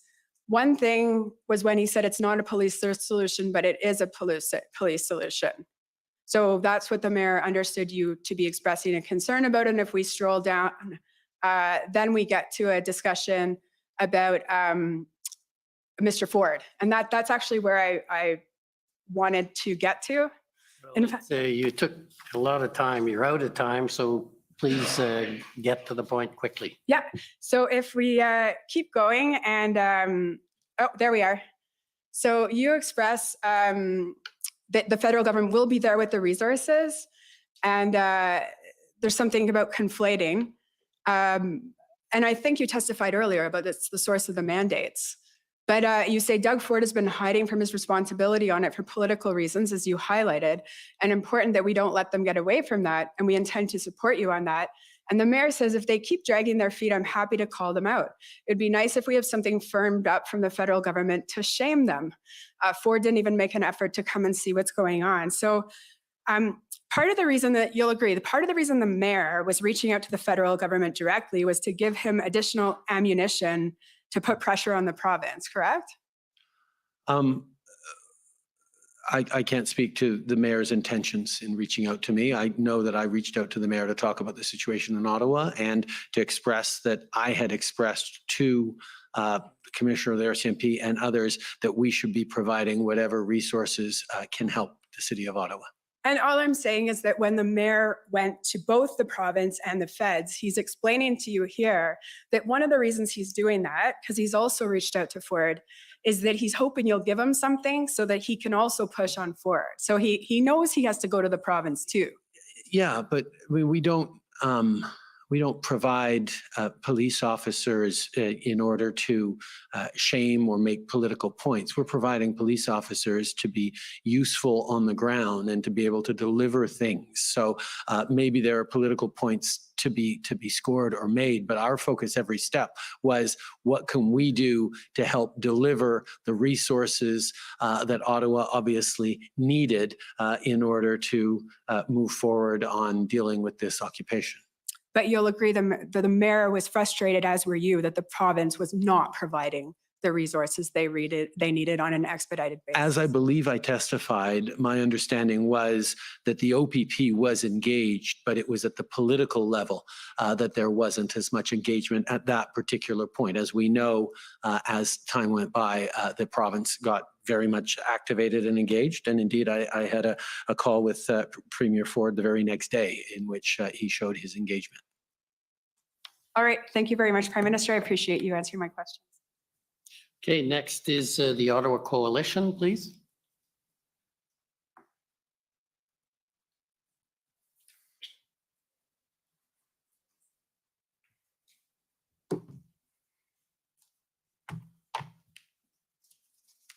Good afternoon, Mr. Prime Minister. My name is Christine Johnson. I'm counsel for the Ottawa Coalition of Residents and Businesses. I want to use my time with you today, Prime Minister, to unpack the evidence that you've provided that, in your mind, this demonstration in Ottawa was not a peaceful protest. So you've already told us, I believe, in response to some questions from my friend with the Commission and my friend with the CCLA, that you obviously believe that protest is a very important part of a functioning democracy. You also acknowledged, and I think most people in Ottawa would agree, that peaceful protests may sometimes cause inconvenience for people and may also sometimes cause temporary interference with critical infrastructure even. But during the convoy demonstrations in Ottawa, you'd agree that we weren't seeing mere acts of civil disobedience or temporary interference with critical infrastructure. We were seeing unlawful conduct that significantly interfered with the community's ability to live and exist. Yes. Thank you. And it's your view that as early as the first weekend of the demonstration in Ottawa, some convoy participants were engaged in serious illegal activity by blocking and occupying city streets, defacing public property, and harassing residents. Yes, as was evidenced by my call with Yasser Naqvi, who highlighted a number of those things and a few more. And from that first weekend onwards, this became even worse and more concerning to you. Yes, reports of people being harassed for wearing masks, the constant noise, the people not feeling safe in their own streets. There were many examples of that. And you mentioned to us this morning that you grew concerned in particular over counter-protests rising up. Were you aware in particular of the counter-protest that has now been coined as the Battle of Billings Bridge on February 13th? That was, I believe, remind me, I believe that was where a number of residents prevented trucks from getting to the downtown core. That's correct. And is it fair to say that this counter-protest was actually quite successful in getting some trucks to leave very peacefully? It's possible that it achieved those, but having civilians having to do things that would be more appropriate for trained police officers to be doing, I think we can both agree is not an ideal situation. Right. And so was the government worried that, given the success even of this counter-protest, they might become more frequent if there was no government action? And you were worried that that was what might ultimately lead to a violent conflict? Yes. When I talked about threats of serious violence, the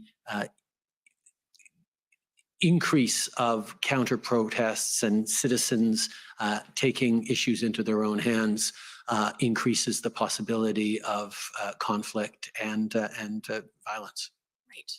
And we've seen one document that I want to ask you about. I won't pull it up, but a CSIS report that we've been taken to a number of times in this inquiry that described the situation in downtown Ottawa.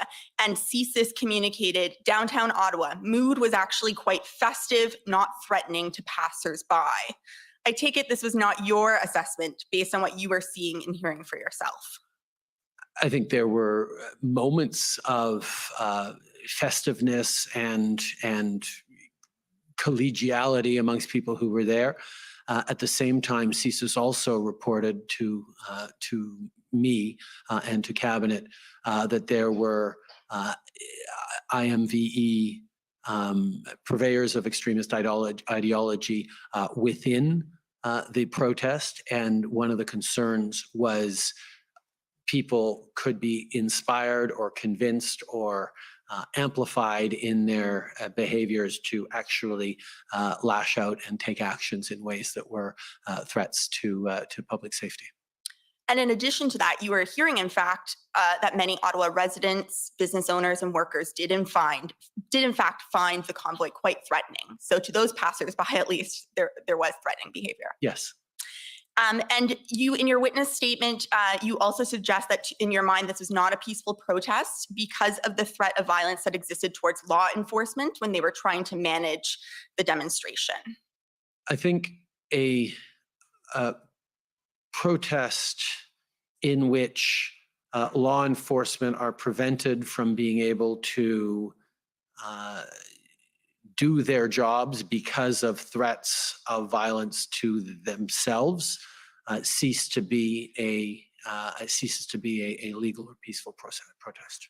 And my last question for you following from that is that when the government was ultimately considering the invocation of the Emergencies Act, CSIS advised Cabinet that invoking the Act could further inflame extreme anti-government rhetoric and even incite violence. To your mind, hearing that assessment, does that not in and of itself confirm to you the threat of serious violence that was ever present amongst these demonstrations? Yeah, if someone's telling me, oh, you should be careful about actually enforcing the law because that might make people more violent, that's not necessarily a good argument as to why we should sort of let it slide or not intervene. When people are emboldened or digging in to their illegal behaviors and that enforcement of public order is actually a threat. And this is actually something that Jason Kenney brought up at the FMM, highlighting that these are not rational actors. They are conspiracy theories. And he was concerned, as we were, that the invocation of the Emergencies Act could have people who are irrational overreact. But at the same time, we had to balance that risk against the risk that people who were already starting to get fed up and engage in counter protests would start taking more and more into their own hands, which was a greater risk, I think. Thank you very much, Prime Minister. Those are all of my questions for you. Thank you. Next, I'd like to call on the Ontario Provincial Police, please.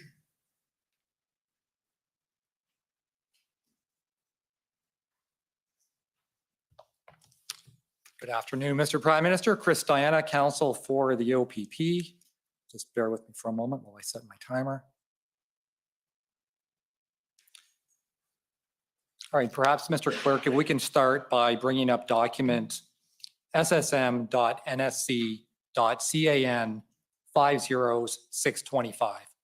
And while this document is coming up, Prime Minister, it's the transcript of your call with the premiers to situate you in time and place, which I believe was February 14th in the morning. Is that correct? Yes. All right, if we can turn to page 6, please. Scroll down a little bit. All right, where it says PM, on the second line down, I'm just going to read it out. It says, on a personal note, everything I've heard about RCMP and OPP have been excellent.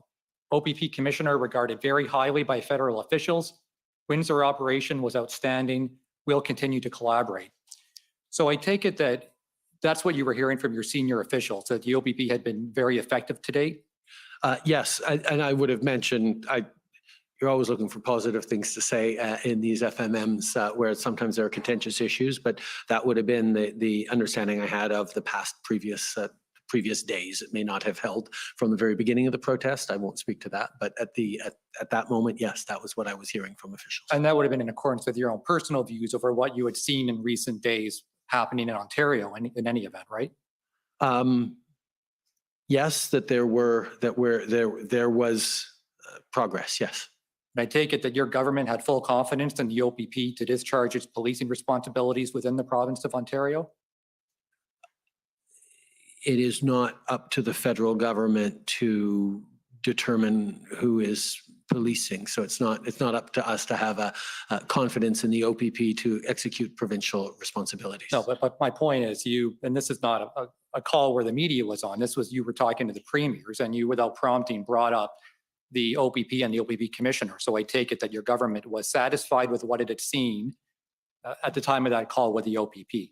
I was prompted because the Premier was talking about the OPP before, so it wasn't entirely unprompted, but I was happy to say yes. I'm not trying to argue about it. Yes, things seem to be working well at that point. Right, and because by that point, and we've established earlier in your evidence that the Ambassador Bridge had been fully open to traffic, correct? Yes. And that was an OPP-led enforcement? If you say so. And we also know at that point, I think you testified that you were aware that the OPP had sent subject matter experts to lead the integrated planning team in Ottawa? Yes, I knew that they had sent experts to support in Ottawa. Right, and they were working with other police services, but you may have heard some of the evidence of Carson Party, who was leading the exercise from the OPP, correct? I hadn't, but I'm sure that's true. And you also mentioned some other areas of difficulty in Ontario. You mentioned the Blue Water Bridge. You mentioned Fort Erie. Those are the other areas the OPP was actively engaged in, correct? I assume, yes. And to your knowledge, there was never an occupation or a blocking of either of those crossings. I believe there were slow rolls headed towards one or both of them at one point. There was chatter about people moving from the Ambassador Bridge to one or two of the others, but I don't believe those, I'm quite sure that those blockades never actually fully materialized. Right, and the OPP were actively engaged in those movements, correct? Yes, both before and after the invocation of the Emergencies Act. Right, now in that context where the OPP is active across the province of Ontario, you would agree that OPP Commissioner Carrick could have provided valuable input on what tools might be useful under the Emergencies Act?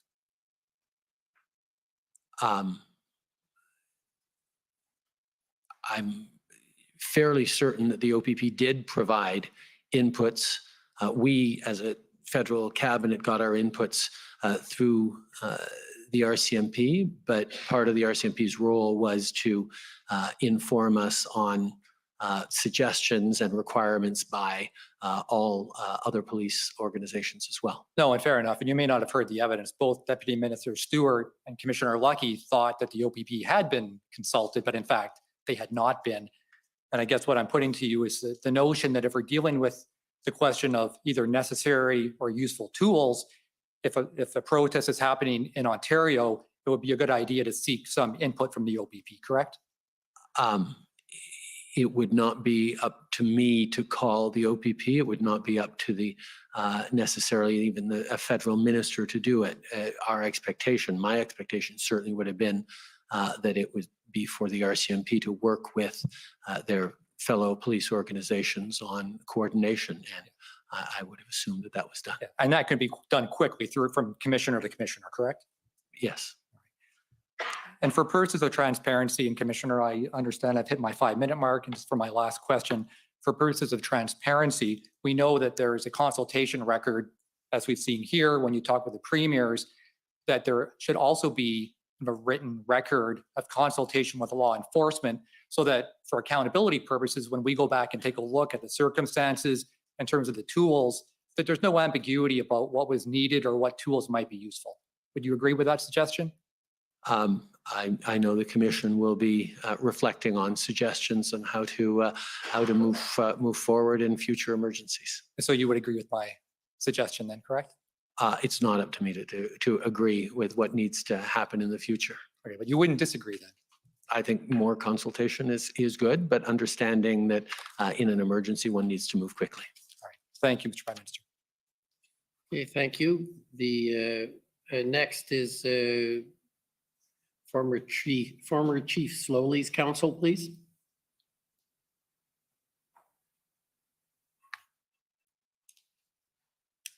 Mr. Prime Minister, I'm Rebecca Jones, counsel for former Chief Slowly.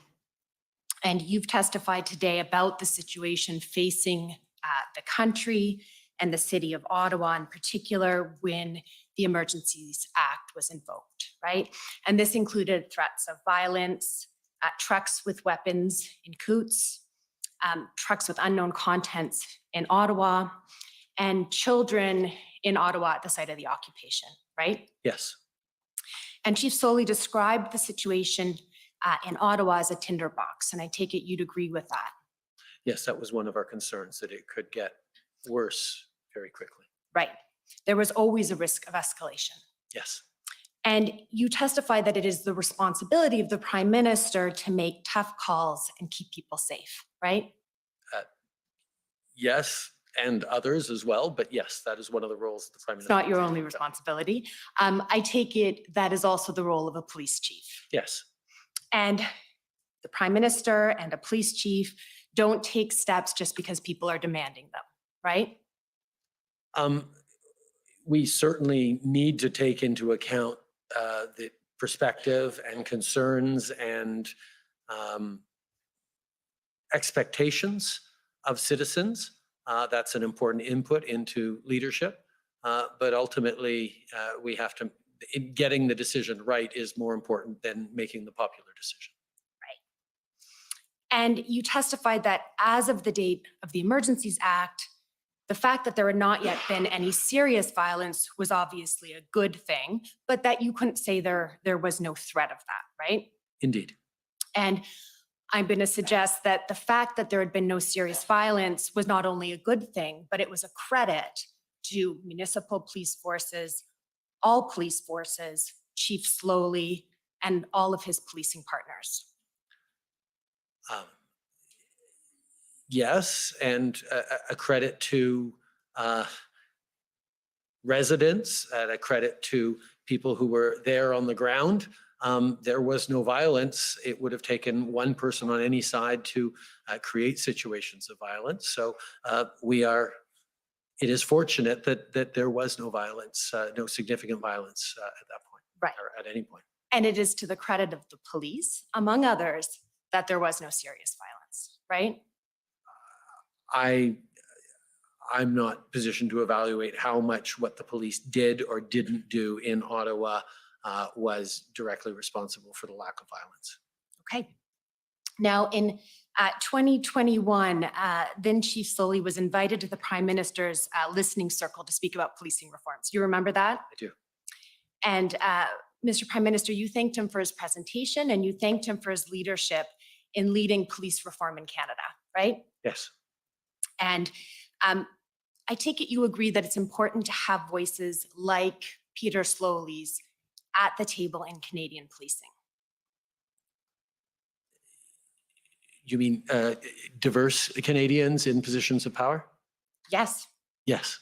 Okay. And the convoy-related events across Canada in late January and February of this year, I take it you'll agree with me, they were a trauma for the nation. They were certainly a very challenging time, and many Canadians experienced them as trauma, yes. Right. And this trauma landed more heavily on the shoulders of certain individuals like Chief Slowly and his family than on others. Is that fair? I think there was a lot of trauma to go around on all sides. Now, I want to return in the time I have left to the issue of the readiness of the operational plan as of February 13th.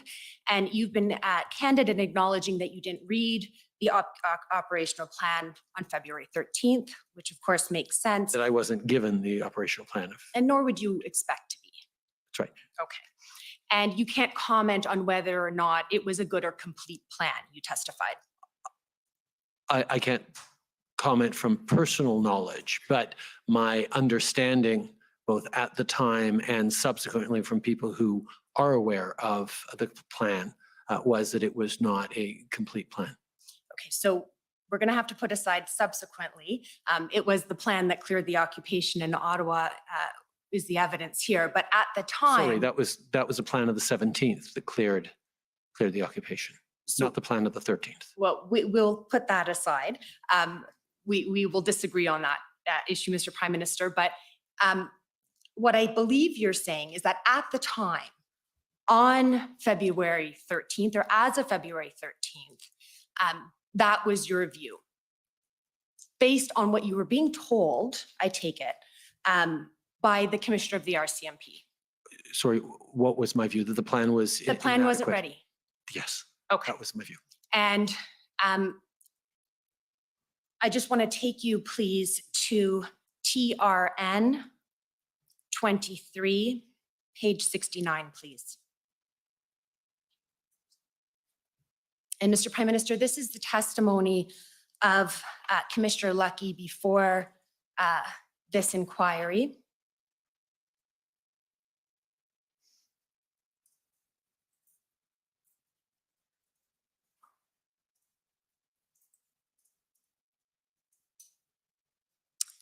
I believe it may be page 69 in the PDF.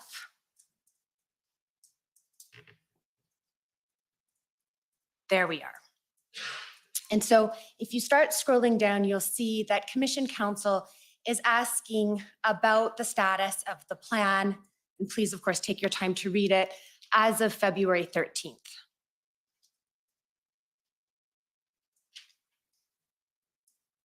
And you will see that Commissioner Lucky confirms, yes, that was when it was completed. And that would be on February 13th.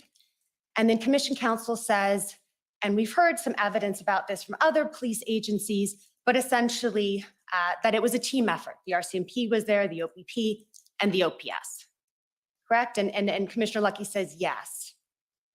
And Commission Counsel says, and I understand it, you in particular, Commissioner Lucky, and perhaps the rest of your team who looked at it, were generally satisfied with the plan as an operational plan to deal with the situation in Ottawa. And Commissioner Lucky says, yes, both myself and Commissioner Carrick were briefed on the plan the Friday before that. Like, I think it was around February 11th, we got the actual briefing from the planners on the plan. And yes, we were satisfied with the plan. Okay, so I put that to you, Mr. Prime Minister, to suggest that what happened here was that you were not briefed by Commissioner Lucky on the 13th as to her satisfaction and the RCMP's satisfaction on the integrated plan to clear Ottawa. I can only speak to what I both knew then and what I know now. What I knew then was what my understanding was then was that there was not a complete plan or a workable or operational plan to clear Ottawa at that point. And I now know that indeed there was not a plan on that weekend. Mr. And I Prime can't Minister, speak to what people said. It's important that we stick with what you understood on February 13th. Yes. Okay? So what I I'm- understood then was that there was not an adequate. And I hear you on that. What I'm suggesting to you, based on what you've seen, was Commissioner Lucky's evidence that there's a disconnect here. And perhaps what happened, and I'm going to suggest what happened, is that Commissioner Lucky didn't brief you and your cabinet on the fact that there was a complete plan on the 13th. I can't comment on that. Okay, thank you. Thank you. Next, call on the City of Windsor, please.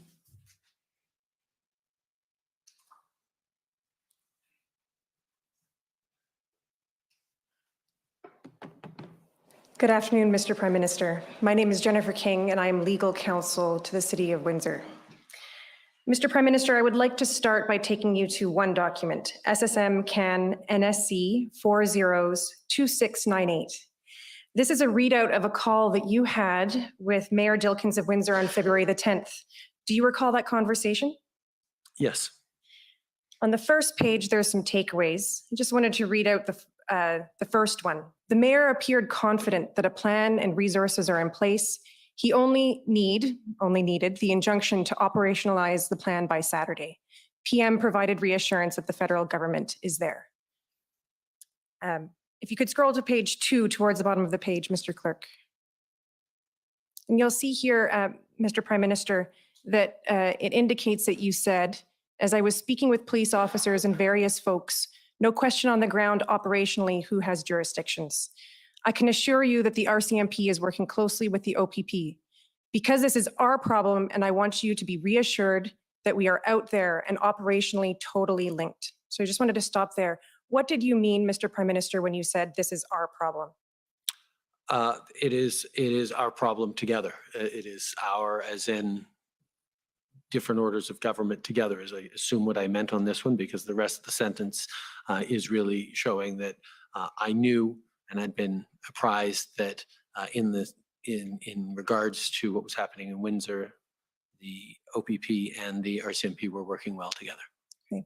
And hopefully it continues on, and hopefully the politics will recede a little, because some of that stuff coming out of QP is a little inconsistent. What does QP mean here? Probably question period on the federal side, because I think he was talking about the challenges he was facing in council chambers as well, and some of the debates that were happening at the municipal level. Right. Okay. You can take that down, Mr. Clerk. Thank you.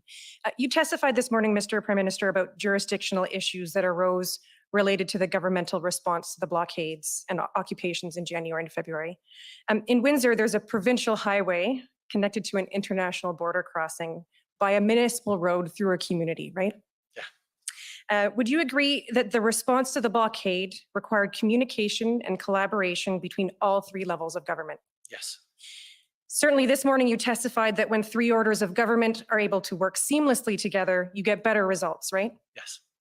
You would agree with me that there was not a pre-existing plan or framework establishing the jurisdictional responsibilities of each of the three levels of government when responding to the unprecedented circumstances of these blockades of critical infrastructure? I can't speak to the existence or not of that, but it is clear that if there was, it wasn't as effective as it could have been, and if there wasn't, perhaps there should have been. Okay. And you testified this morning about the 2 tracks of work coming out of the IRG meeting on February 10th. The clerk of the Privy Council told this commission that track 1 was to determine everything that could be done within the existing set of powers, duties, and functions under the law, right? Yes. So there was no pre-existing plan or framework setting out the various authorities available to all three levels of government to respond to these blockades. Sorry, I don't understand what you're asking. So it wasn't predetermined, it wasn't pre-collected, the different authorities that were available to the different levels of government. But that sounds like operational police coordination, and that's not something that as Prime Minister I would be particularly closely involved in. Well, certainly the three levels of government were considering, and the IRG was considering the different authorities and powers available to them to assist. Yes, the IRG and the federal government was looking to offer resources to police of jurisdiction in helping out, yes. Okay, so the commission has heard during this hearing several times that Windsor started reaching out to the province and to the federal government shortly after the blockade was cleared, asking for the three levels of government to sit down, debrief, and work together to develop a plan to protect these international border crossings. Minister Blair, just to give you a heads up, testified that he did not recall this request, but said it struck him as a reasonable request. Do you agree? Yes. And Minister Mendocino testified that a planning process to protect border crossings must include every level of government, of course, the City of Windsor and other border communities as well. Do you agree? That makes sense, yes. And so you'll agree that all three levels of government must collaboratively develop a framework to protect the critical infrastructure in Canada? Yes. Mr. Prime Minister, you said in your remarks on the revocation of the Emergencies Act on February 23rd that even as this emergency is over, we need to make sure our institutions are prepared and ready for the future. This issue won't just go away. And in fact, Mr. Prime Minister, the next threat may be different than the blockades that we experienced earlier this year. What are you doing, Mr. Prime Minister, to ensure that such a plan is developed on an urgent basis? I have made it clear to the appropriate ministers that working in particularly Minister Blair, Minister of Emergency Preparedness, that preparing for emergencies of all types must be a priority for this government and must involve working with partners at all orders of government. Thank you. Next, I'd like to call on the Windsor Police Service, please. Claire Patterson, I'm counsel to the Windsor Police Service. Minister Blair testified earlier this week, and he agreed that the Windsor enforcement operation on February 12th and 13th was a success with no loss of life or serious injury to public, protesters, or police. Would you agree with Minister Blair's assessment? I have no reason to disagree. Yeah, no. Okay. And you're aware the Ambassador Bridge was reopened by police in the early hours of the morning of February 14th, correct? Yes. Okay, my friend for the OPP took you to the First Minister's conference call on February 14th, 2022 at SSM NSC CAN 625, please. And I'll just put your comments back up. It's the same paragraph we're going to look at again on page 6.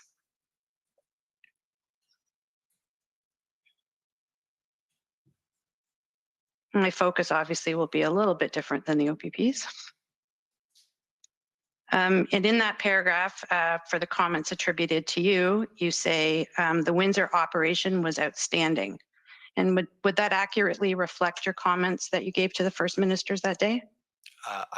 Yes, those seem to be my comments.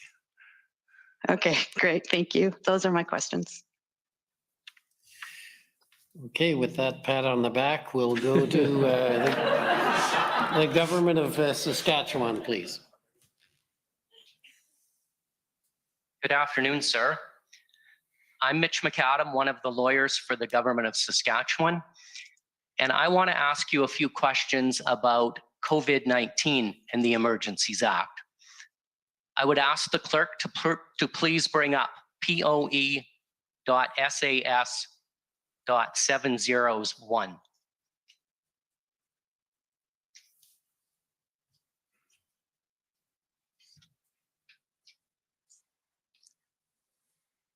Sir, this is a letter that you sent to Premier Moe of Saskatchewan on April 8th, 2020,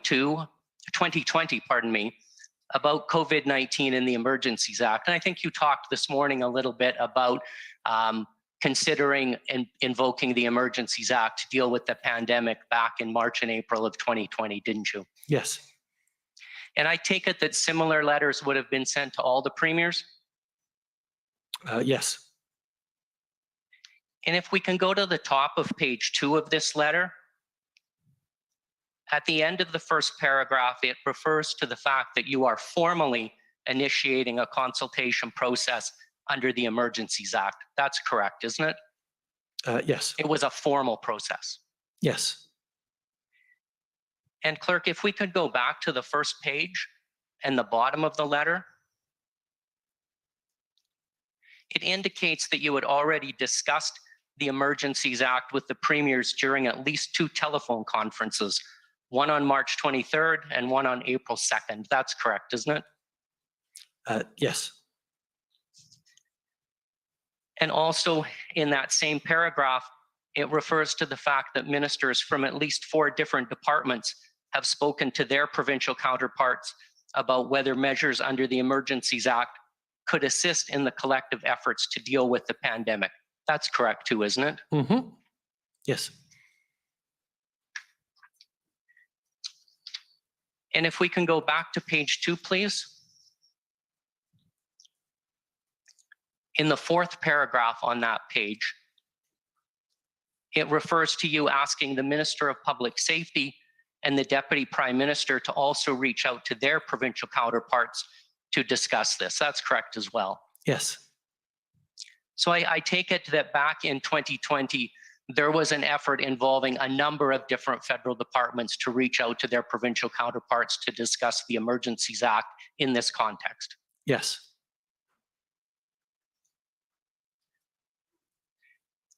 And if we look at the end of that paragraph, I take it that there was a plan that you were going to convene another telephone conference with the premiers to discuss this topic further, correct? I had a lot of telephone conferences with the premiers around then, yes. Okay, thank you. Clerk, if I could next ask you to pull up another document, it's SAS.702, please.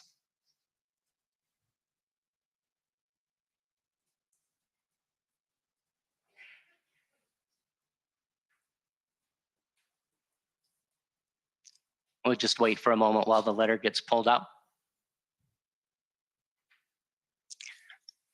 Prime Minister, you'll see that this is a letter from Scott Moe, sent as chair of the Council of the Federation to you about COVID-19 and the Emergencies Act on April 14th. Do you recall this letter? Yes. And if we look at the end of the first paragraph in this letter, it refers to another conference call with the premiers about this matter on April 9th. That's true, right? Yes.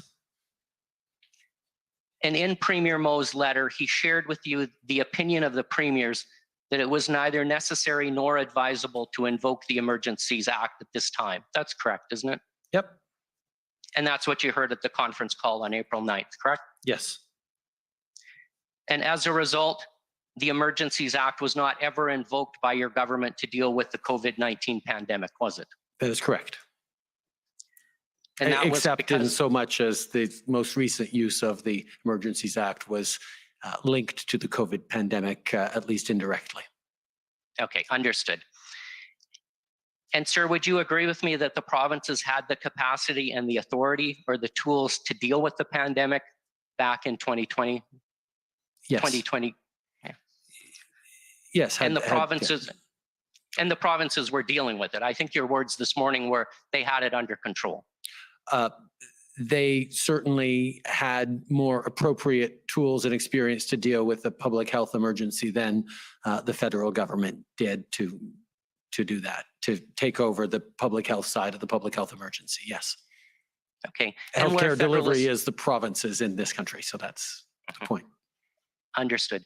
And where federal assistance was required, it could be provided without invoking the Emergencies Act, correct? Yes.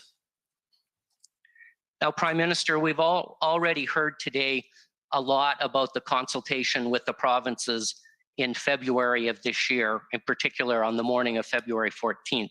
So I won't go through that with you again, but I just ask you if you will agree with me that the consultation process that was followed in February of this year was very different from the process that was followed back in the spring of 2020. Yes, it was. Thank you, sir. Those are all of my questions. If I'm allowed to elaborate as to why they were different? Absolutely, Prime Minister. The Emergencies Act isn't a monolithic act. It actually has many different categories and types of emergencies within it. In the spring of 2020, what we were talking about was a public welfare or public health emergency. I don't have the exact categorization, but one can imagine that a public health emergency like a pandemic would require a different set of tools than, or a different perspective, and certainly a longer term opportunity with more opportunities to write letters back and forth and consult with the whole Council of the Federation and draw up paperwork in response to the consultation. And we certainly took advantage of that because in the section of of the Emergencies Act that refers to public health emergency and invocation of the Emergencies Act, it says clearly you have to have that consultation done before. In the section on a public order emergency, the requirement for consultation is, I believe, laid out that if there is no time for consultation, that consultation can actually happen afterwards, after the invocation. It certainly highlights that it wouldn't be ideal, but it recognizes that a public order emergency might require a much more rapid reaction time than a public health emergency. And the fact that we were looking at two different parts of the same Emergencies Act, I think goes a long way towards explaining why we were able to do an extensive consultation, even though, as I'd said from the outset, I wasn't leaning towards, it wasn't our intention to invoke a Emergencies Act around the public health, but we wanted to do the consultation because people were concerned that we look at all tools to deal with this pandemic, and we did. But when it came to the exigency and the urgency of the public order emergency, We went from a Sunday establishing the 6 or so different tools that we would bring in to consulting the very next morning with the premiers with this freshly established list of tools, and then invoking just hours later. And those compressed timelines made it a very different context from one type of invocation of the Emergencies Act to another. Prime Minister, you'll understand that we as lawyers are always looking for precedents, and this is the only other precedent where your government has considered invoking the Emergencies Act. Isn't that true? Yes. Thank you. Those are all of my questions. Next, I'd like to call on the Criminal Lawyers Association, please.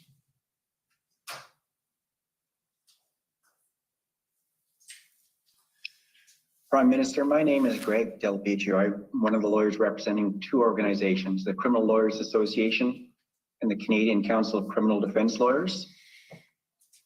By way of overview, I'm going to ask you about a summary of the inputs and considerations that were available to you, summary of police powers, and then I'm going to ask you, I'll throw my final pitch.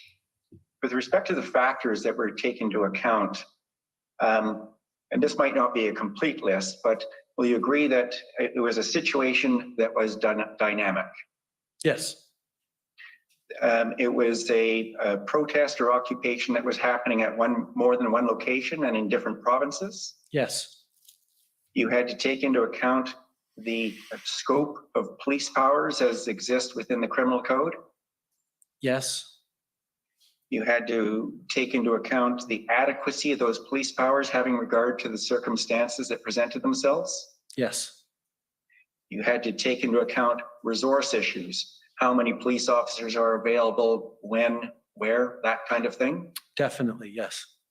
You had to take into account jurisdiction issues, and in particular, municipal, provincial, and federal. Yes. With respect to inputs, you had input when I say inputs, and that's information available to you or inputs as to whether or not to invoke the act. You took into account information from cabinet colleagues? Yes. From opposition members? Yes. From unelected officials and staff? Yes.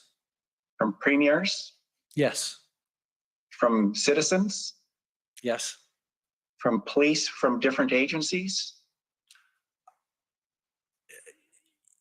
Yes, not me directly, but yes, as a cabinet, we did, yes. You spoke to at least one U.S. official, President Biden, with respect to these issues? Yes. And you took into account information from your legal advisors? Yes. If you were to estimate from the time that you first heard about the convoy and the occupation until the time that you invoked the emergency powers, how much time would you estimate that you spent on this issue?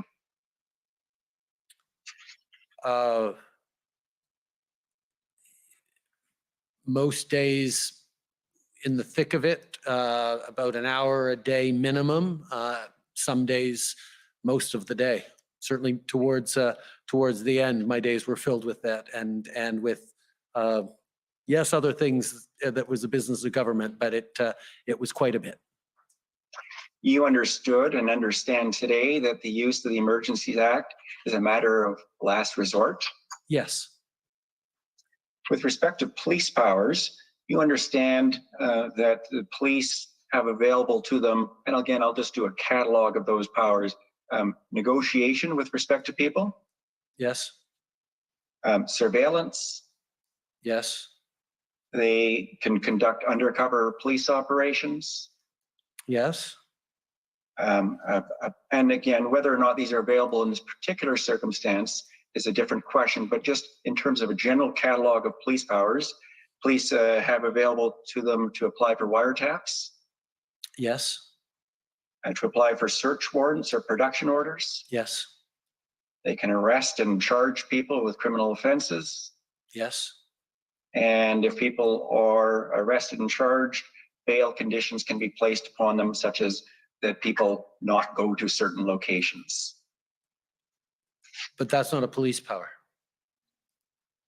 Good comment. Thank you. That I accept that distinction. Were you ever presented? There's been discussion about what information you have had with respect to an operational plan. Were you ever presented with a concrete and detailed plan showing how traditional police powers, such as those in the list that we just went through, would have worked, having regard to all of the circumstances? No, and it wouldn't have been my role as Prime Minister to go through such a plan either. Finally, and I'm going to just give you a bit of overview to my final question. You understand that public confidence in the exercise of extraordinary powers is important to the maintenance of rule of law in Canada? Yes. And you understand that the law properly recognizes that privileges, such as solicitor-client privilege, is essential to the proper administration of justice? I can't speak to the law of property. I'm not a lawyer. Okay. You will understand that there's a tension between a privilege claim and transparency, in the sense that privilege claims interfere with transparency. Again, I'm not entirely sure what you mean by a privilege claim. A privilege claim such as, if information is protected by solicitor-client privilege, then it will not be made available to the public. It won't be made available to people beyond you and your legal advisors. Yes. You understand that the reliance upon the emergency powers has caused a significant division of opinion within Canada? Yes. And here's the final question. Okay, that's what I'm trying to get at, because you're over your time. Actually, just on that last question, a significant division of perspectives. I think I don't know that it would be fair to describe it as significant, but there certainly are different perspectives on the use of the Emergencies Act. I know that there was an awful lot of consensus on one side of that. Fair enough. And here's the final question. In light of the fact that privilege claims have been made with respect to some of the information that was available to you, and I want to emphasize that I'm not challenging those or suggesting they should not have been made, but in light of them, and the result that there is certain information that is not available to the people who are listening to this commission, what do you say to assure people that the emergency powers were properly invoked, having regard to a full consideration of all options? We waived cabinet privilege on the inputs we received so that the public and the commission could see what we saw as a government while this was unfolding, and to demonstrate that, to go to the opening paragraph of the Emergencies Act, or one of the early paragraphs, that the governor of a public order emergency, that the governor in council had reasonable grounds to declare a public order emergency. Given all the range of inputs that cabinet was receiving, which for the large part, Canadians have been able to see through this process, I am confident that that reasonable test was met. Thank you, Prime Minister. Okay, thank you. Call on the Government of Canada, please.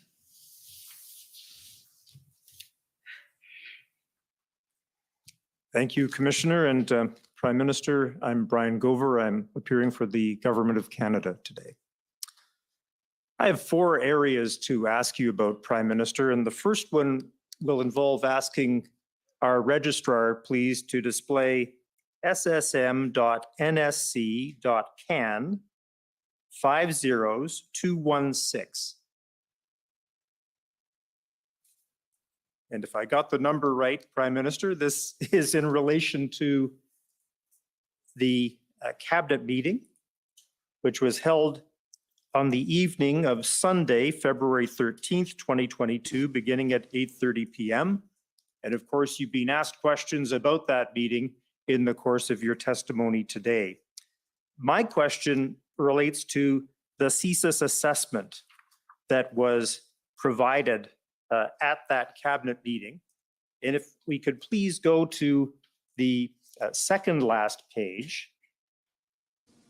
It's impossible that Trudeau is going to escape this. Prime not looking Minister, horrible, and that's the way it looks. it appears from this that the CSIS assessment was in relation to possible implications of the invocation of the Emergencies Act across the ideologically motivated violence extremism, or IMVE, space in Canada, with a particular focus on the Freedom Convoy 2022 and CSIS's subjects of investigation.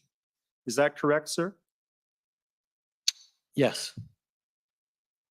And to be clear, the assessment that you received on that occasion, to clarify, was not in relation to Section 2C of the CSIS Act.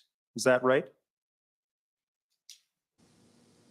This is the government coming in now to just allow Trudeau to explain. Can you? Yes, I can. So the assessment you received, and we have it here in this page and a little bit more, appears to deal with this question of essentially the impacts of invoking the Emergencies Act, and in particular, as it relates to what we've come to call IMVE, with a particular focus on the Freedom Convoy 2022 and subjects of investigation by CSIS.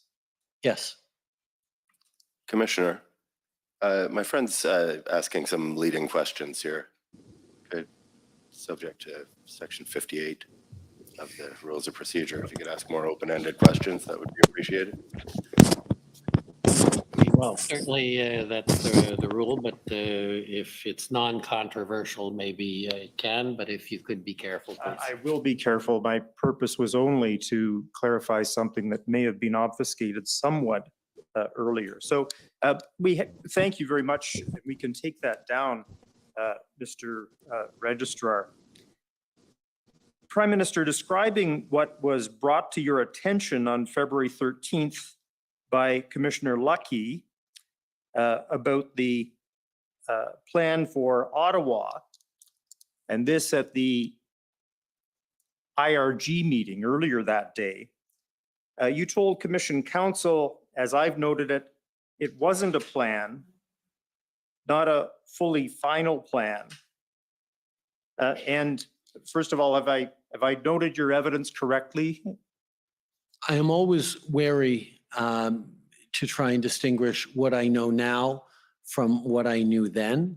I'm comfortable in saying that what I knew then, whether it was from Commissioner Lucky or others, or what I was briefed on, was Ottawa did not yet have a firm and concrete and convincing plan that they were going to be able to take care of the occupation this time, as opposed to all the previous times where they had said they were going to do it and were unable to do it. That was certainly the sense that we had. Versus what I know now was that it turns out that what they say was a plan on the 13th was an engagement plan and not a ending the occupation plan. And what I'm going to do, Prime Minister, in the course of the next few questions is take you through what we now know to be the case and ask you how it accords with your recollection of what you knew then on February 13th. And in that respect, could we go to WTS 00000? So that's, as I have it, 5030. This is the witness summary of Superintendent Bernier. And we've heard, Prime Minister, that Superintendent Bernier was the incident commander in relation to the operation that ultimately cleared downtown Ottawa. And if we could go, please, to page 18 initially and the first sentence of the first paragraph.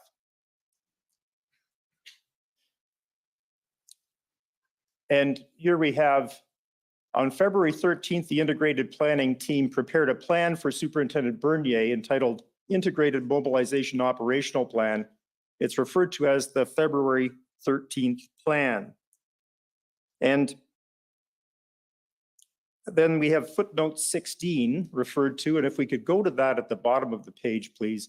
This we have as OPP 0001851. This is what you were taken to earlier With by the redactions. Yes. And you were taken to that by counsel for the Ottawa Police Service. Now, if we could. You said the one with the redactions. It wasn't the one with the redactions. No, It that was the long was the one. 72-page one from the Yes, Ottawa Police yes. Services. Yes, sorry, thank you. Thank you. Thank you, Commissioner. And then if we could go to page 13 of that document. This is the one cited in the footnote.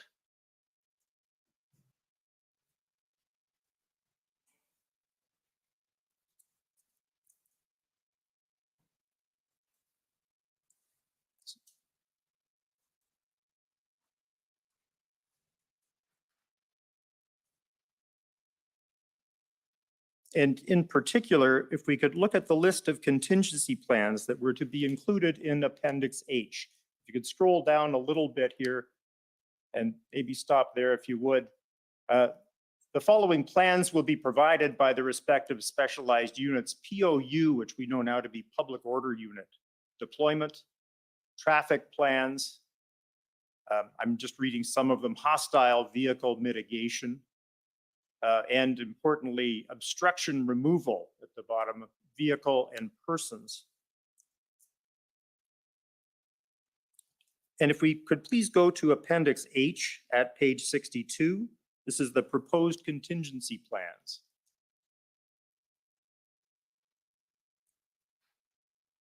And as we scroll down, we see to obtain from specialized units is all we have there.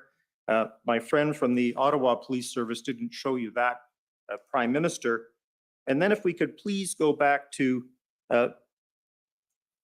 Superintendent Bernier's witness summary, which was WTS 0000, so 5030, paragraph 18. We'll pick up with the words he noted that the February 13th plan.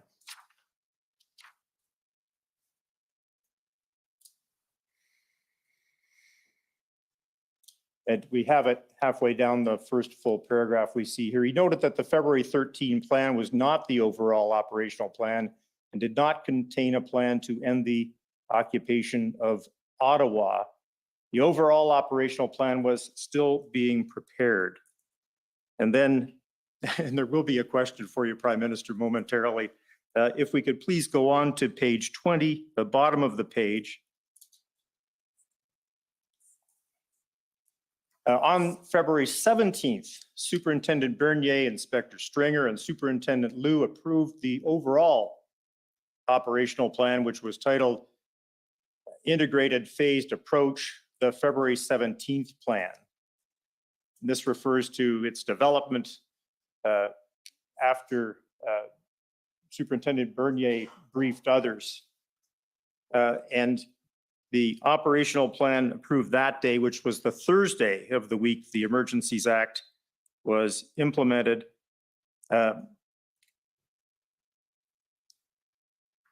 Refers to supporting plans such as tactical public order, towing, etc. Could we please now go to OPS 0000 13798? Which, Commissioner David Michikowski for the Ottawa Police. The rules do provide that my friend is limited to an examination in chief of the clients. We have listened to him go on. Sorry, you're speaking to the microphone, please. Sorry. The rules do provide that my friend is limited to an examination in chief, and this is not what we're seeing. This is my friend giving evidence, and I am sure that there is a question that will be coming, but so far we haven't heard it. It seems to me that's not what the rules contemplate.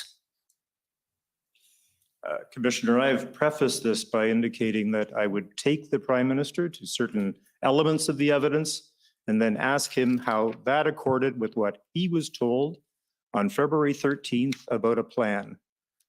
And that's my intention to do that very shortly. I have to just finish this one point. Okay, well, if you could get to the question as soon as possible. I because will, thank you. It's looking a bit like a presentation. It's explaining to the Prime Minister what the evidence has been at this inquiry, actually despite aspects of the cross-examination. So Prime Minister,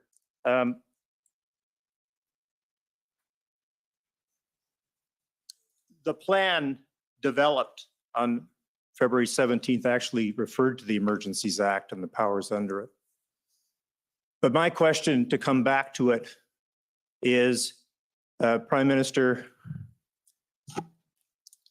how does the evidence to which I've just referred you, which has been heard in the course of this inquiry, compare with your understanding and recollection of what Commissioner Lucky told you about the plan for Ottawa at the IRG meeting on Sunday, February 13th?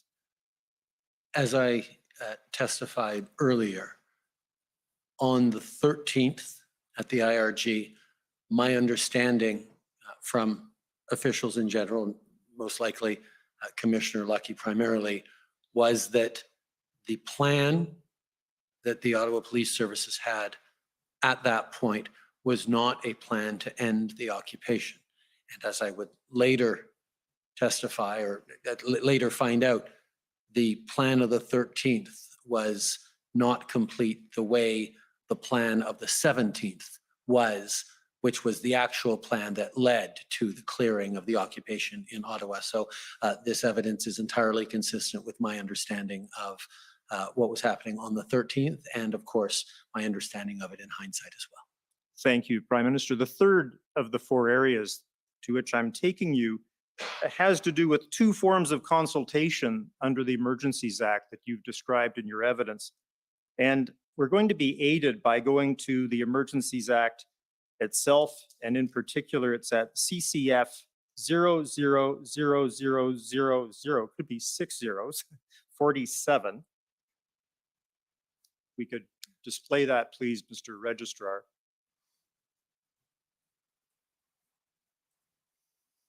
And you've referred to two provisions in the course of your testimony on this point already, Prime Minister. I'm going to ask that we turn initially to Section 4.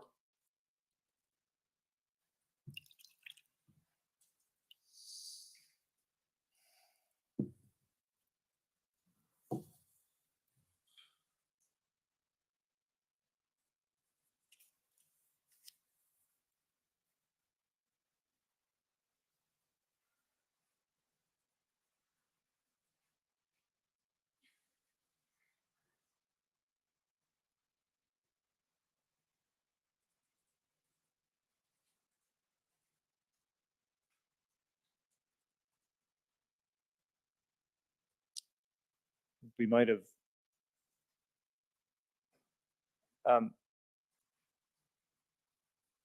Section 14, please.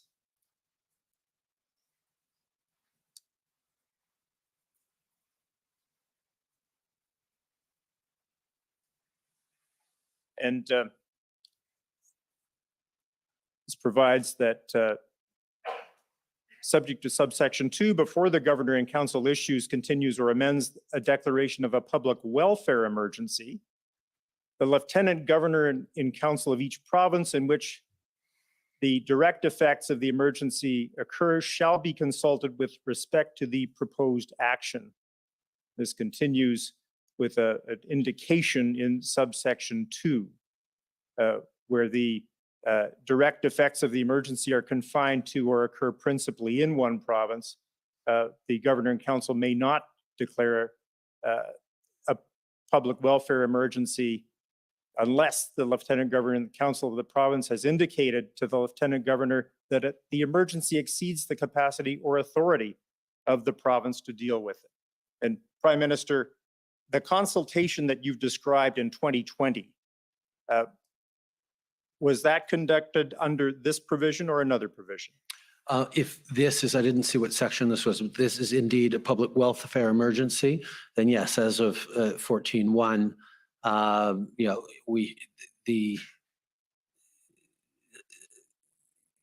before the Governor and Council moves forward with the public welfare emergency, we have to consult with each province to the affected province in response to it. That lays it out clearly for that. And in the case of a public order emergency, consultation occurs under section 25, which I'll ask be turned up.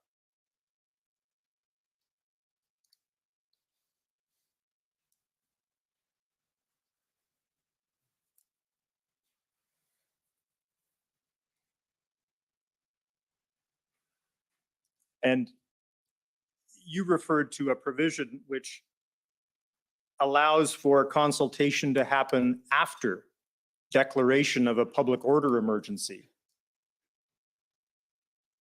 And I note the words in subsection 2,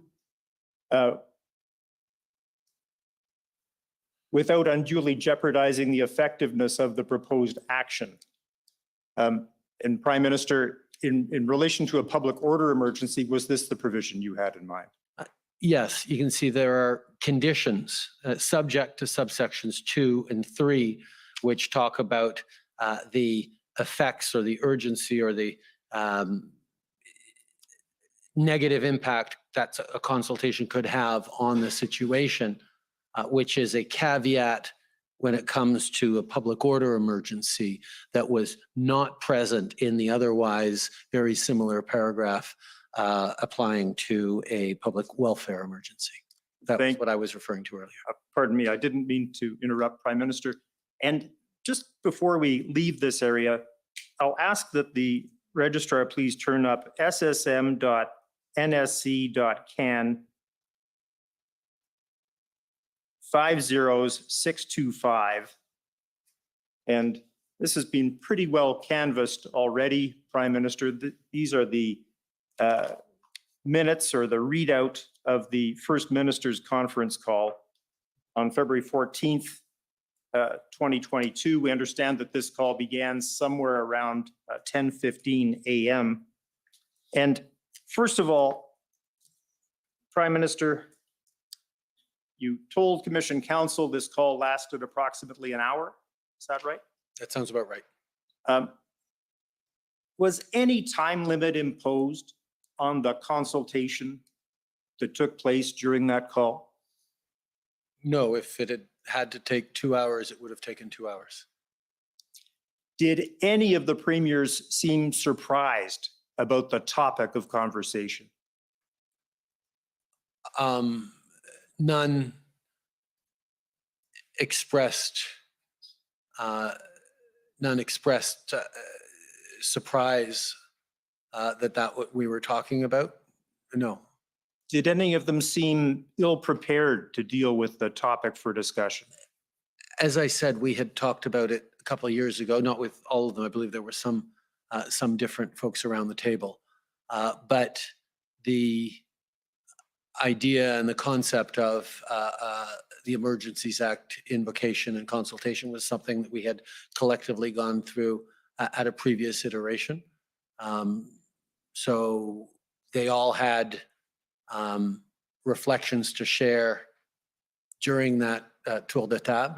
They did not say, listen, I don't know what to say. I haven't thought about this. Give us more time to think about it. They had ideas. I have no doubt they would have had more ideas had we had the luxury of much more time on consultation. but this was, these were exigent circumstances. Did any of them ask that the balance of the conversation take place at another time, that it be deferred to later that day or later in the week? Not that I recall.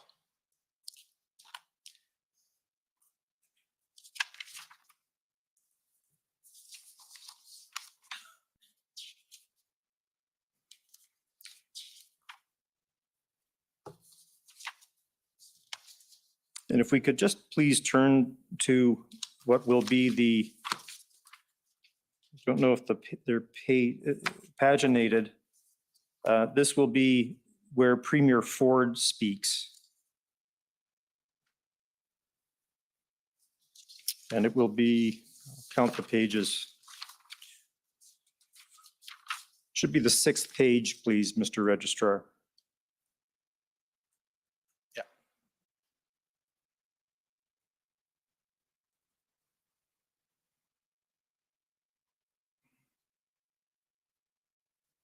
And we could go down to the next page, thank you. And in particular, if I could take you, Prime Minister, to the statement, and it's the third last bullet point. Province does not have tow trucks. That will change in the future. We'll ensure that OPP have tow trucks. Embarrassing that we can't get use of tow trucks.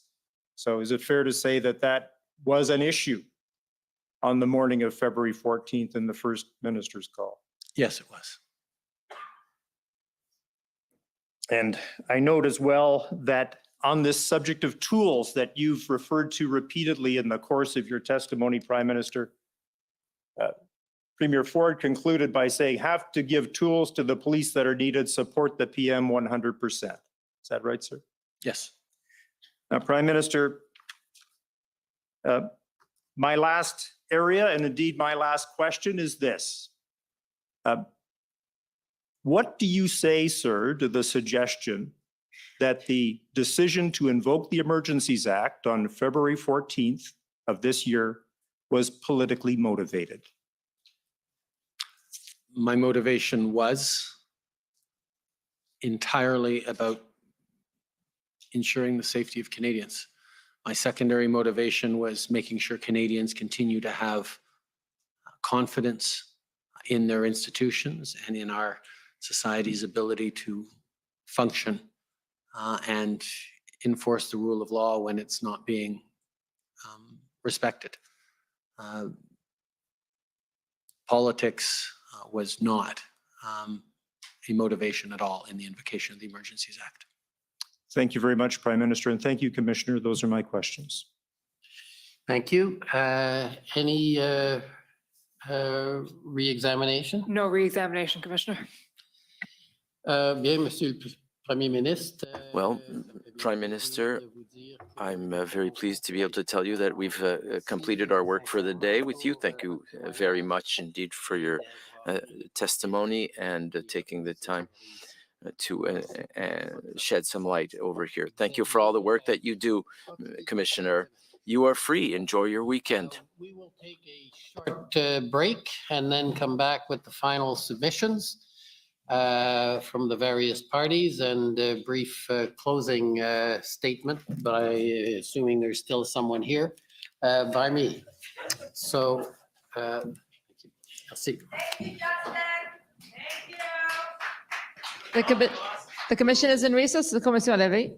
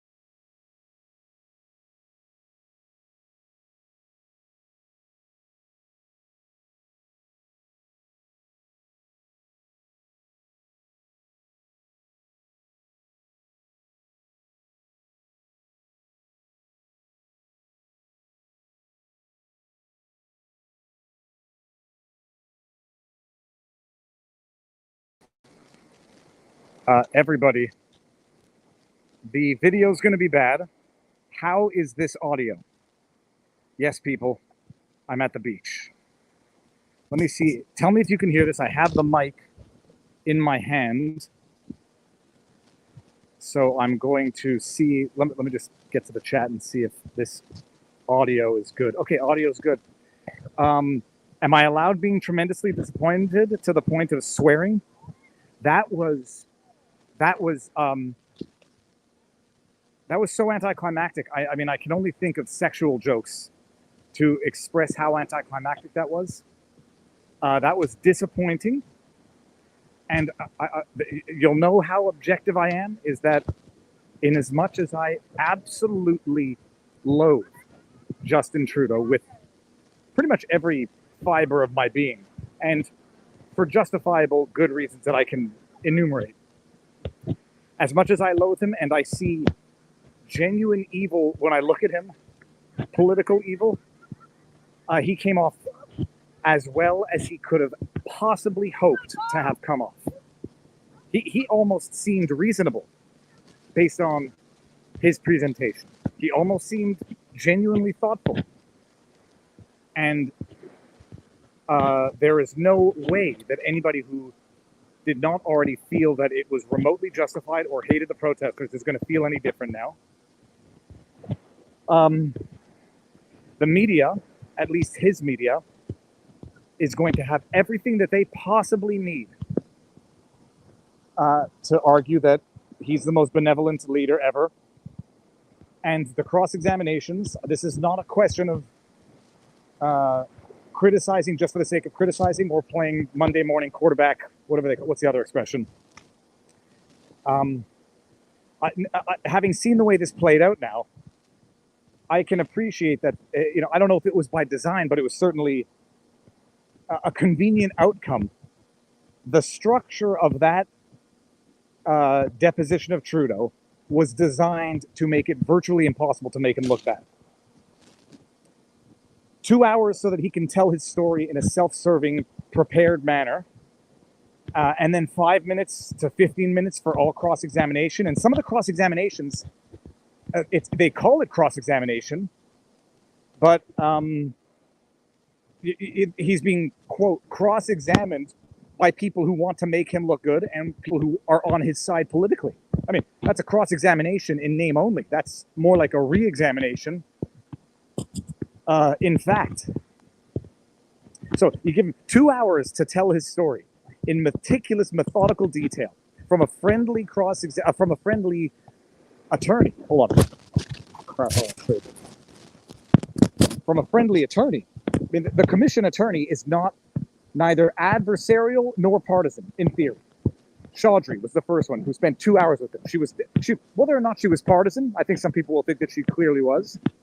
She was clearly not adversarial. Ooh, that's a nice rock. Oh God, I just got, I want it. Yes, I got a nice rock. That's fine. She was clearly not adversarial. And so he gets 2 hours with a friendly lawyer to tell his story the way he wants to. And then they get 5 to 15 minutes if it's an adverse cross-examination to try to pick him apart and turn him into a liar. That's barely enough time to get to know somebody. Get on message, Viva.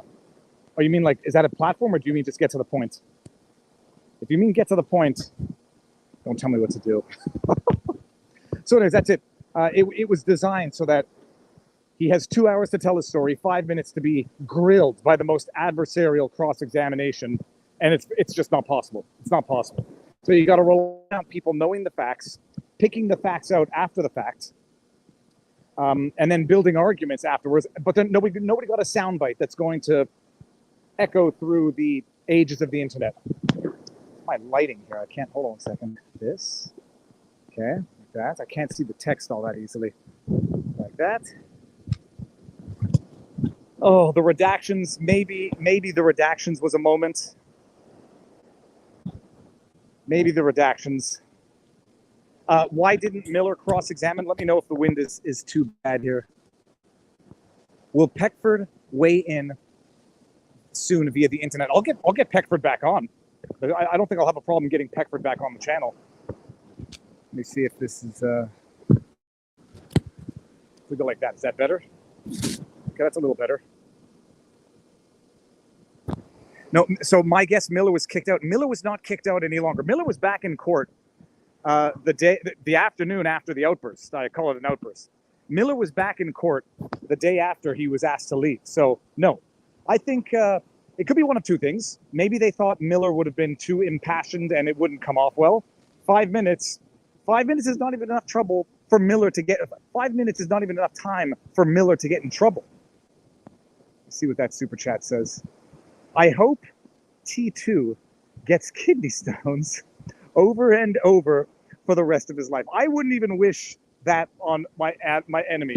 5 minutes would not have been enough for Miller to even get in trouble. I think maybe, everybody had worked very, very, very hard on that team.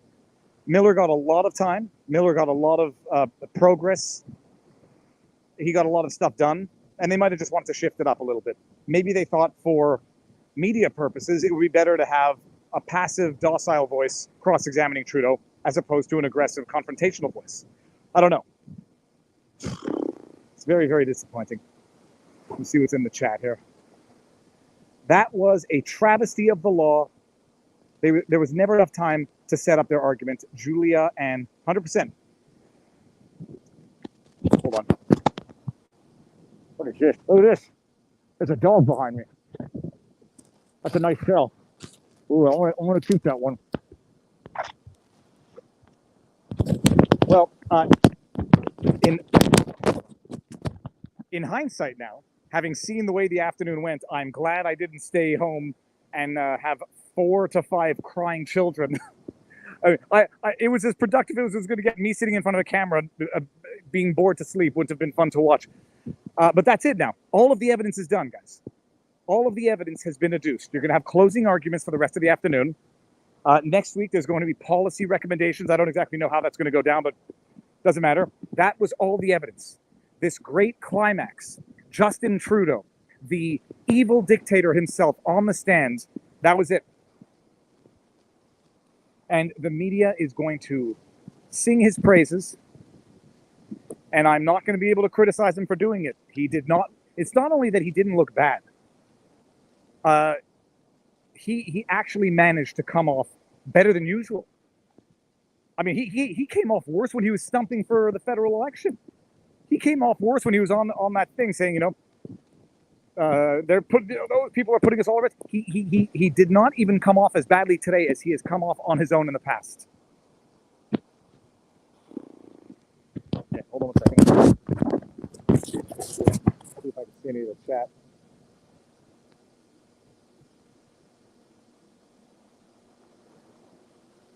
Yet you will still complain, IT, and nothing will change, most of all, yourselves. Well, there's going to be an election sooner than later. Caligula says, evil dictator who admires China's dictatorship no less.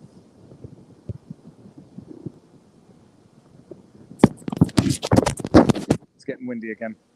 Yeah, I mean, it's unbelievable. What an anticlimactic letdown of a final day. Chrystia Freeland had more notorious sound bites. Lametti had more notorious sound bites. Trudeau, try to get one bad soundbite. Even the redacted document that redacted on the basis of relevance, something that was clearly relevant, because it undermined the very basis of the argument for invoking the Emergencies Act on the basis that they couldn't tow the trucks, but they had an offer from American tow truck companies. All right, that's the bomb of the day. That was a good shell, but I'm not going to take that one. Let me see what we got here.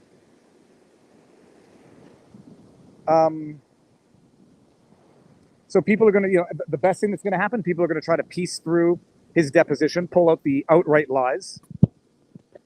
And that'll take too much work, more work than the general public even cares to do, as if it's necessary to anybody who's been paying attention in the slightest. I seem to have lost my entire family. And that's it. What does the chat have to say here? Jab Jab Justin was highly protected. Definitely protected by the structure of that whole day. 5 minutes. They gave some of the protesters, or not some of the protesters, they gave some of the other witnesses more time in chief and cross than Trudeau. Good.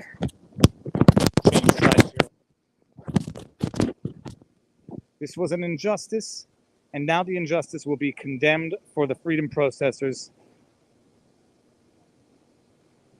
But BLM Antifa can burn Canada down.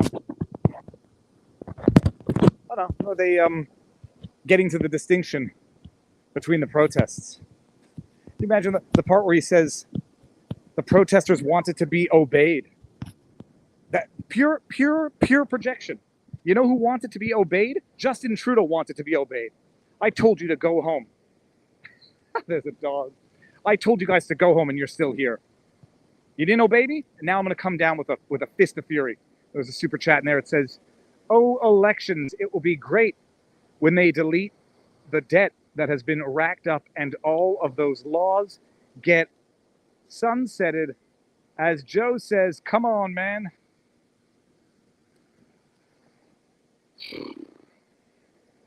There's, I'm not going to be black-pilled, but there's not much of a silver lining to this day of deposition.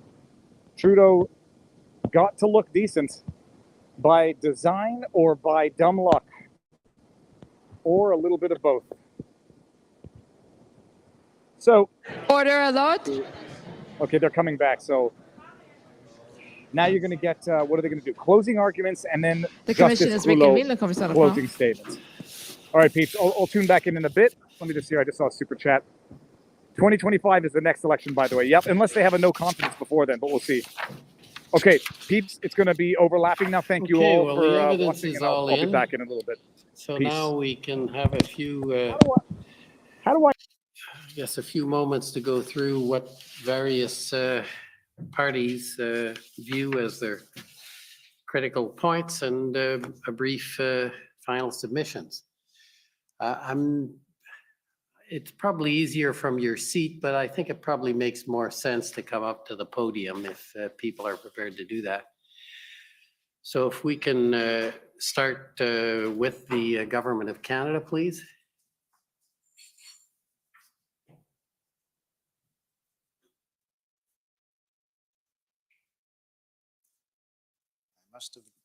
Must have drawn the short straw. Probably because everybody has been focused on and they want to hear from you first. Merci. Merci, Monsieur le Commissaire. Thank you, Commissioner, and good afternoon. My name is Robert McKinnon. I am lead counsel for the government in Canada. I firstly want to thank you and your legal staff for the in-depth work that you've done over the last 6 weeks of these hearings and months of preparation preceding it.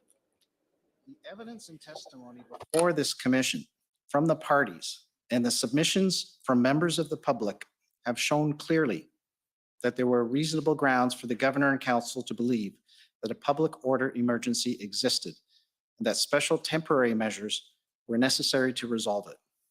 The decision to invoke the Emergencies Act responded to the volatile, escalating, and urgent situation of serious threats of violence to persons and property across the country. There were threats to the security of Canada in the form of illegal blockades at key border ports of entry, such as Windsor, Ontario, Coutts, Alberta, Emerson, Manitoba, and Surrey, BC, as well as protests and ports of entry right across the country.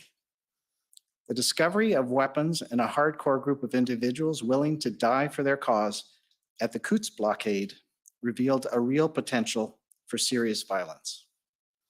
There was also the potential serious threat of weapons and threat actors at other illegal protests. In addition, there was the unprecedented, unlawful occupation in Ottawa, which was described by the chief of police as a tinderbox. The evidence confirmed the unorganized chaos that gridlocked the city.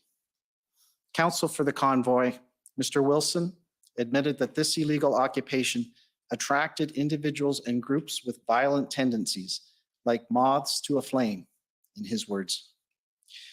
There is also the real potential of serious violence from the racial harassment, intimidation, and threats to residents of Ottawa, Windsor, and at other illegal blockades, and the risk of violence from counter-protests. The lives and livelihoods of ordinary people were seriously affected. Many businesses closed, and people were without work for weeks due to these blockades.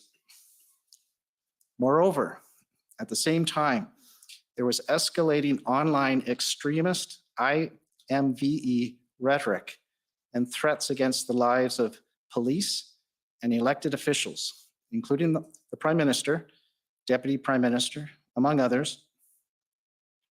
The hate speech, minorities, and racialized persons were prevalent and protests. As Minister Blair explained in his testimony, in an environment of lawlessness, the escalating threat of violence, unpredictable in form and by unforeseen actors, is very real. There were also serious threats to the economic security of Canada, to Canada's trade relationship with the US, to our main supply chain of essential goods, food, fuel, and medicine to all parts of the country, and to the economic well-being of Canadians. The security threats were real and escalating across the country, including to airports and railway lines. It was not known where the next illegal blockade would arise and further strain the resources of law enforcement. The evidence confirms that these well-financed illegal blockades across the province and country were interconnected, loosely coordinated, and appeared designed to stretch police resources and overwhelm their capacity to respond effectively.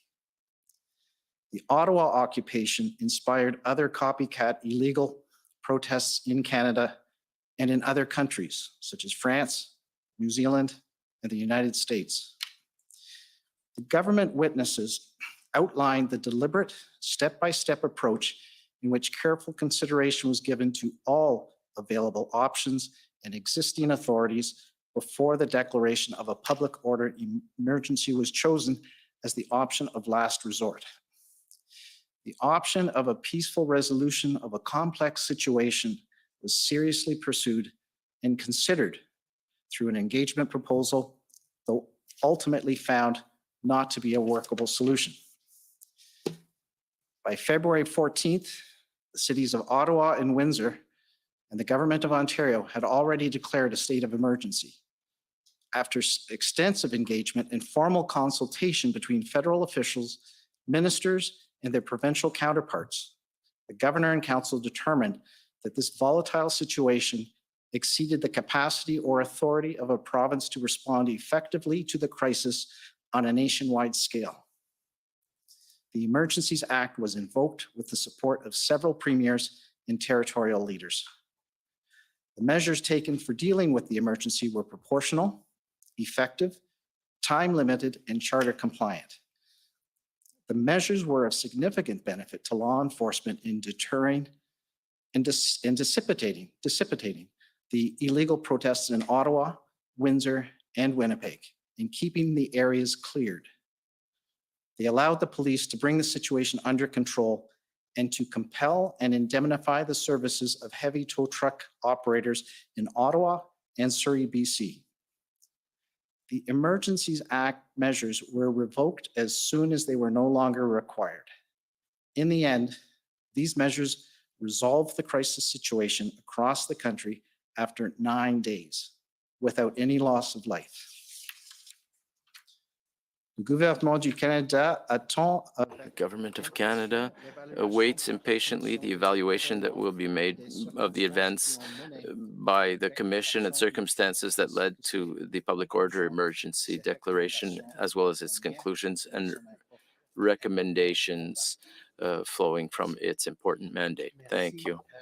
I just wanted for the public that's no doubt listening to just make clear that these are summary positions expressed by the parties there will be more fulsome argument made in writing to the commission. So just so you get the context for those who may be listening online or listening in the hall. These are summaries of the position of the various parties, and they will have the opportunity in the next couple of weeks to provide the commission with complete submissions on their position and argument on the law.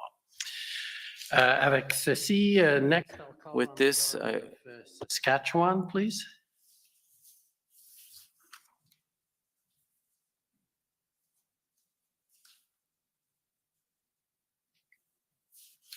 Good afternoon, Commissioner. I'm just having a little difficulty with my camera. It's now There. on. You're good. Am I good? There. Thank you, Commissioner. I'm Mitch McAdam, one of the lawyers for the government of Saskatchewan. Saskatchewan intervened in these proceedings for two reasons. First, because of concerns that the measures taken were overbroad in two senses. First, that they interfered with provincial powers, and second, that they infringed on the rights of citizens. Second, because of concerns that the statutory threshold for invoking a public order emergency was not met. First, Saskatchewan is very concerned about the impacts of invoking the Emergencies Act on federalism. The emergencies power flows out of the Peace, Order, and Good Government Clause in the Constitution Act 1867 and gives the federal government the power to temporarily assume provincial powers under the Constitution. In many ways, it is like the notwithstanding clause in the Charter. In this case, while the federal government has said that it was simply providing additional tools to police, the fact is that they assumed significant provincial powers. Policing is a matter that falls under provincial jurisdiction. The Emergency Economic Measures Order is not just about banking. It expressly deals with credit unions, insurance companies, trust companies, loan companies, securities dealers, and investment advisors, all matters that fall under exclusive provincial jurisdiction. While many of these powers were not relied upon by the police, the order itself caused confusion and represented a serious and, in our view, unnecessary intrusion into matters under provincial jurisdiction. Second, the province is also concerned that the measures adopted under the Emergency Economic Measures Order were overbroad and may have infringed on the charter rights of Canadian citizens. But we will leave the submissions on that point to the Civil Liberties Group. Next, I'll turn to the threshold in the Act. Again, there are two branches to Saskatchewan's argument. First, the threshold is a statutory test. It's a high threshold, and it's a high threshold for a very good reason. The threshold is not whether the Emergencies Act was necessary or whether it was helpful. The test is whether there are reasonable grounds to believe that a public order emergency exists. Others will discuss, I suspect in great detail, whether that threshold is limited to threats to the security of Canada as defined by the Emergencies Act, or whether it's broader. I'll largely leave those arguments to others. However, there is one point that we think you must keep in mind as you sift through the evidence, and that's Section 3 of the Emergencies Act. Section 3 provides that a national emergency is something that exceeds the capacity or authority of a province to deal with, and specifically provides that a national emergency can only be invoked if the situation is such that it cannot be effectively dealt with under any other law. So you will need to examine the tools that were available to law enforcement to deal with the protests. We've heard a lot of evidence about tools in this case, and I would say that the Emergencies Act and tools is a bit of a chicken and game problem. Does the emergency arise first and then the Act provides for tools to deal with the emergency? Or can an emergency arise because there aren't sufficient tools to deal with the situation? I tend to think it's the former, and I think there is a concern that the Emergencies Act should not be used simply as a way to fill in the gaps in the law. That was never its purpose. Second, Saskatchewan's primary focus in this case is on the consultations with the provinces. It is Saskatchewan's position that the consultations in this case were inadequate.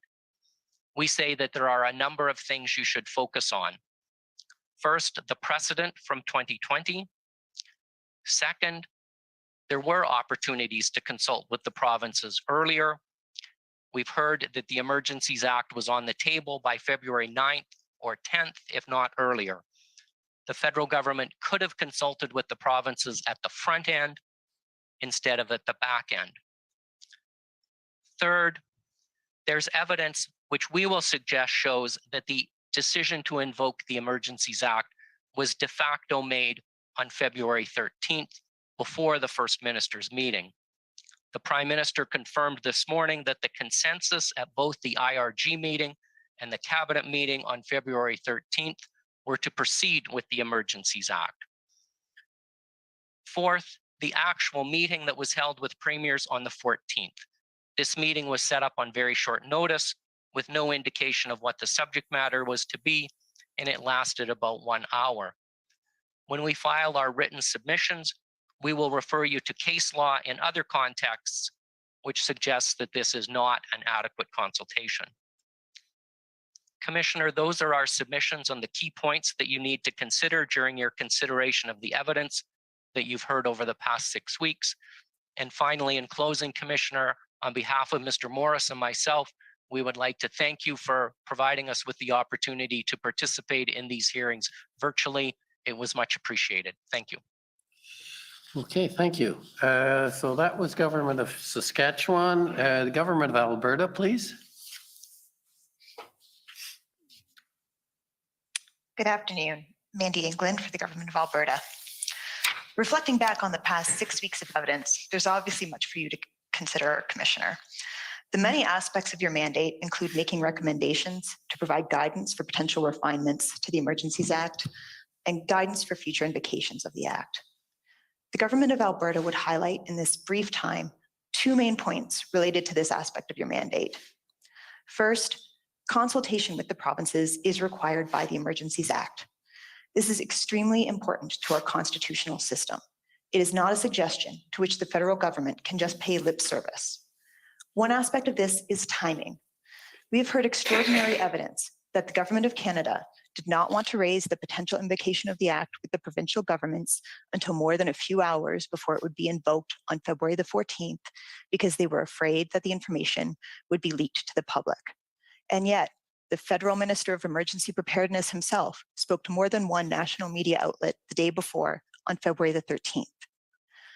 Being suspicious of the provinces, especially after a federal minister has already raised it with the media, cannot be an acceptable reason for the Government of Canada not to have the required, meaningful, good faith consultations with the provinces about a matter as serious as invoking the Emergencies Act.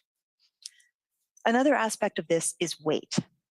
7 provinces advised the Government of Canada that they did not support the invocation of the Act in their province, that there was no need, and that they had the capability and authorities to deal with the situation. And in fact, provinces including Alberta did deal with it before the Emergencies Act was invoked with existing capability and authorities. The Incident Response Group was told on the afternoon of February the 13th, the day before the Prime Minister says he decided to invoke the Emergencies Act, that an enforcement action was being undertaken at Coutts. And the Prime Minister has acknowledged today that he was advised at the time of the First Minister's meeting that the enforcement action was well underway, that arrests had been made, and that Coutts was secured. The relevant test under the Emergencies Act requires that in order for it to be invoked for a public order emergency, the situation must exceed the capacity or authority of the province to deal with it.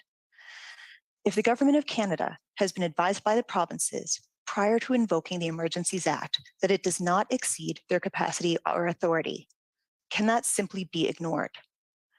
We have heard evidence about worries that protests might return, and we have heard of the convenience of freezing accounts at financial institutions across the country to convince people to leave. but can worries and simplicity trump the wording of the legislation and the constitutional deference that must be afforded to the provinces? As counsel for the Commission put it to one minister during examination, if what the Government of Canada did in this case qualifies as sufficient consultation, is there anything that wouldn't? Next, appropriateness of the measures included in the order and regulation issued under the Emergencies Act is another area of review. Freezing the bank accounts of Canadians engaged in political protest without due process is extraordinary. We have heard evidence that it was not only accounts of those protesters, but joint accounts, meaning Canadians who weren't at the protest at all had their accounts frozen. The question is whether the fact that it might have been a quick way or an easy way to bring a protest to an end can be accepted as sufficient justification for such a serious and broad infringement on the rights of Canadian citizens, particularly when there were clearly other adequate tools to enforce the law and bring the protest to an end. Among the many issues raised in these proceedings, these are just two that we are hopeful the Commission will carefully consider. And we would like to thank you again, Commissioner, for the opportunity to participate in this important inquiry and for the work done by you and Commission Counsel. Okay, thank you. Next is the City of Ottawa, please.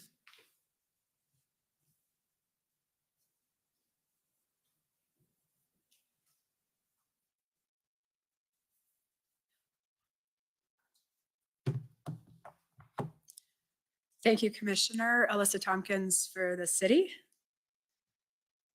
The City of Ottawa's role in responding to the Freedom Convoy was threefold. First, it sought to support the OPS as the lead agency in response to the protest.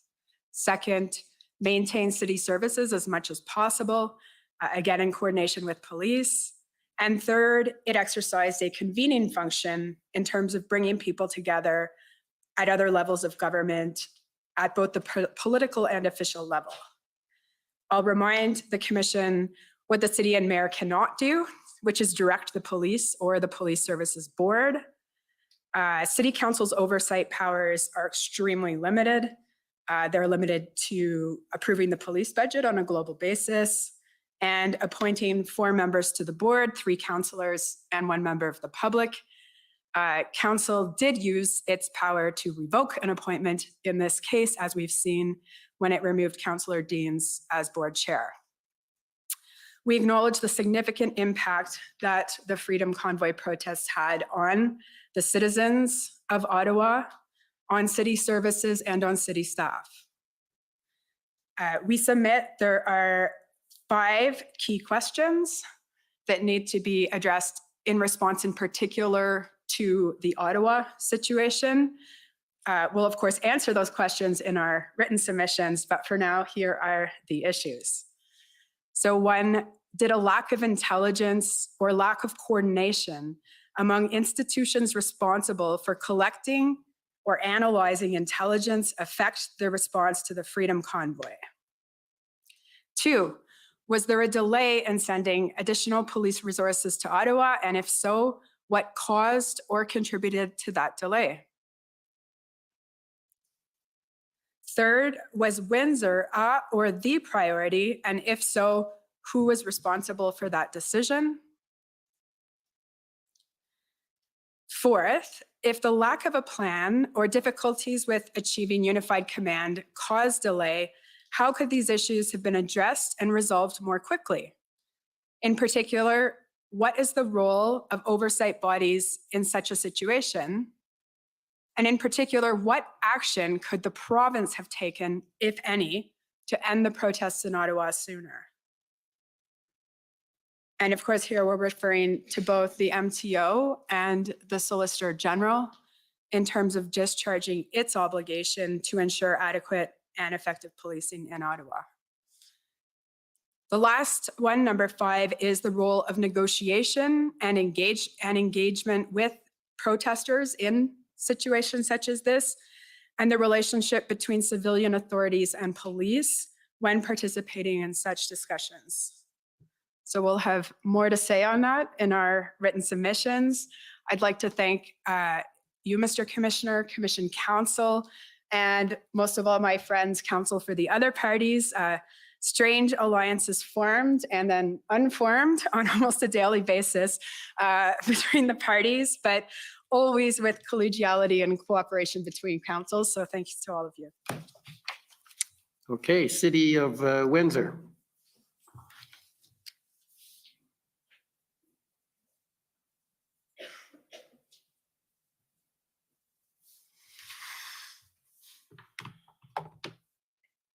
Good afternoon, Commissioner. Windsor understands that this commission has the mandate to examine and report on the circumstances that led to the declaration of a public order emergency and the use of the measures in February 2022. However, it may not be a surprise to the commission that I'm going to start my submissions on another part of the commission's mandate, the mandate to set out the lessons learned and make recommendations as it pertains to those matters. Windsor, we've heard many times, is not only the host to the Ambassador Bridge, there are multiple border crossings in its borders, and it serves as a vital trade corridor between Canada and the United States. The focus must be on learning lessons from the events of January and February. It is clear, Windsor submits from the evidence before this commission, that the issues facing Canada earlier this year, in the words of the Prime Minister, won't just go away. It is clear from the testimony that all three levels of government and policing must work urgently and collectively to find solutions to prevent unlawful protest activity from ever again threatening the safety and security not only of Windsorites, but of Canadians throughout our country and our national economy. We need a toolkit that sets out the division of responsibilities of all three levels of government, the available authorities at all three levels, and the resources required to implement those authorities, including who is responsible for costs. This toolkit to protect the infrastructure critical to Canada's economy must prioritize municipal and community interests. And we need this plan so that precious time is not wasted if our critical infrastructure and the communities that host that infrastructure face a threat like this again. The evidence that this commission has heard about the response to the Ambassador Bridge blockade reveals the importance of swift, effective communication and cooperation within and between all levels of government to support police operations. The successful operation to clear the bridge, which Minister Blair called a textbook operation that was proportional, measured, charter compliant, and appropriate, was made possible because of early and open communication between Windsor Police and the OPP and their other policing partners. The Commission also heard about how the city government and staff acted swiftly, effectively, and in a unified manner. The Mayor, the Community Emergency Management Coordinator, La Forette, and city leadership coordinated Windsor's response and communicated information and operational needs to their provincial and federal counterparts. The response to the blockade also showed the importance of the incident command system, of advanced emergency planning, and of City Council speaking with one voice in this kind of crisis, and the important role that a municipality and government can play in supporting this kind of police operation. You've also heard how the necessary police response to clear the blockade had a significant negative impact on local Windsor businesses and households. Thus far, Windsor's repeated calls for trilateral government talks to create the integrated plan I talked about earlier to prevent and respond to such incidents has gone unheeded. Planning and first response to border issues cannot be Windsor's duty alone. As Mayor Dilkins noted, there must be an advanced plan that can be pulled off the shelf in the time of crisis. And this planning must start now. Despite the effective response to the blockade, the process revealed, as we have heard, jurisdictional gaps and uncertainties that must be addressed. Doubt begets delay. Roles, responsibilities, and jurisdiction should be clear before an emergency arises. Windsor and the many other municipalities which host critical infrastructure are partners in this process, not just stakeholders. Where provincial partners and governments do not respond or do not respond quickly enough, the federal government has a responsibility to have a plan to directly support the first responders on the ground. Windsor thanks its community, its staff, its police force for their response to this crisis. and appreciates the efforts and professionalism of the OPP, the RCMP, and its policing partners, and the open lines of communication it had with provincial and federal governments. The city also thanks the Commission for the opportunity to participate as a party in this important process. Thank you. Okay, the Ottawa Police Service.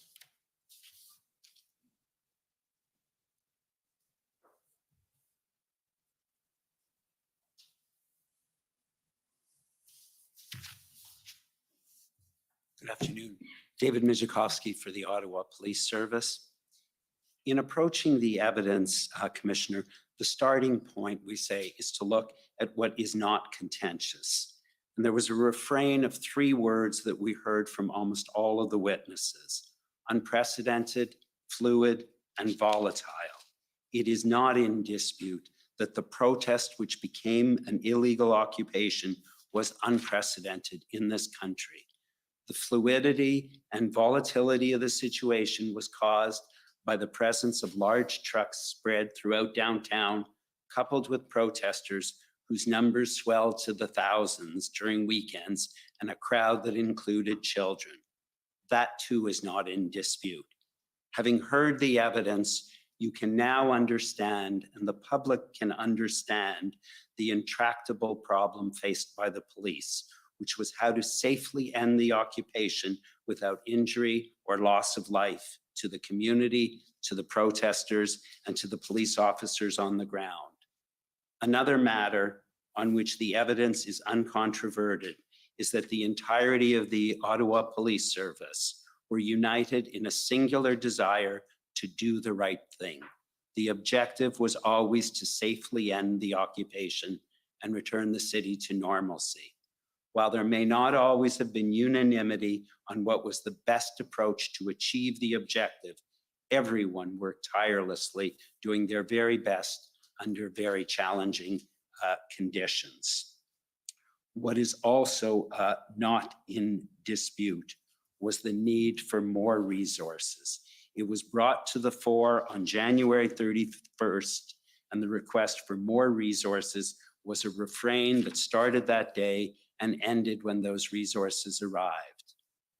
Another matter upon which the evidence is uncontradicted is that the Ottawa Police Service and its partners came together to plan and execute an integrated operational plan.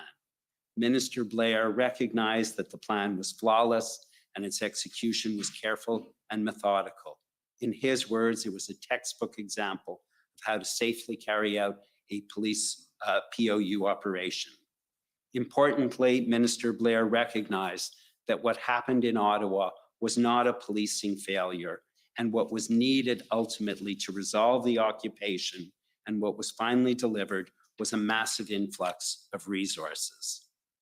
The second point we ask that you keep in mind when you assess the evidence is to be aware of hindsight bias. Hindsight bias is the not uncommon human tendency to look back at events after they have occurred and to assert that it was predictable. But as we all know, this event was not predictable. You heard a great deal of evidence about the intelligence that existed in the days before the arrival of the convoy, what it meant, and how law enforcement should have responded to it. We ask that you carefully review that evidence to determine whether the perceptions of some of the witnesses in that regard is as a result of hindsight bias. No one knew that a protest about vaccine mandates, which started off as peaceful and law-abiding, would become an occupation.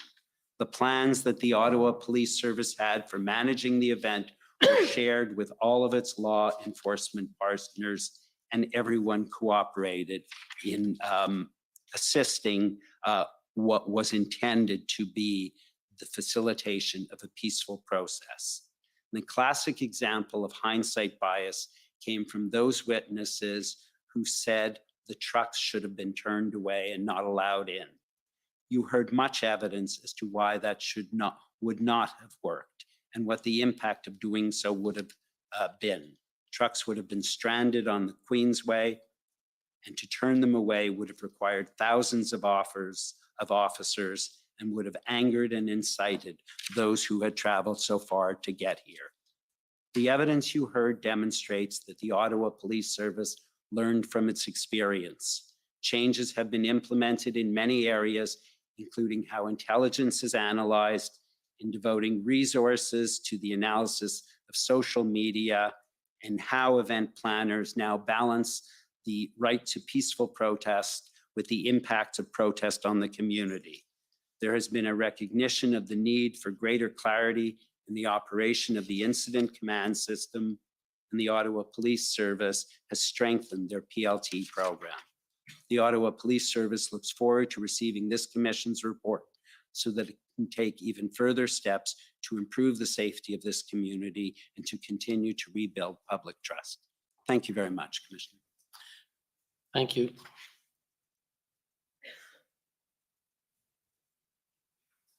Okay, next is the Windsor Police Service, please. Thank you, Mr. Commissioner. This is Tom McRae for the Windsor Police Service. The Windsor Police Service is the police service of jurisdiction in the city of Windsor. It is their local police, as well as the area in the vicinity of the Ambassador Bridge. So unsurprisingly, throughout this commission, our focus in the evidence has been largely local and on policing. It's our view that Canadians can be proud of their professional police services.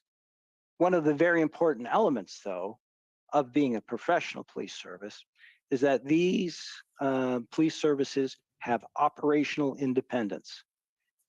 Every witness that this commission heard from affirmed the principle of independent operation by the police, even though one or two of them had to be reminded of it from time to time.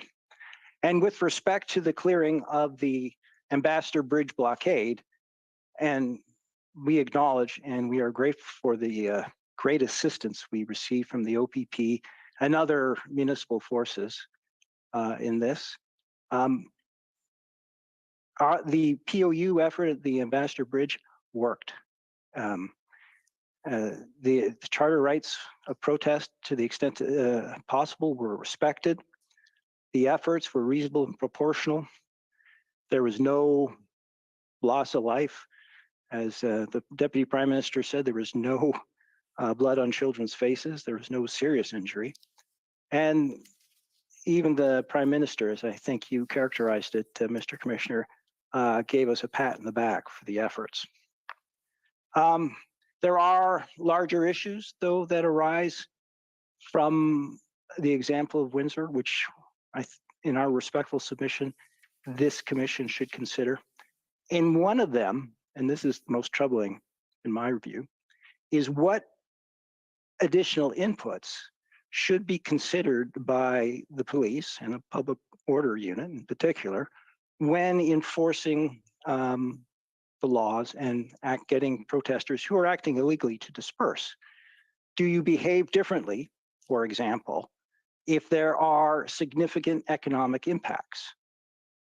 How are the police under the current regime to know if there are significant economic impacts? In this case, we heard from the Mayor of Windsor that, unbeknownst to most, they were trying to draw a electric car battery facility to the city. Should the police have moved quicker? Would it be desirable for the police to move quicker if it meant that there might be more injuries, either to officers or to protesters? And how would the Windsor police, in that example, get that information and be able to assess it, all the while maintaining their operational independence? And finally, and as my friend from the city of Windsor said, it remains a question for Windsor and the Windsor Police Service is who pays for the extra resources that the city of Windsor and its police service had to expend to deal with this protest, which occurred ostensibly over I was going to say vaccine mandates, but went larger than that. They were largely seen to come from the federal government, though, as the Prime Minister correctly pointed out, many of them were provincial or even local. And And is it fair to put the bill on Windsor? My friend for Windsor said a plan would help. We're certainly in favor of that, but it's a plan that should be reached soon, in our respectful submission, to deal with these multiple issues. And I'd like finally to thank you, Mr. Commissioner, for your kindness and good humor, and I'd like to thank other council throughout. It's been an interesting ride. Thank you very much. Thank you. Next, the Ontario Provincial Police, the OPP.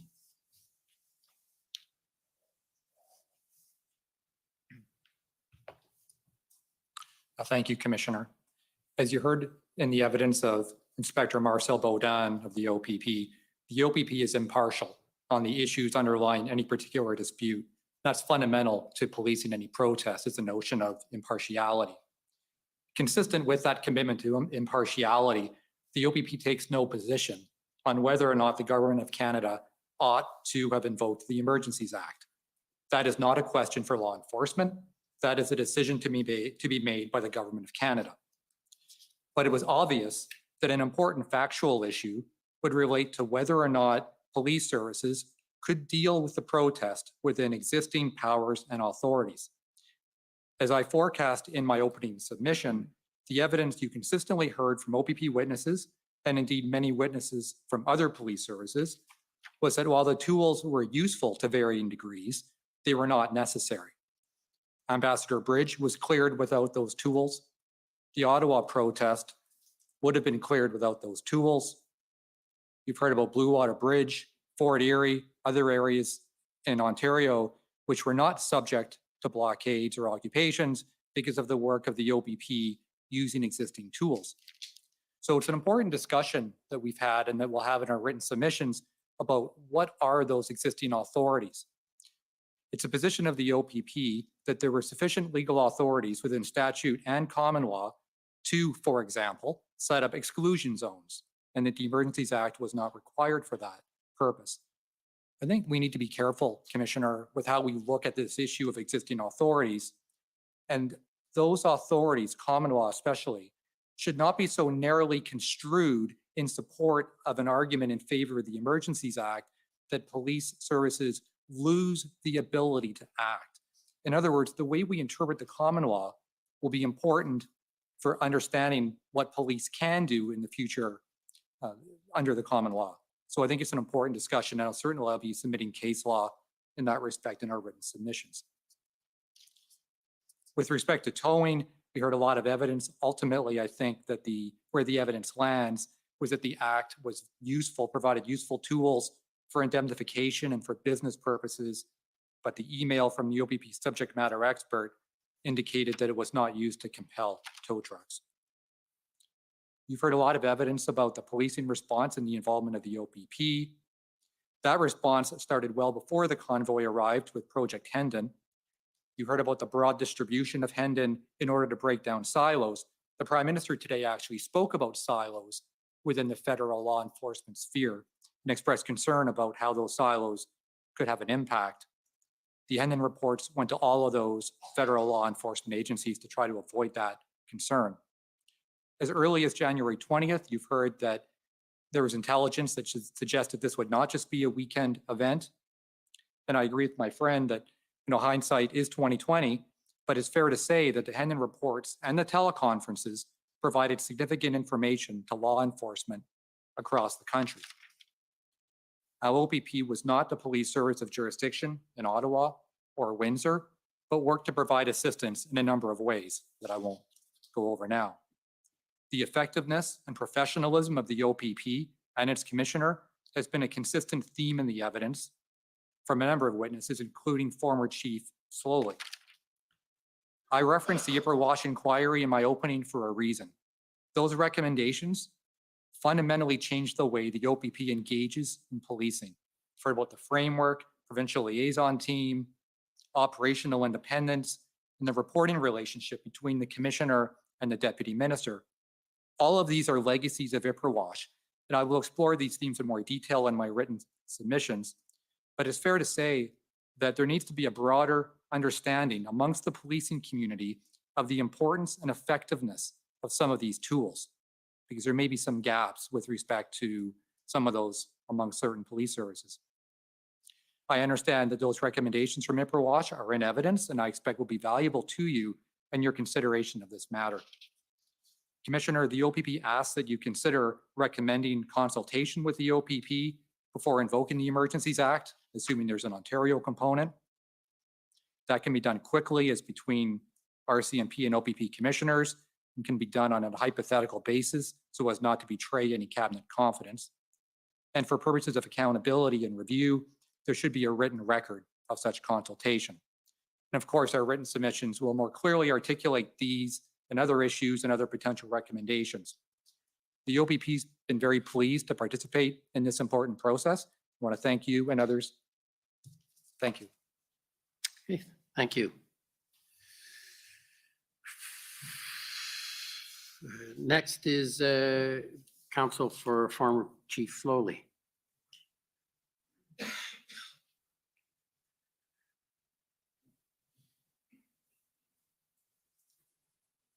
Thank you, Commissioner. Tom Curry for former Chief Slowly. As you emphasized in your comments opening these proceedings, these hearings concern accountability of the federal government and examine why the emergency was declared, how the power was used, and whether the government's actions were appropriate. The ancillary matters under review, including the efforts of police, are examined, as you indicated, only to the extent relevant to that mandate. This is important because it requires the Commission to focus on the acts and decisions of the federal government. Although it provides relevant context, this is not an inquiry into the operation of the Ottawa Police Service, the City of Ottawa, or the performance of Chief Slowly. As you also noted at the outset, this public inquiry is unique since the time available for you to complete your mandate is very short. To accomplish that task, procedural rules were adopted that imposed limits on the ability of the parties withstanding to elicit evidence or challenge evidence introduced by Commission counsel. Those procedural limitations were designed to protect the Commission's ability to complete its mandate, and you have shown they've worked. But no party or participant should be the subject of an adverse misconduct finding in the context of a commission that has had to complete its mandate by imposing procedural rules to address the limited time frame in which you've had to operate. Chief Slowly is recognized by all as a national police leader who brought nearly 30 years of experience to Ottawa as its first Black police chief. He has a long record of success at the City of Toronto Police Service and internationally in virtually every role played in policing. His actions and his decisions and his recommendations for the future carry the weight of that accumulated experience and wisdom. The convoy protests that arrived in Ottawa in January 2022 represent an unprecedented and unpredictable paradigm shift in public protest. Even with the benefit of hindsight, it is not possible to find that police services and intelligence agencies should have known this would become an extended occupation. Recall indeed that most protesters left after the first weekend. But as the protests settled in to become an occupation, the Ottawa Police Service's plans that always contemplated some protesters would stay past the first weekend were required to evolve to address the new situation. There is also agreement that the OPS lacked the resources to resolve the occupation itself. Chief Slowly raised the lack of resources in a responsible way throughout these events, and his statement that there may not be a policing solution from the Ottawa Police Service alone was correct. He was also right to consider the role of negotiation and dialogue and whether an interlocutor could assist. Of course, the declarations of emergency by 3 levels of government were also not a policing solution, and he was right to call attention to the role of government to address this challenge. Agreement across the parties is also made that the events created a crucible of enormous pressure for everyone involved. All described the pressure they experienced during the protest. This point is important to your work because as you assess the facts and the roles played by individuals in these events, you should exercise restraint in judging those people, including Chief Slowly, who are operating under extremely challenging circumstances. The parties agree also that the police response in Ottawa, Windsor, Coutts, and elsewhere was a success, as has been noted by others, in the sense that the protests were brought to a conclusion without a loss of life or serious injury. The City of Ottawa, the OPS, and Chief Slowly occupied a prominent position in these proceedings. Commission Counsel's presentation of the evidence focused more on that part of the events than other parts. More members of the OPS testified and for longer than members of the other police services. Chief Slowly himself was in the witness box twice as long as any other witness in the proceeding. This intense scrutiny of Chief Slowly's role during the 3 weeks under review establishes, though, that he performed his duties in good faith to the best of his abilities, and that he dedicated himself to the passionate defense of the City of Ottawa, its residents, the membership of the OPS, the right of lawful protest, and the safe and responsible end of the illegal occupation. He exercised his authority under extremely difficult circumstances. His police service was operating without a full permanent senior command, was struggling to recover from the challenges of the global pandemic, and of course adjusting to a new chief from outside its service, implementing a change mandate. The unprecedented events of the convoy protests meant that the OPS, Police Services Board, City Council, city officials, and agencies were required to work together in imperfect conditions. Chief Slowly did everything in his authority to get the help he needed to help this community and the service he swore to protect. Unfortunately, he and the OPS were unable to get the help they needed when they needed it. And you've heard about the reasons for those delays, from debates about who should be the first port of call to delays caused by inaccurate public statements about how many police service members were available to the OPS. Those circumstances created confusion and doubt and an unjustified lack of confidence in Chief Slowly and the OPS. Chief Slowly and the OPS were in an impossible position to dismantle an unprecedented occupation, but not with the resources they needed to do so. He had the weight of the city and the nation on his shoulders. Criticism of the absence of a plan must be seen in the context of the reality that there were always plans for maintaining the safety of the community, but plans for the dismantling of the occupation obviously required resources. And a plan most assuredly was complete, as you've heard, February 12th and February 13th, and services were delivered against that plan from the RCMP and the OPP. Chief Slowly served to the best of his ability under trying circumstances inside and outside the OPS,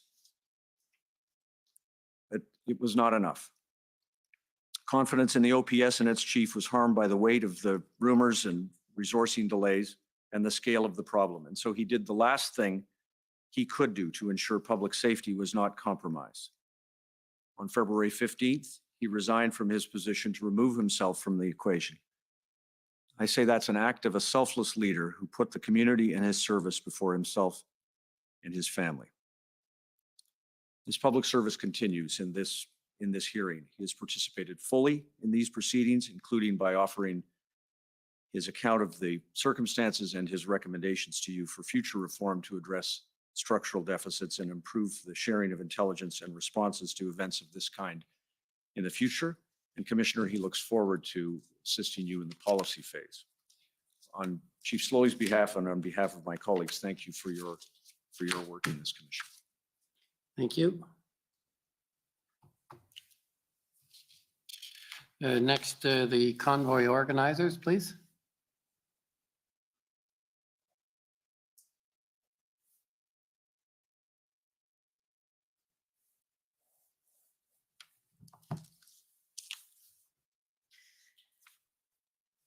Good afternoon. For the record, my name is Eva Chipyuk.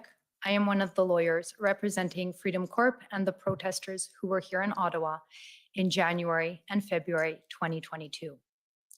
Mr. Commissioner, friends, Canadians listening to this public inquiry into the government's decision to invoke the Emergencies Act for the first time in history. You will remember on the first day of this public inquiry, our lead counsel, Brendan Miller, in his opening statement spoke about the evidence and threshold required for invoking the Emergencies Act.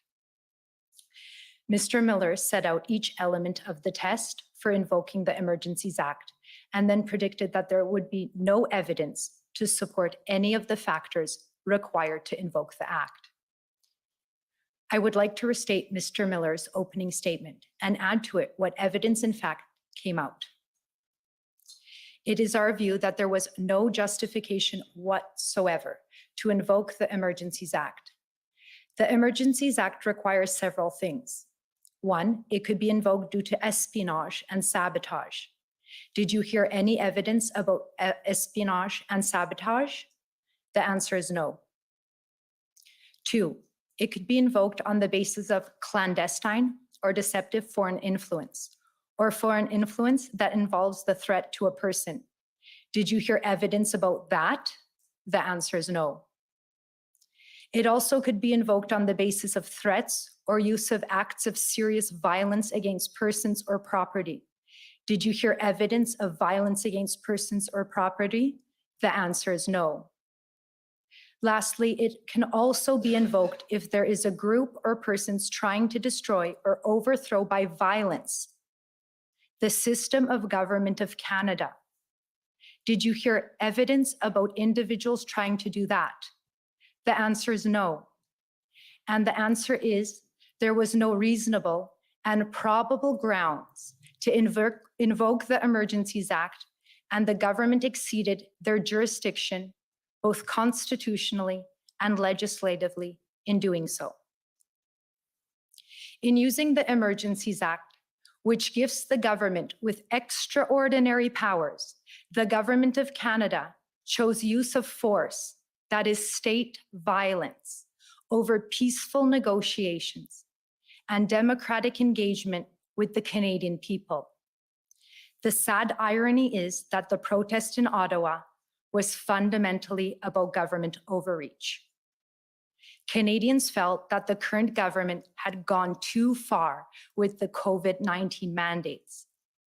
The government's response to the protest by invoking the Emergencies Act was a further reach in power over people instead of power by the people. In response to the unprecedented unison of voices of many Canadians, including a voice by way of millions in donations to the cause, the government of Canada refused to engage and listen to the people. Instead, by invoking the Emergencies Act, the government stepped even further into their oppressive governments by quashing the most fundamental right that belongs to a Canadian democracy. That is to come together in their nation's capital, in front of Parliament, to engage in dialogue with their elected officials. Protesting is, in fact, the people trying to have a dialogue with their government as a last resort of engagement when all other avenues for discourse have failed or have been censored. A healthy democracy demands continuous engagement between people and government. And when the government uses violence to assert its power over the people, the fabric of democracy is torn. That is what was witnessed at the protest. We heard from witness and protester Maggie Byrne, who knelt before the public order units, placed a copy of the Canadian Bill of Rights, the first human rights law in Canada, onto the snow in front of her before being brutally snatched and shoved behind the police lines, thrown to the frozen ground, beaten, and had a rifle pointed to her head. We heard from witness and veteran Chris Deering, survivor of a bomb explosion in Afghanistan. He fought for our country because he believed that our Canadian values were worth fighting for. He said he came to Ottawa because it was his duty to support the protesters in their cry to the Canadian government that enough is enough. They've gone too far with interfering with our right to freedom, our right to live in a safe country, free from fear. In response to our dear veterans' bravery, moral courage, and sacrifice for this country, he was brutally beaten by the police and treated with less human dignity than a prisoner of war. The fact is, it does not matter which side of the protest you are on. To be Canadian is to value human dignity, kindness, community, compassion, and love. It is not normal to hate and divide. This public inquiry is more than just looking into circumstances that led to the government's decision to invoke the Emergencies Act. It is the beginning of a journey of rediscovering of what it means to be Canadian. The government does not define us, we do. We, the collective of many diverse groups across the country. The protest in Ottawa brought so many Canadians from all different walks of life together. It was an opportunity for reconciliation, for uniting and forging friendships despite so many differences. The protest in Ottawa gave people hope, and it humbled all of us. What we saw in Ottawa is emblematic of what it means to be Canadian, and that is what terrifies the current government of Canada. Yes, there was honking and diesel and noise, and that was not only challenging for residents in Ottawa, but also for protesters. But the protesters were not extremists or terrorists. They are fellow Canadians, neighbors, and each person is the thread that holds us together in a peaceful and loving society. We have all suffered in our own unique way because of the pandemic, the virus, the sickness, the lockdowns, the job losses, loss of livelihood, the mandates, and mental health. On the first day of this public order emergency inquiry, Commissioner Rouleau, you said uncovering the truth is an important goal. When difficult events occurred that impact the lives of Canadians, the public has the right to know what happened. Certes, l'objectif de l'enquête publique. So the goal of this public inquiry is to shed a light on the situation which occurred and to make recommendations so that this situation will not occur again. Let this inquiry be the starting point for all Canadians.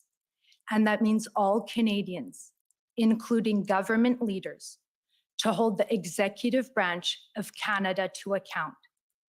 If there ever was a time for a prime minister to step down, now is that time. Thank you. Okay, thank you. Next is the Ottawa Coalition, please.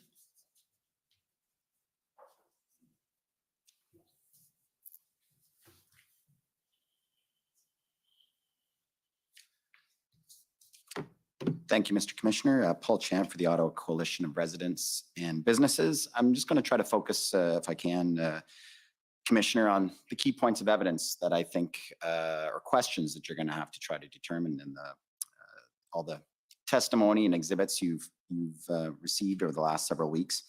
First of all, what we know is that the Ottawa Police made a major mistake by allowing hundreds of semi-trucks to drive and park in downtown on the first weekend. The OPP disavowed supporting this idea and said that they thought the plan was to stop the trucks, but the reality is they also assisted in guiding the trucks downtown. So what happened there?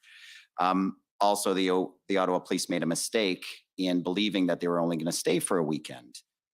Despite all the other intelligence available, you heard a lot of evidence about how and why that decision was made or that calculation was made when there was a great deal of intelligence that suggested otherwise.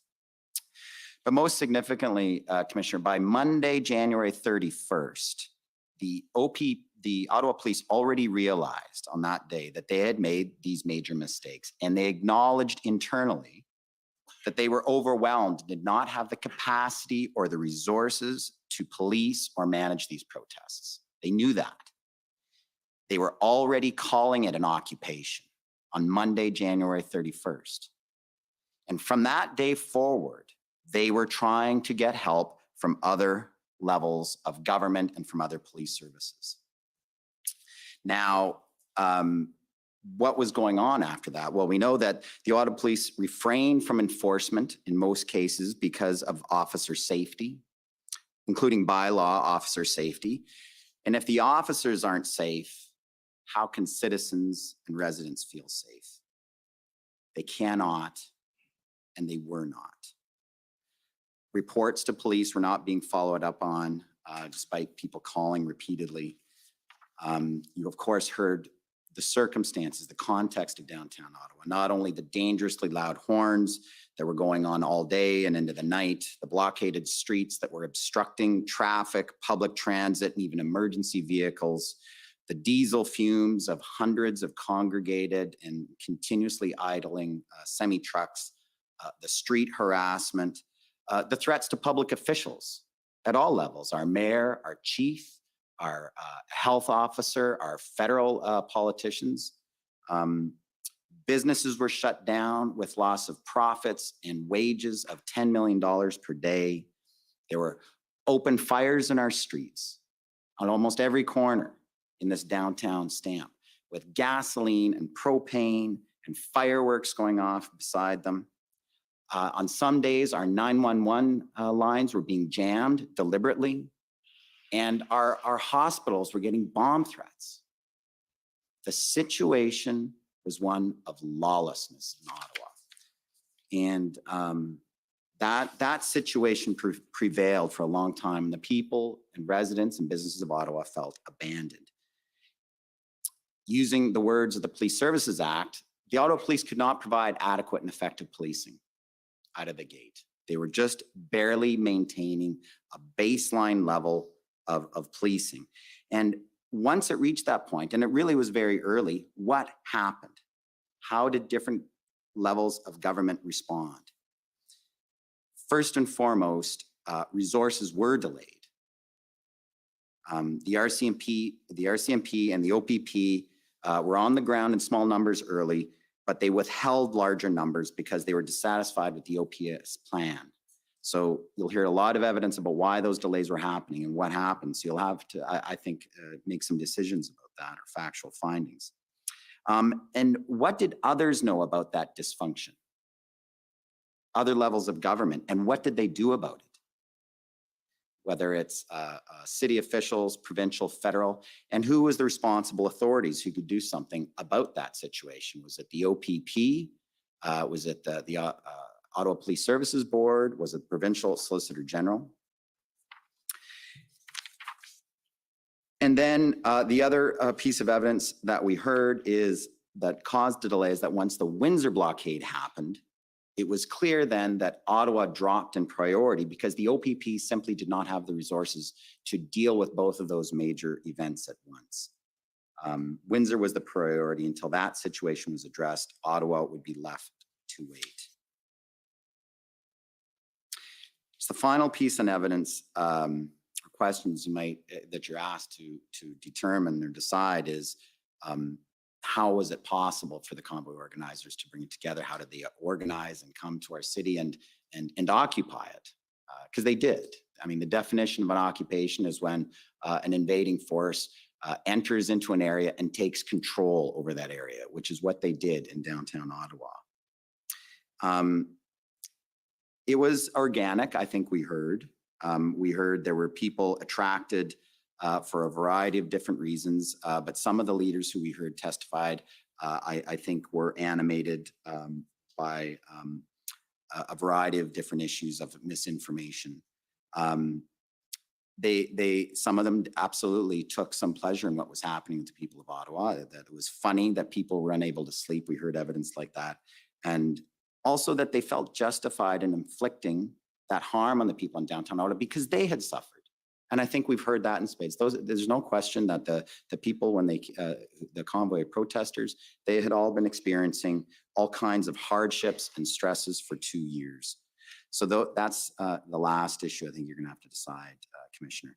Just to conclude, these convoy protests stretched our Constitution in every way.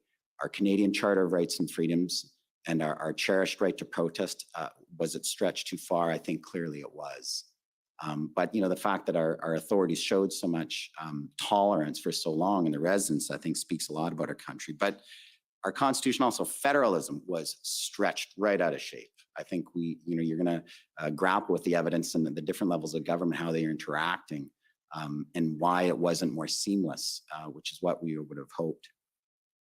So just to conclude, Commissioners, thank you very much. I think this inquiry has demonstrated really the strength of our democracy, not only the fact that this inquiry is happening, but the way it was conducted. It was unprecedented, I think, in terms of the transparent we've seen of all levels of government. And no doubt, what happened, whatever you find, I know that people are going to debate it anyway, and they've had the opportunity to do so, right? They've seen it. Fair, that's a fair statement. and no doubt study it for years to come about how government and police operate. It was quite amazing. And I have to say also, the fact that the convoy organizing the protesters, they applied for leave to participate, and they have participated, I would believe, in good faith. And I think it shows that, they had enough trust in our public institutions to do that. Still says a lot about the strength of Canada. So with that, Commissioner, I just want to thank you for the prodigious hard work that you've demonstrated and your commission team. It was, I think, an inspiration for all council here, and chapeau. Merci. Thank you. Next is the Criminal Lawyers Association. The Criminal Lawyers Association and Canadian Council of Criminal Defense Lawyers appreciate the opportunity to participate in this commission. As criminal lawyers, we frequently scrutinize and challenge the exercise of power by government or law enforcement against individuals. We frequently defend guaranteed charter rights of people within Canada as against the reach and sometimes overreach of state authority. Challenges to whether an arrest was lawful, whether a search warrant was lawful, or whether a wiretap was lawful are commonly conducted before the courts. And it might be of interest to people who follow this commission and those who are not lawyers to know that it's not uncommon for there to be disagreement about the interpretation of laws, whether legal tests have been satisfied by evidence, or whether laws or actions of government actors were constitutional. In that way, it might be useful for people to understand that some of the disagreements that were revealed through these proceedings are not uncommon at all. The disclosure of thousands of documents and close forensic analysis of those documents reveals that protests were unquestionably challenging and demanded attention. It's not surprising that there were disagreements with respect to how to deal with the protests or occupations. It's not surprising that there was occasionally colorful and perhaps intemperate language revealed within some of the written communications. It's not surprising that various ideas were raised for consideration. That's the nature of a human process. The determination about whether to invoke an act such as this is inescapably a human process. The commission evidence reveals what many lawyers already know, which is how a particular law is to be interpreted and whether a particular legal test has been satisfied is often not straightforward. Uncertainty or disagreement about the interpretation of law is common. This might be unfortunate because the rule of law and constraint on the exercise of government power is best achieved when the meaning and the scope of law is certain. However, the history of law shows that that is very difficult to achieve. Therefore, what is important is that there be an impartial process for determining what the law means and whether the law has been complied with. This commission and the commission evidence has revealed the uncertainties surrounding the interpretation of the Emergencies Act.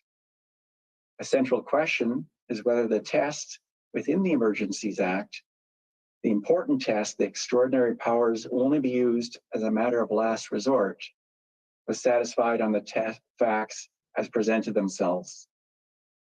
Whether that test was satisfied or not, the commission evidence revealed that an unquestionably challenging circumstance was responded to with focused consideration from law enforcement, elected and unelected officials. There will be disagreement with respect to how that was done and whether it was done properly. But I think that people should be satisfied that it was done with care and with a serious deliberation. This commission will need to decide whether the invocation of the act was appropriate. We look forward to submitting our written submissions to assist the commission in making this determination. Thank you. Thank you very much. Next, I'd like to call on the Union of British Columbia Indian Chiefs, please. Good afternoon. My name is Cheyenne Arnold Cunningham. I'm counsel on behalf of the Union of BC Indian Chiefs. The Union of BC Indian Chiefs has a significant interest in the exercise of emergency powers by the Canadian government generally. In this inquiry, we've been particularly interested in understanding how emergency powers were used in the Freedom Convoy situation and whether the use of state emergency powers respects Indigenous rights and jurisdiction. Solely on the facts, Commissioner, we have just one brief factual submission. We highlight from the evidence that there was limited, if any, consultation and engagement with local First Nations governments of the territory. On this, I draw your attention to the testimony of two witnesses who had close knowledge of this matter. First, we heard from Deputy Minister of Public Safety, Rob Stewart. In response to a question from the Union of BC Indian Chiefs regarding which First Nations governments, representatives, and Indigenous groups were consulted with during the convoy situation broadly, he testified that he was not aware of any consultation efforts, and he narrowly connected it to matters associated with law enforcement in urban areas or at border points.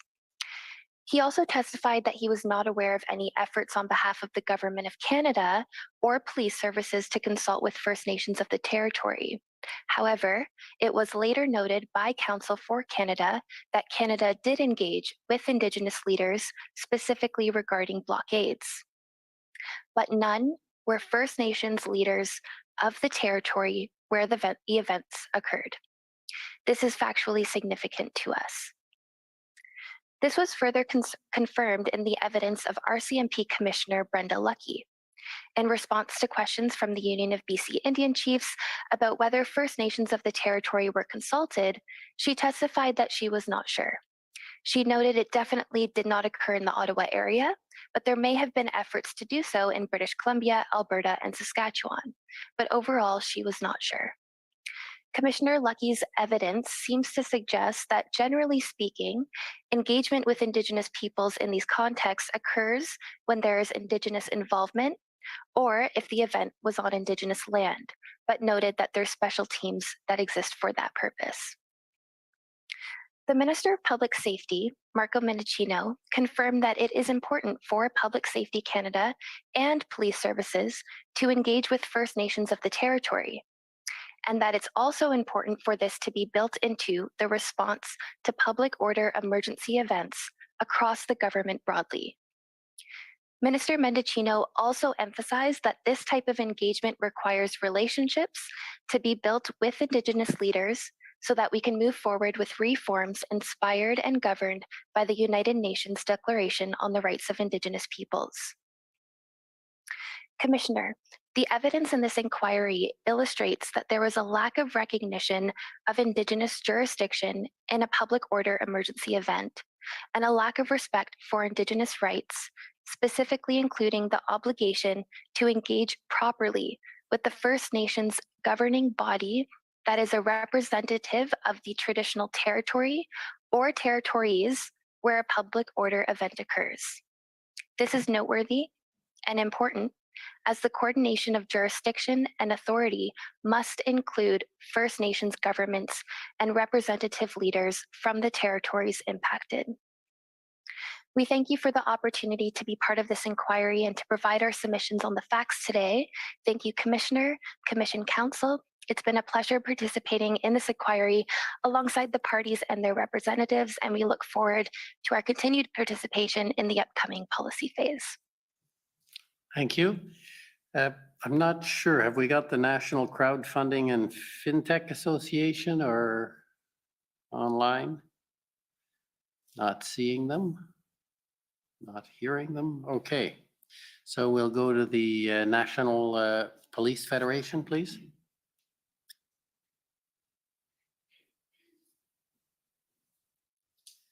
Thank you, Commissioner. My name is Nene Jones, and I am counsel to the National Police Federation. The National Police Federation is the union representing the regular members and the reservists of the RCMP.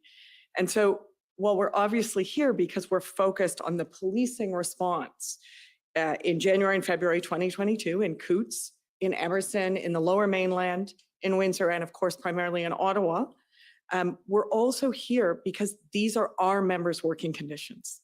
So these, when we talk about what's happening on the streets and what went right and what went wrong, it's our members who are living that reality on the ground. When we talk about boots on the ground, as we have many times, those are our members' boots.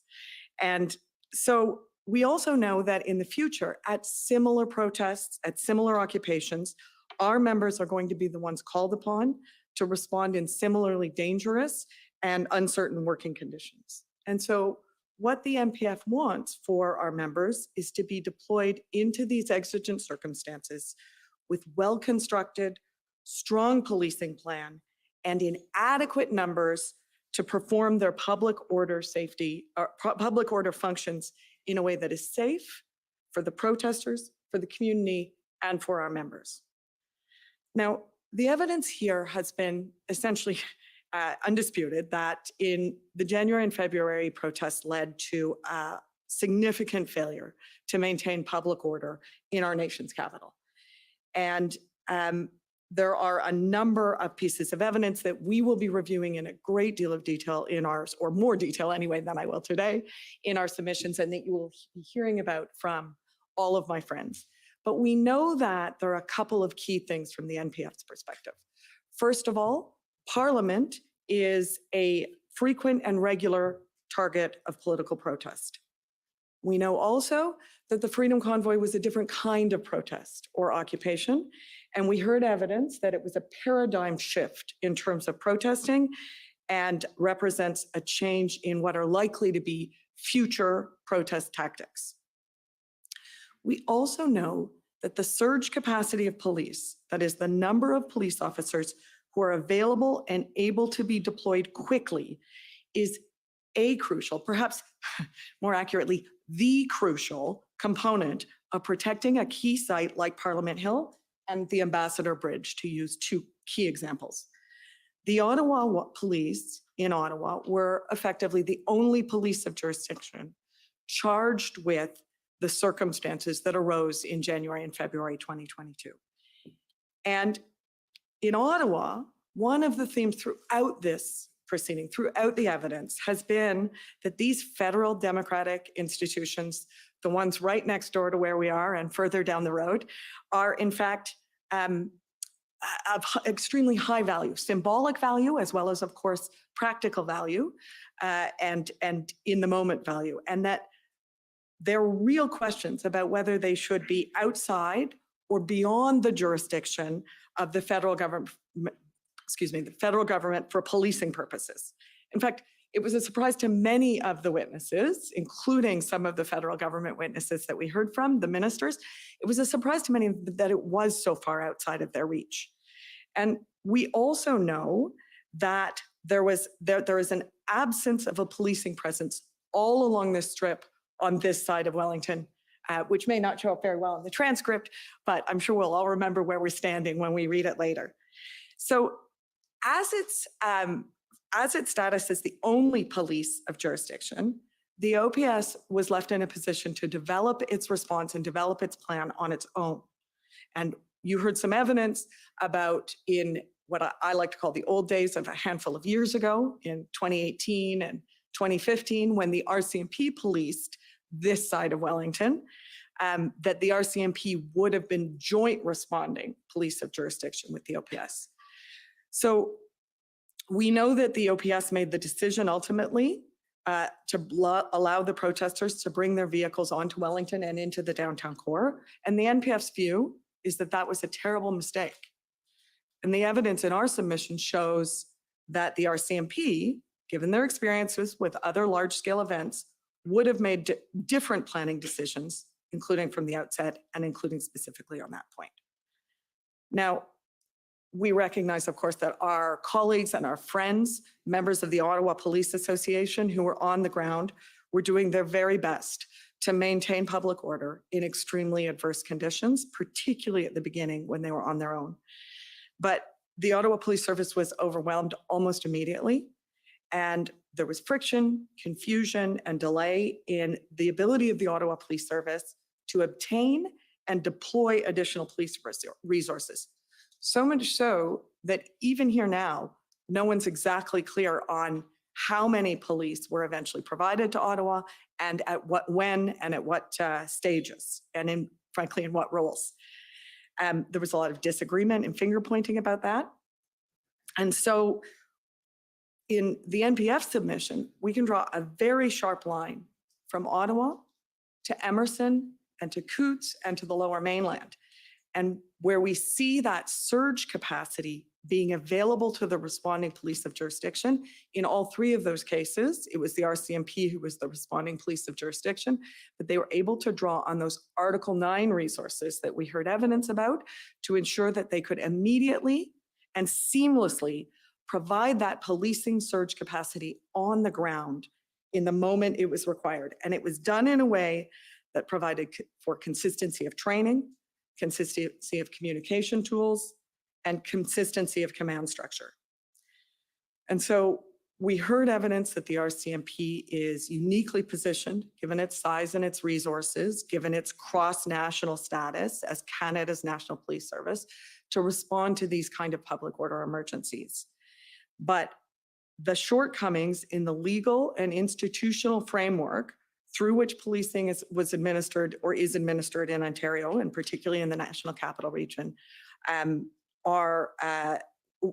pose significant barriers. And so we'll be advancing specific recommendations consistent with many of the recommendations that you're hearing today from my friends, including that the Police Services Act should be amended to extend full policing authority to the RCMP for purposes of municipal, provincial, or federal declared emergencies, that a statutory process should be developed to provide municipal police services in Ontario, and particularly the Ottawa Police Service, with the ability to request and obtain RCMP resources early, and that existing jurisdictional boundaries need to be re-examined and policing responsibility has to be supplemented, particularly again in the National Capital Region, so that the RCMP can provide the necessary support in situations of public order emergency. The Commission has been asked to make recommendations, and we hope that the NPF's recommendations will be, which we in our submission are supported by the evidence, will be part of that. I do want to take one moment to thank you, Commissioner, very much, and also particularly to thank Commission counsel who have had at times a thankless role in this process. I suspect it has been almost exclusively thankless. They have been extraordinary colleagues and have done an amazing job. And I also want to thank all of my friends who have been counsel to the various parties. It has been a pleasure and an honor. Thank you very much. Okay, thank you. Now the Canadian Constitution Foundation, unless you've traded again. Just checking. It's okay. Sorry to disappoint you, Commissioner. Commissioner Rouleau, for the record, my name is Sujit Chaudhry, and I'm counsel for the Canadian Constitution Foundation. Commissioner, as you look over the evidence and prepare your report, we would suggest that you do so informed by history. In particular, we would invite you to look back at the cabinet minutes of the last use of emergency powers by cabinet before February 2022. the invocation of the War Measures Act in 1970 during the FLQ crisis. These minutes have been declassified and they are in the CCF's evidence. At the time, the Prime Minister did not initially recommend that the War Measures Act be triggered. The Security Committee of the Cabinet had met the previous day and were briefed by the security services that there was no apprehended insurrection in Quebec. The Honorable Jean Marchand, the political minister of Quebec, sharply disagreed at the cabinet meeting. He presented unverified intelligence at the cabinet table that the FLQ was, quote, a state within a state and heavily armed. He stated that failure to invoke the act was, quote, meant the risk of losing Quebec. In the end, the cabinet came around to Marchand's view. I have no doubt that Minister Marchand acted in good faith. However, it is now accepted that he and the cabinet were deeply mistaken. There was no apprehended insurrection in Quebec. The security services were right. Cabinet overreacted in the FLQ crisis. It should have relied on legal tools outside the War Measures Act. The basic mission of the Emergencies Act was to make sure that this kind of mistake never happened again. Under the War Measures Act, the Governor and Council had nearly unfettered discretion to determine if an apprehended insurrection existed. On first reading in Parliament, the Emergencies Act only required that the Governor and Council be, quote, of the opinion that a public order emergency exists. In committee, the act was amended to require that the Governor and Council believe on reasonable grounds that a public order emergency exists. Minister Perrin Beatty, the author of the Emergencies Act, explained that the shift from an opinion to reasonable grounds test was to, quote, guarantee Canadians the ability that the courts could rule on whether the government had reasonable grounds to believe that a national emergency existed. The same holds true for this commission. Commissioner Rouleau, you must determine whether the Governor and Council had reasonable grounds to declare a public order emergency. We say that you must conclude that reasonable grounds did not exist for two reasons. First, the Governor and Council can only have reasonable grounds to determine a public order emergency exists if it is provided with all the relevant information to enable it to make a proper decision. The government has not established that the CSIS threat assessment was even provided to the full cabinet. There are good reasons to find in the record that it was not. In addition, the government has not established that the February 13th policing plan was provided to cabinet. Second, the proper interpretation of the Emergencies Act is that it incorporates the CSIS Act definition of a threat to national security. CSIS's own expert assessment of this event is that there was no threat to national security. In the face of this finding, the reasonable grounds test requires that the federal government provide evidence for why it disagreed with the CSIS assessment. It is simply not enough as a matter of law to say that the cabinet relied on a broader set of inputs to reach its decision. The invocation of the Emergencies Act has been and should remain exceedingly rare. But now that the glass has been broken on the act, it can be used again. When the Commission asked hard questions about the Act's use in 2022, it must also focus on the Act's potential misuse in the future and protect the right to protest, parliamentary democracy, and federalism. We thank you, sir, and the Commission Council for your exceptionally hard work, and we look forward to continuing to work with you until this process is concluded. Thank you. Okay, thank you. The Canadian Civil Liberties Association.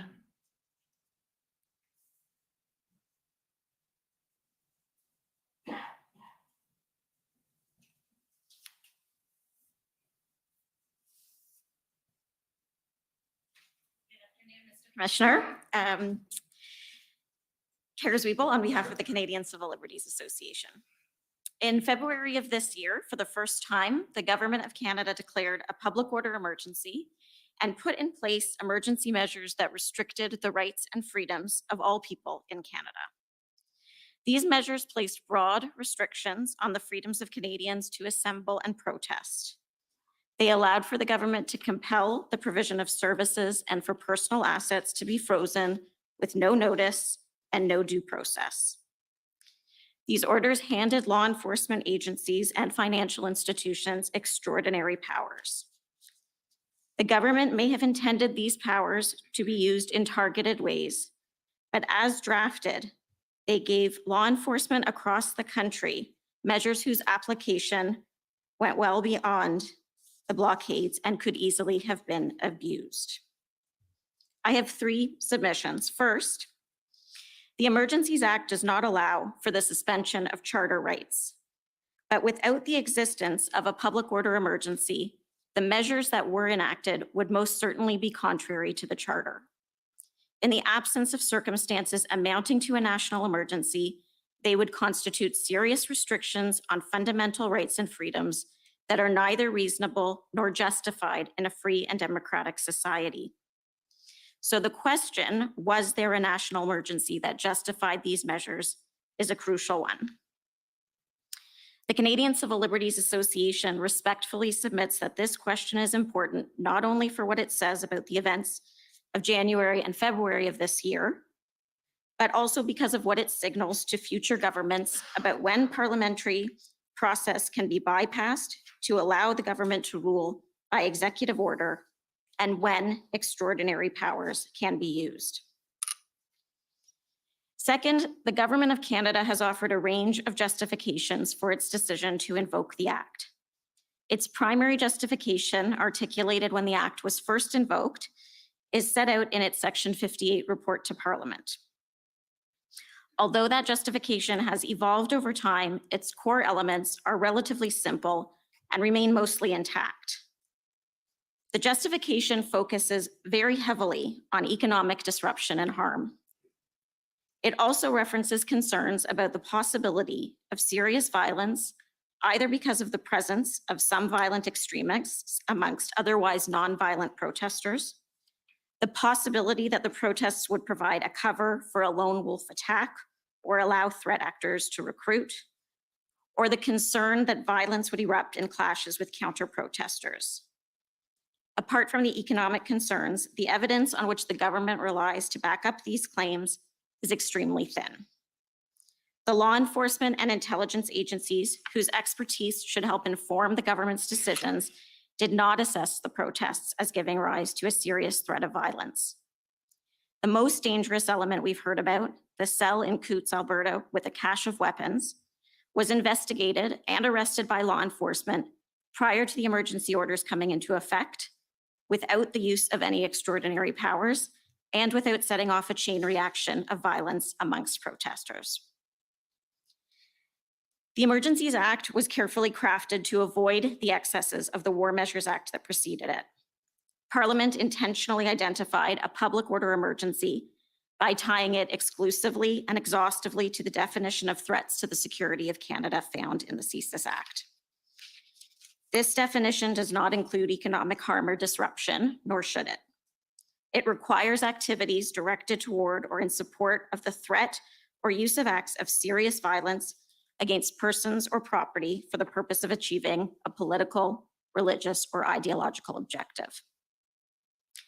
The legal threshold to make use of the Act was not met, and a creative and privileged legal opinion from the government that says otherwise doesn't make it so. The Prime Minister agreed that the threshold is no lower to invoke the Act and restrict the rights of all Canadians than the standard set out in the CESIS Act to investigate and surveil a single individual. In our submission, the government exceeded the bounds of the law in taking the steps it did. Finally, there's no doubt that the blockades and protests gave rise to serious harms to the people living in communities where they occurred, that they caused significant economic disruption, and that law enforcement agencies were not well prepared to address them. The government various governments were struggling to get clear information from law enforcement about its plans and were wary of crossing the apparently still blurry line that risked undermining police operational independence. But the government also felt a great deal of pressure to do something to address the situation and to be seen to be doing something. Instead of establishing clear and appropriate lines of communication, having frank discussions and putting instructions about strategic priorities to police in writing, the government gave law enforcement the biggest and most public nudge it could. It invoked the Emergencies Act and handed law enforcement across the country sweeping and unnecessary new tools and a clear political mandate to use them. One of the CCLA's core values is equality, and specifically the belief that the freedom of no one is safe unless the freedom of everyone is safe. We urge the Commission to bear this tenet in mind as it examines what the government did and considers what future governments may do. Thank you, Commissioner. Thank you to Commission Council and to my friends. Okay, thank you. And now the Justice Center for Constitutional Freedoms, Democracy Fund, and Citizens for Freedom.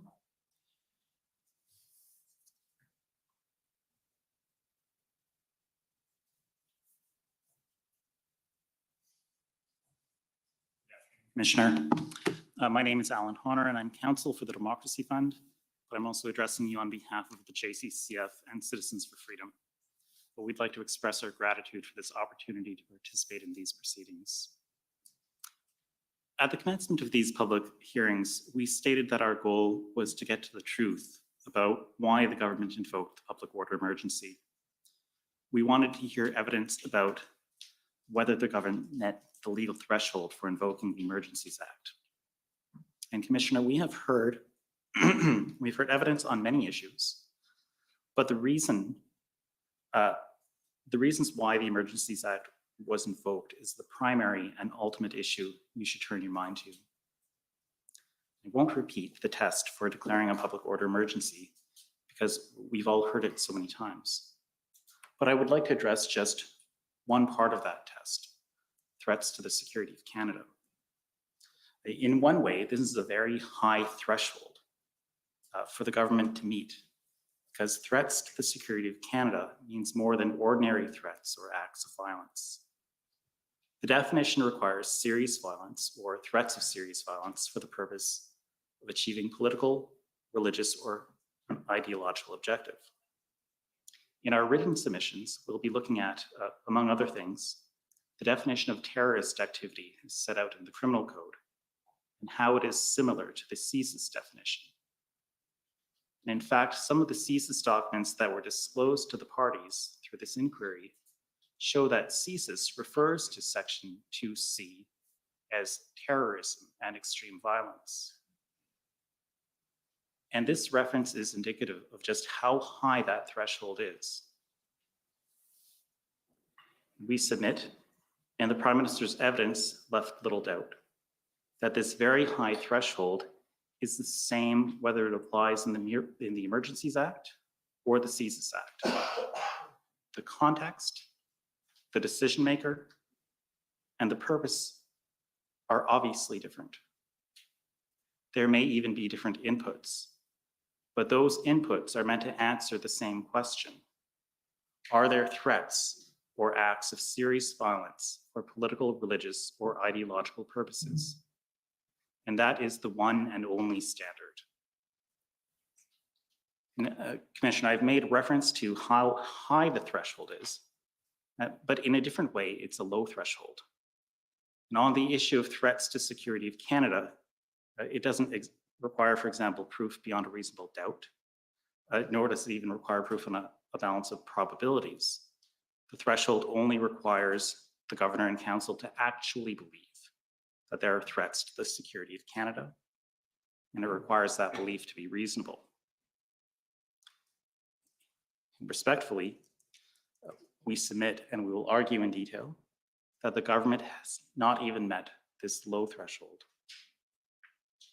There may be reasonable grounds to believe that some acts of violence were happening, ripping off masks, police officers being swarmed, eggs being thrown, coffee being thrown. These and other things may have happened in the protest, which was of unprecedented proportions. And let me be clear, that is not acceptable. But those acts do not rise to the level of violence or threats which are required by the Act. And further, they do not reflect the attitudes, actions, and values of the vast majority of peaceful protesters. Even the most significant threat we heard of, which was the presence of weapons and coups, does not meet this threshold. And even if it did, it was neutralized. Those alleged criminals were sitting in an Alberta jail when the Emergencies Act was invoked. The threshold requires present threats, not past threats, not fear of the unknown. Canadians and even the international community are and will continue to be divided over the Freedom Convoy protests. Canadians will also be divided over future protests. As one of my friends aptly observed, tomorrow's protest could be about environmental issues, or it could be about some other political cause. To safeguard democracy, the rule of law, and the cherished right to protest for everyone, no matter what you believe, we must ensure that the Emergencies Act is only used as a last resort in the direst circumstances. Our detailed submissions will follow. We'd like to thank you again, Commissioner, Commissioner Council, and Commission Council, and the parties. Okay, I've not missed anyone. Good, I've missed things before. I've not been perfect, and in fact, probably made more mistakes than most. But I want to say I found those final submissions to be very useful for me. Thank you for taking the time to think it through and give me some of the key issues, because again, I won't repeat it all the time, but I've got a little pressure to get at doing some writing. And it's nice to know what's going to be coming in, at least in general forms. And if you can get your submissions in early, they won't be turned back. I can assure you. We've extended the time at the request of some, but it is, I'm not going to shy away. It's very challenging to get this written because my hope is that once it is written and provided, there will be enough there that even if you don't agree with me, the facts will be there, the evidence, the analysis and fact finding. But ultimately, these are very difficult issues. They overlap, and people could have different views and will have different views on these things. But I can assure you, I'll do the very best I can. Now, this brings the fact hearings of the commission to an end. It was, believe it or not, 43 days ago I first convened these hearings. Since then, we've heard from 75 witnesses, filed numerous overview reports, witness statements, witness interviews, and have introduced over 7,000 documents into evidence. You're a bunch of lawyers. I've rarely seen something that happened in February that has reached this point after less than 10 months. It is an amazing feat. Time has flown by. I'm sure you're the same. At least I hope some of you agree that it wasn't boring. We've managed, albeit with long days and some very late evenings, to stay on schedule.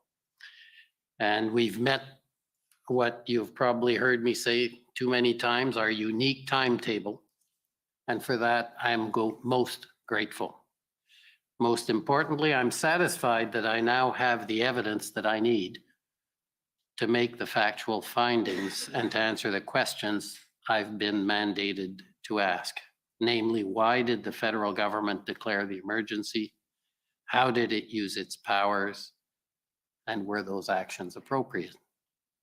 These are questions that, as I said at the outset, the public wants answered. And I'm confident that I am now well positioned to provide those answers. I'm also equipped to report on the additional issues as mandated by our order in council. The evolution of the goals of the convoy movement and broader protests and their leadership, organization, and participants. The impact of domestic and foreign funding, including crowdsourcing platforms. The impact, role, and sources of misinformation and disinformation, including social media. The economic and other impacts of the blockade and the efforts of police and other responders prior to and after the declaration.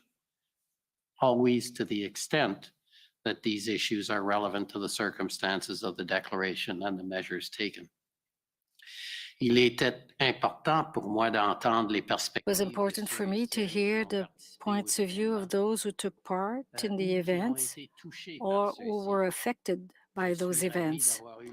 I'm very happy to have had the opportunity to hear those points of view, and I'm waiting for the written observations of the parties now that will help me in concluding the work of the Commission.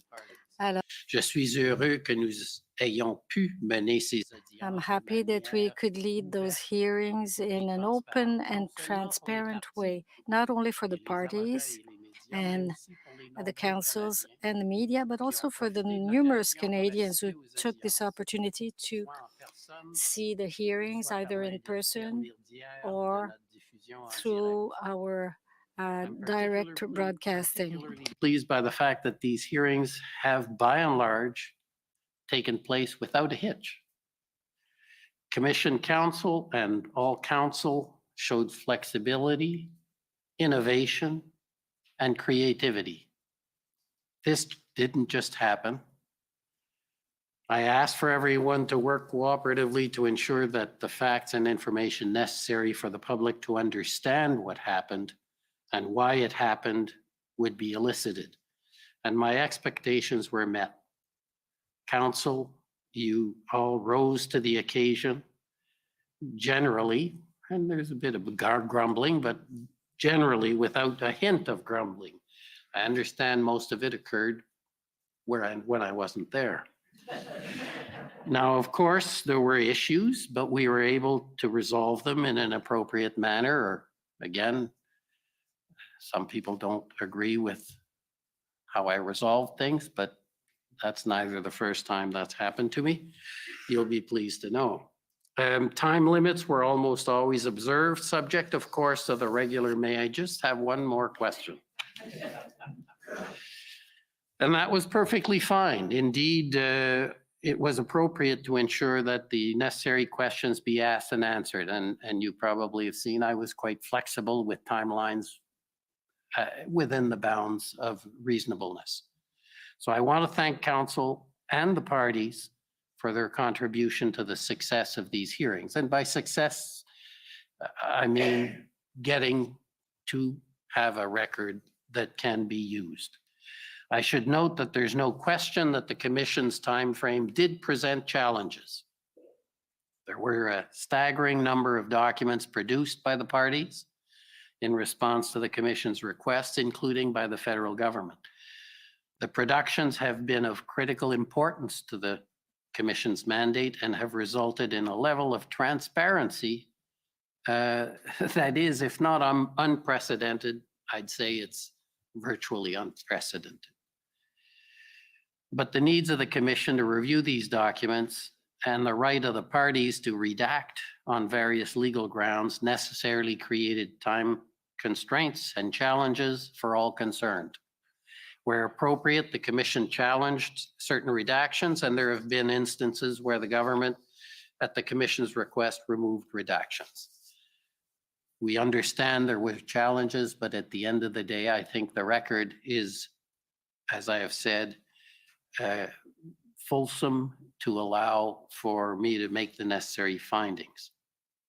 Par conséquent, la divulgation de documents. Consequently, the divulgation of documents continued throughout the hearings. The councils worked constantly to make sure that documents would be put at the disposal of the parties as soon as possible. I recognize that parties had to deal with documents on short notice, and as much as possible, I accommodated the parties, allowing them to add documents to their list of documents for review and by granting them additional time for their cross-examination. And I was able to do so while respecting our timetable. And that process helped me appreciating the relevant facts and to improve my understanding of the relevant issues. The question raised by the parties also helped me, and this was very important for me. Parties has been very much of assistance to me, and I want to thank council for that. Et maintenant, si vous le permettez, and now, if you allow me, I would like to express my sincere gratitude to people who worked in the hearing room and to make sure that the hearings would take place. This commission was created and the process was executed by a talented group of colleagues, and that made the task a lot easier for me. In fact, I've sometimes think I'm no more than a puppet with a lot of puppeteers behind who are making the whole system work. And I deserve virtually no credit for all that's happened to date. It's an unbelievable team that I have had supporting me. Notre directrice exécutive. Our executive director, Hélène Laurando, our office manager, Véronique Perrault, and her staff. They put together this whole operation, which I think you will agree with me has been very well done in a very short period. L'équipe de gestion d'événements et de conférences. The event management team and the technical team with Yvon Lamoureux that took care of the broadcasting of the hearings. Technology has been amazing to allow this to happen. My co-lead counsel, who I owe so much to, as you know, Shantona Chowdhury, and she says Chaudhry, and I always make it wrong, but I'll learn. It's I'm a slow man to learn, but I blame it on my French, but that's not true. And Jeff Leon. My senior team of lawyers, Aaron Dan, who created really the basis for these hearings, who's not here with us today, but is back in Toronto. Frank Au, Gord Cameron, Natalia Rodriguez, Dan Shepard, and Gabrielle Poliquin, who I'm happy to report is well, quite well, and will be involved next week. My regional lawyers, Mona Duckett, Sasha Paul, and Maya Terumi, who you have not seen here, but who were important in collecting the information which has made it into the record from the various border blockades out west. And the two you probably know best, Eric Brousseau and John Mather, my God, where have they been good? They have put out more fires than the fire department. And they also had other duties you might not believe. They were doing this part-time, running this hearing. But I'm greatly indebted to them.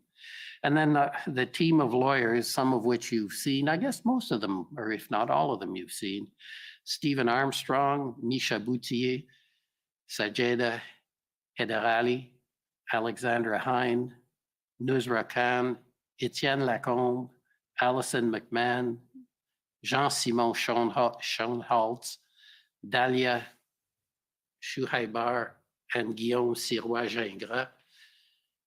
And yeah, they're at the beginning of their career by and large, but boy, are they competent and hardworking once again, I must say. Couldn't have done it without them, and I'm also going to lean on them to help me in the next phase a bit, but I'm sure they'll be happy to help.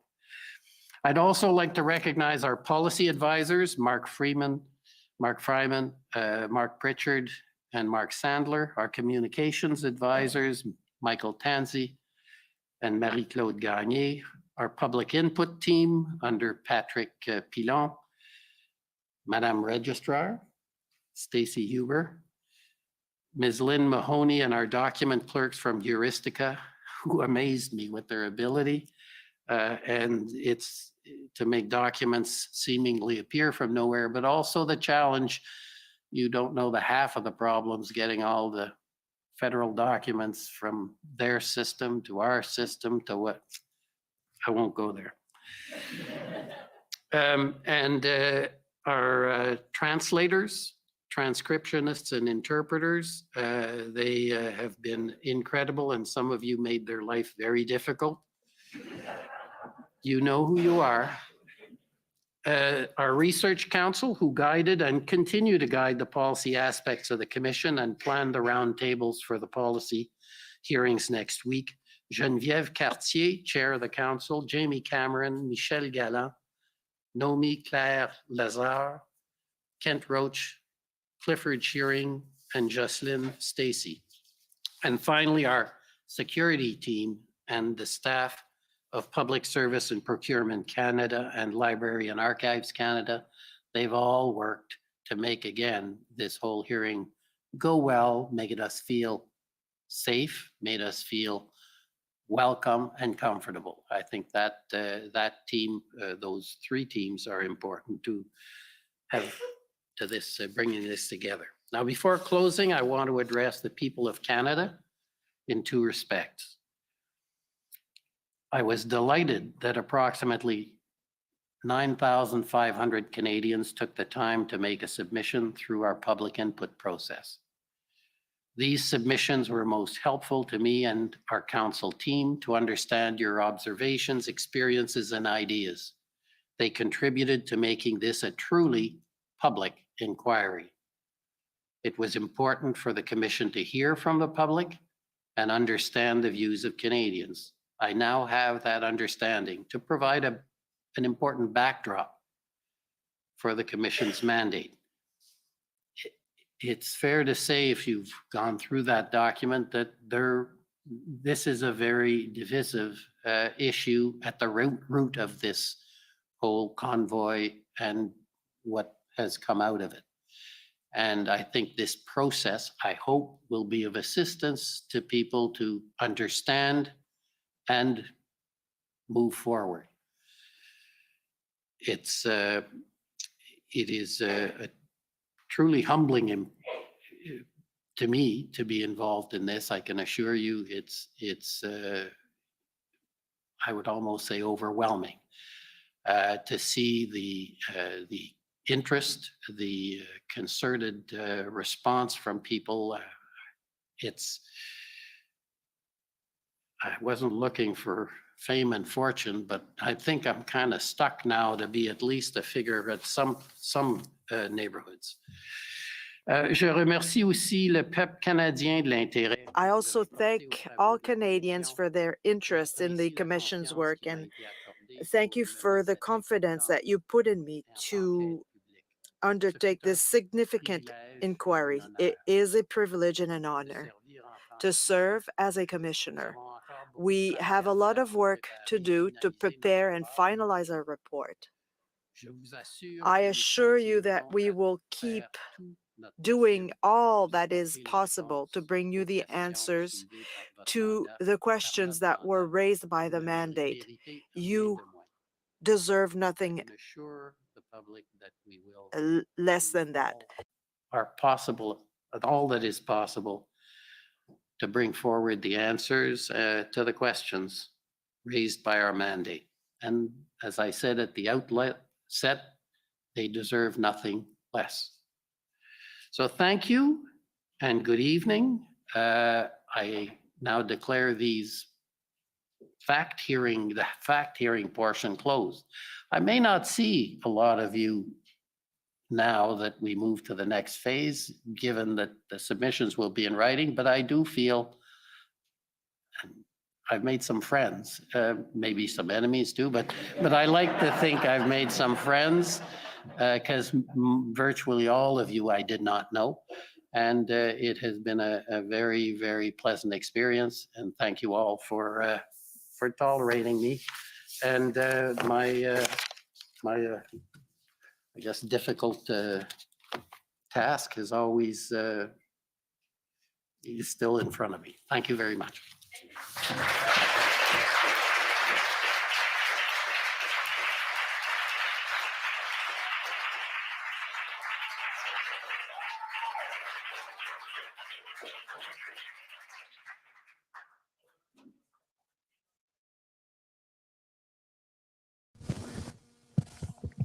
Hello, everybody. Can you hear me? I'm going to wait to see if people in the chat can hear me. I'm not activating the camera because I am not presentable. Okay, let me just see if the chat hears me. No, you don't hear me. Actual puppet. Yeah, we can hear you. Okay, good. Let me just take out one earbud. The wind has died down. I am a sweaty mess. Disgusting to look at. I'll send a picture. I'll post a picture to locals, so that'll be some incentive for people to head over to locals and join the community there. All right, so that was one heck of a long. That was a long finale, and yeah, I guess so. The rest is going to be submissions on policy. There was a section there when Commissioner Hulot was talking about being a puppet, feeling like he's a puppet and people are pulling the strings, and the context was very different, but I suspect some people are going to pull that clip and play it out of context humorously or with ill intent. That was an interesting experience, people. People are predicting that Trudeau is going to face no sanctions. I'll say this, like, you know, right now. If Hulot comes down and says that there was no wrongdoing, hope is lost. That will be the blackest of black pills. I believe that Hulot was going to come down with the ultimate conclusion that it was absolutely unjustified, total overreach, and can never be repeated again. That's the impression he gave me, but he is a Court of Appeal judge, has a decent poker face. Today, it looked like things might have been structured to protect Trudeau, to shield Trudeau a little bit. He didn't have any follow-up questions for Trudeau, which I thought was interesting because previously he had asked the witnesses, you know, if you were told to leave, did you give them another place where they could go allegedly lawfully, quote, lawfully protest? He had no such questions for Trudeau, which if there's one person to ask that question to, it would have been Trudeau. Do I really believe that he's going to, this is from, oh yeah, I forgot I can do this. I genuinely believe he's going to come down with the right decision. You heard it in closing arguments. There was nothing any of them said in closing arguments that could possibly justify the Emergencies Act. Nothing. Not even the government. Not even the government could have raised any arguments in closing that could possibly justify it. Ottawa, Champ, oh yeah, fear and inconvenience. Sorry, I'm out of breath because I was just jogging. The fear and inconvenience, fear of future protest. Oh yeah, no, they ended the Coots' alleged, stash of weapons without invoking the Emergencies Act, but they were nervous that people were going to go from there elsewhere to do something, so that's why they needed to invoke the Emergencies Act. Logically, it makes no sense. It's very easy to criticize other people's work, and I'm sitting there like, screaming to myself, where I would have said, you didn't need to invoke the Emergencies Act to end actual risk, but you needed to invoke it to prevent the potential for future risk that could otherwise be subdued using existing laws as the past risks were. I mean, the justification makes absolutely no sense. We ended the cache of weapons risk. We ended the Ambassador Bridge blockade using existing laws without having to invoke the Emergencies Act, but Trudeau was scared that the people were going to remobilize. And so they had to invoke the Emergencies Act to prevent mobilization from an incident that was quelled using existing laws without invoking the Emergencies Act. It makes absolutely no sense. That it's always easy from 3,000 kilometers away to say, that's what I would have said had I been there. It's like waking up in the middle of the night and saying, oh, that was my comeback. So I think that Rouleau is going to come down with the right decision, but I'm saying this now and I will not take it back. If he doesn't, it's the end of Canada. And if people don't understand that, you cannot make them understand. You will not, they either have to be dense, dishonest, or suicidal to not understand. If Rouleau does not come down with the right decision, protest is dead in Canada. The Charter of Rights is dead in Canada. And Canada, as what was otherwise known as a free, beautiful country, is done. There is no other way of describing it. If you can't protest, if the government gets to declare, invoke the nuclear weapon of legislation to end a protest because of a fear of economic harm. If anybody doesn't understand that that's the end of all protest, Indigenous rights, protest gone. LGBT rights, protest gone. Block streets. They blocked the Champlain Bridge once upon a time for a protest in Montreal. My late father-in-law had trouble getting to work. In fact, was cursing because they had to take detours over other bridges. They blocked the Champlain Bridge. What was it, 2 years ago? They blocked CN rails. They got a court injunction to end the protest, and they still didn't end the protest. Not only did they not invoke the Emergencies Act, the police didn't even enforce the injunction. So anybody who thinks that, this is good because we hated those truckers, you're idiots. Sorry, put it blunt. Dense idiots. Or just fascist tyrants who think you're always going to hold the purse strings of control. You're not always going to have the purse strings of control. And if this is the new threshold and Rouleau comes down with anything other than a stunning rebuke, protest is dead in Canada, not just for the protesters, for all Canadians. So you're going to have a tyrant who decides when he thinks in his tyrannical mind, enough is enough, time to obey protesters. Not to mention everything else that's going on in Canada. Hey, when they come for your hunting rifles, good luck protesting. When you protest Bill C-11 or whatever it is now, Bill C-11. Now, okay, time to obey protesters. Go home, or we freeze your bank accounts. So the imagery of they broke the glass. They broke the glass. Oh, I should probably take that chat down. Hold on a second. Yep, we are. If there are no now, just so someone had asked the question before, what will be the repercussions? The commissioner has no authority to impose sanctions. No one's going to pay any fines. No one's going to jail. It will be policy recommendations and findings of fact and law.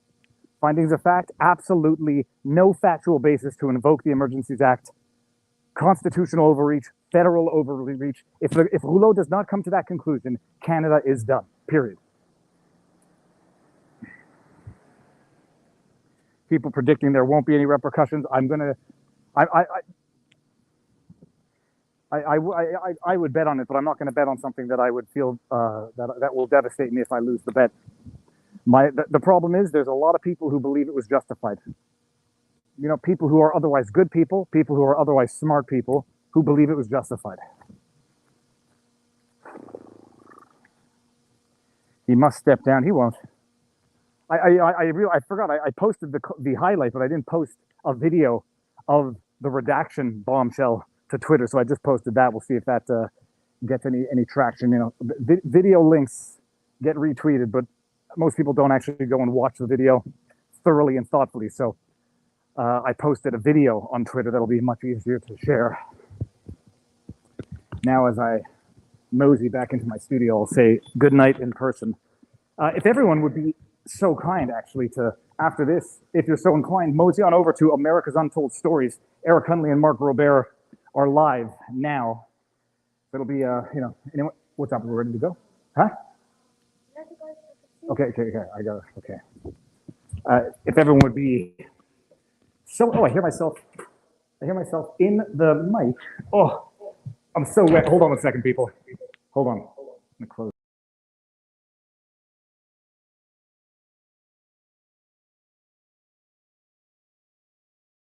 Ugh.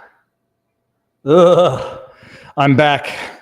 Guess who's back? Okay, so this is what I look like off the treadmill or after exercising. Now, I had been told by the family that it's time to go out for dinner. Everybody, that was fun. That was an amazing.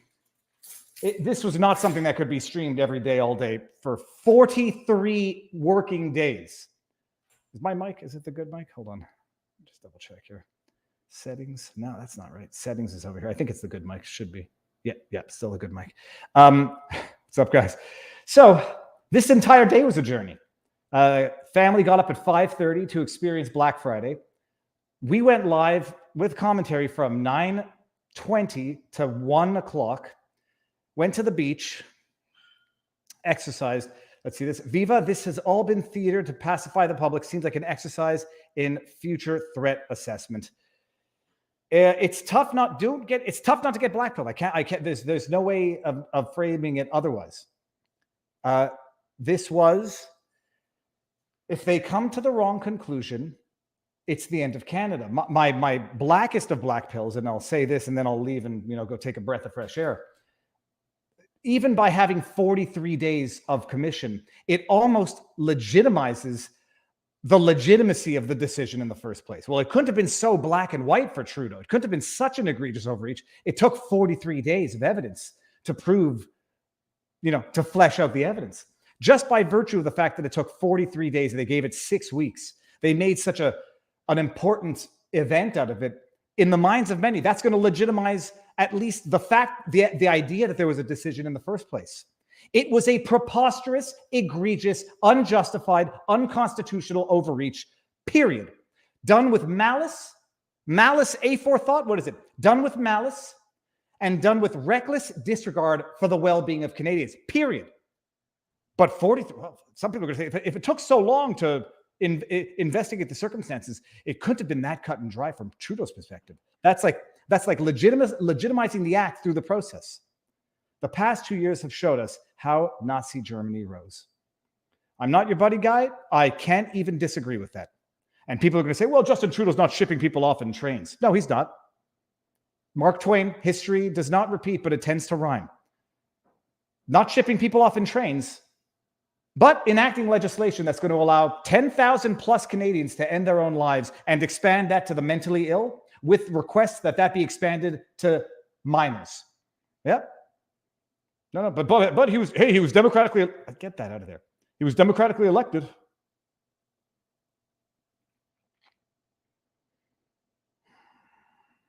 Okay. I'm gonna clip some of those highlights and make sure people don't forget about this.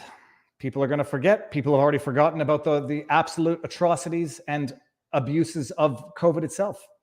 It's like it's already the stabbing agony of the pain has sort of dulled off now to just a throbbing headache, and people have forgotten what we went through for the last 2 years. People are going to forget about how egregious this was. Oh, he invoked the Emergencies Act. Well, it's legislation. It's there for him to use, I guess. Okay, so what does that say? Viva, he's not shipping people. He's bringing more from Roxham Road.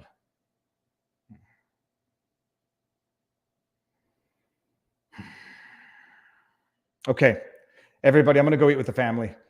Thank you all for being here. If you'd be so kind, go visit Hunley, America's Untold Stories. Drop a good in the chat so that they know from where you came.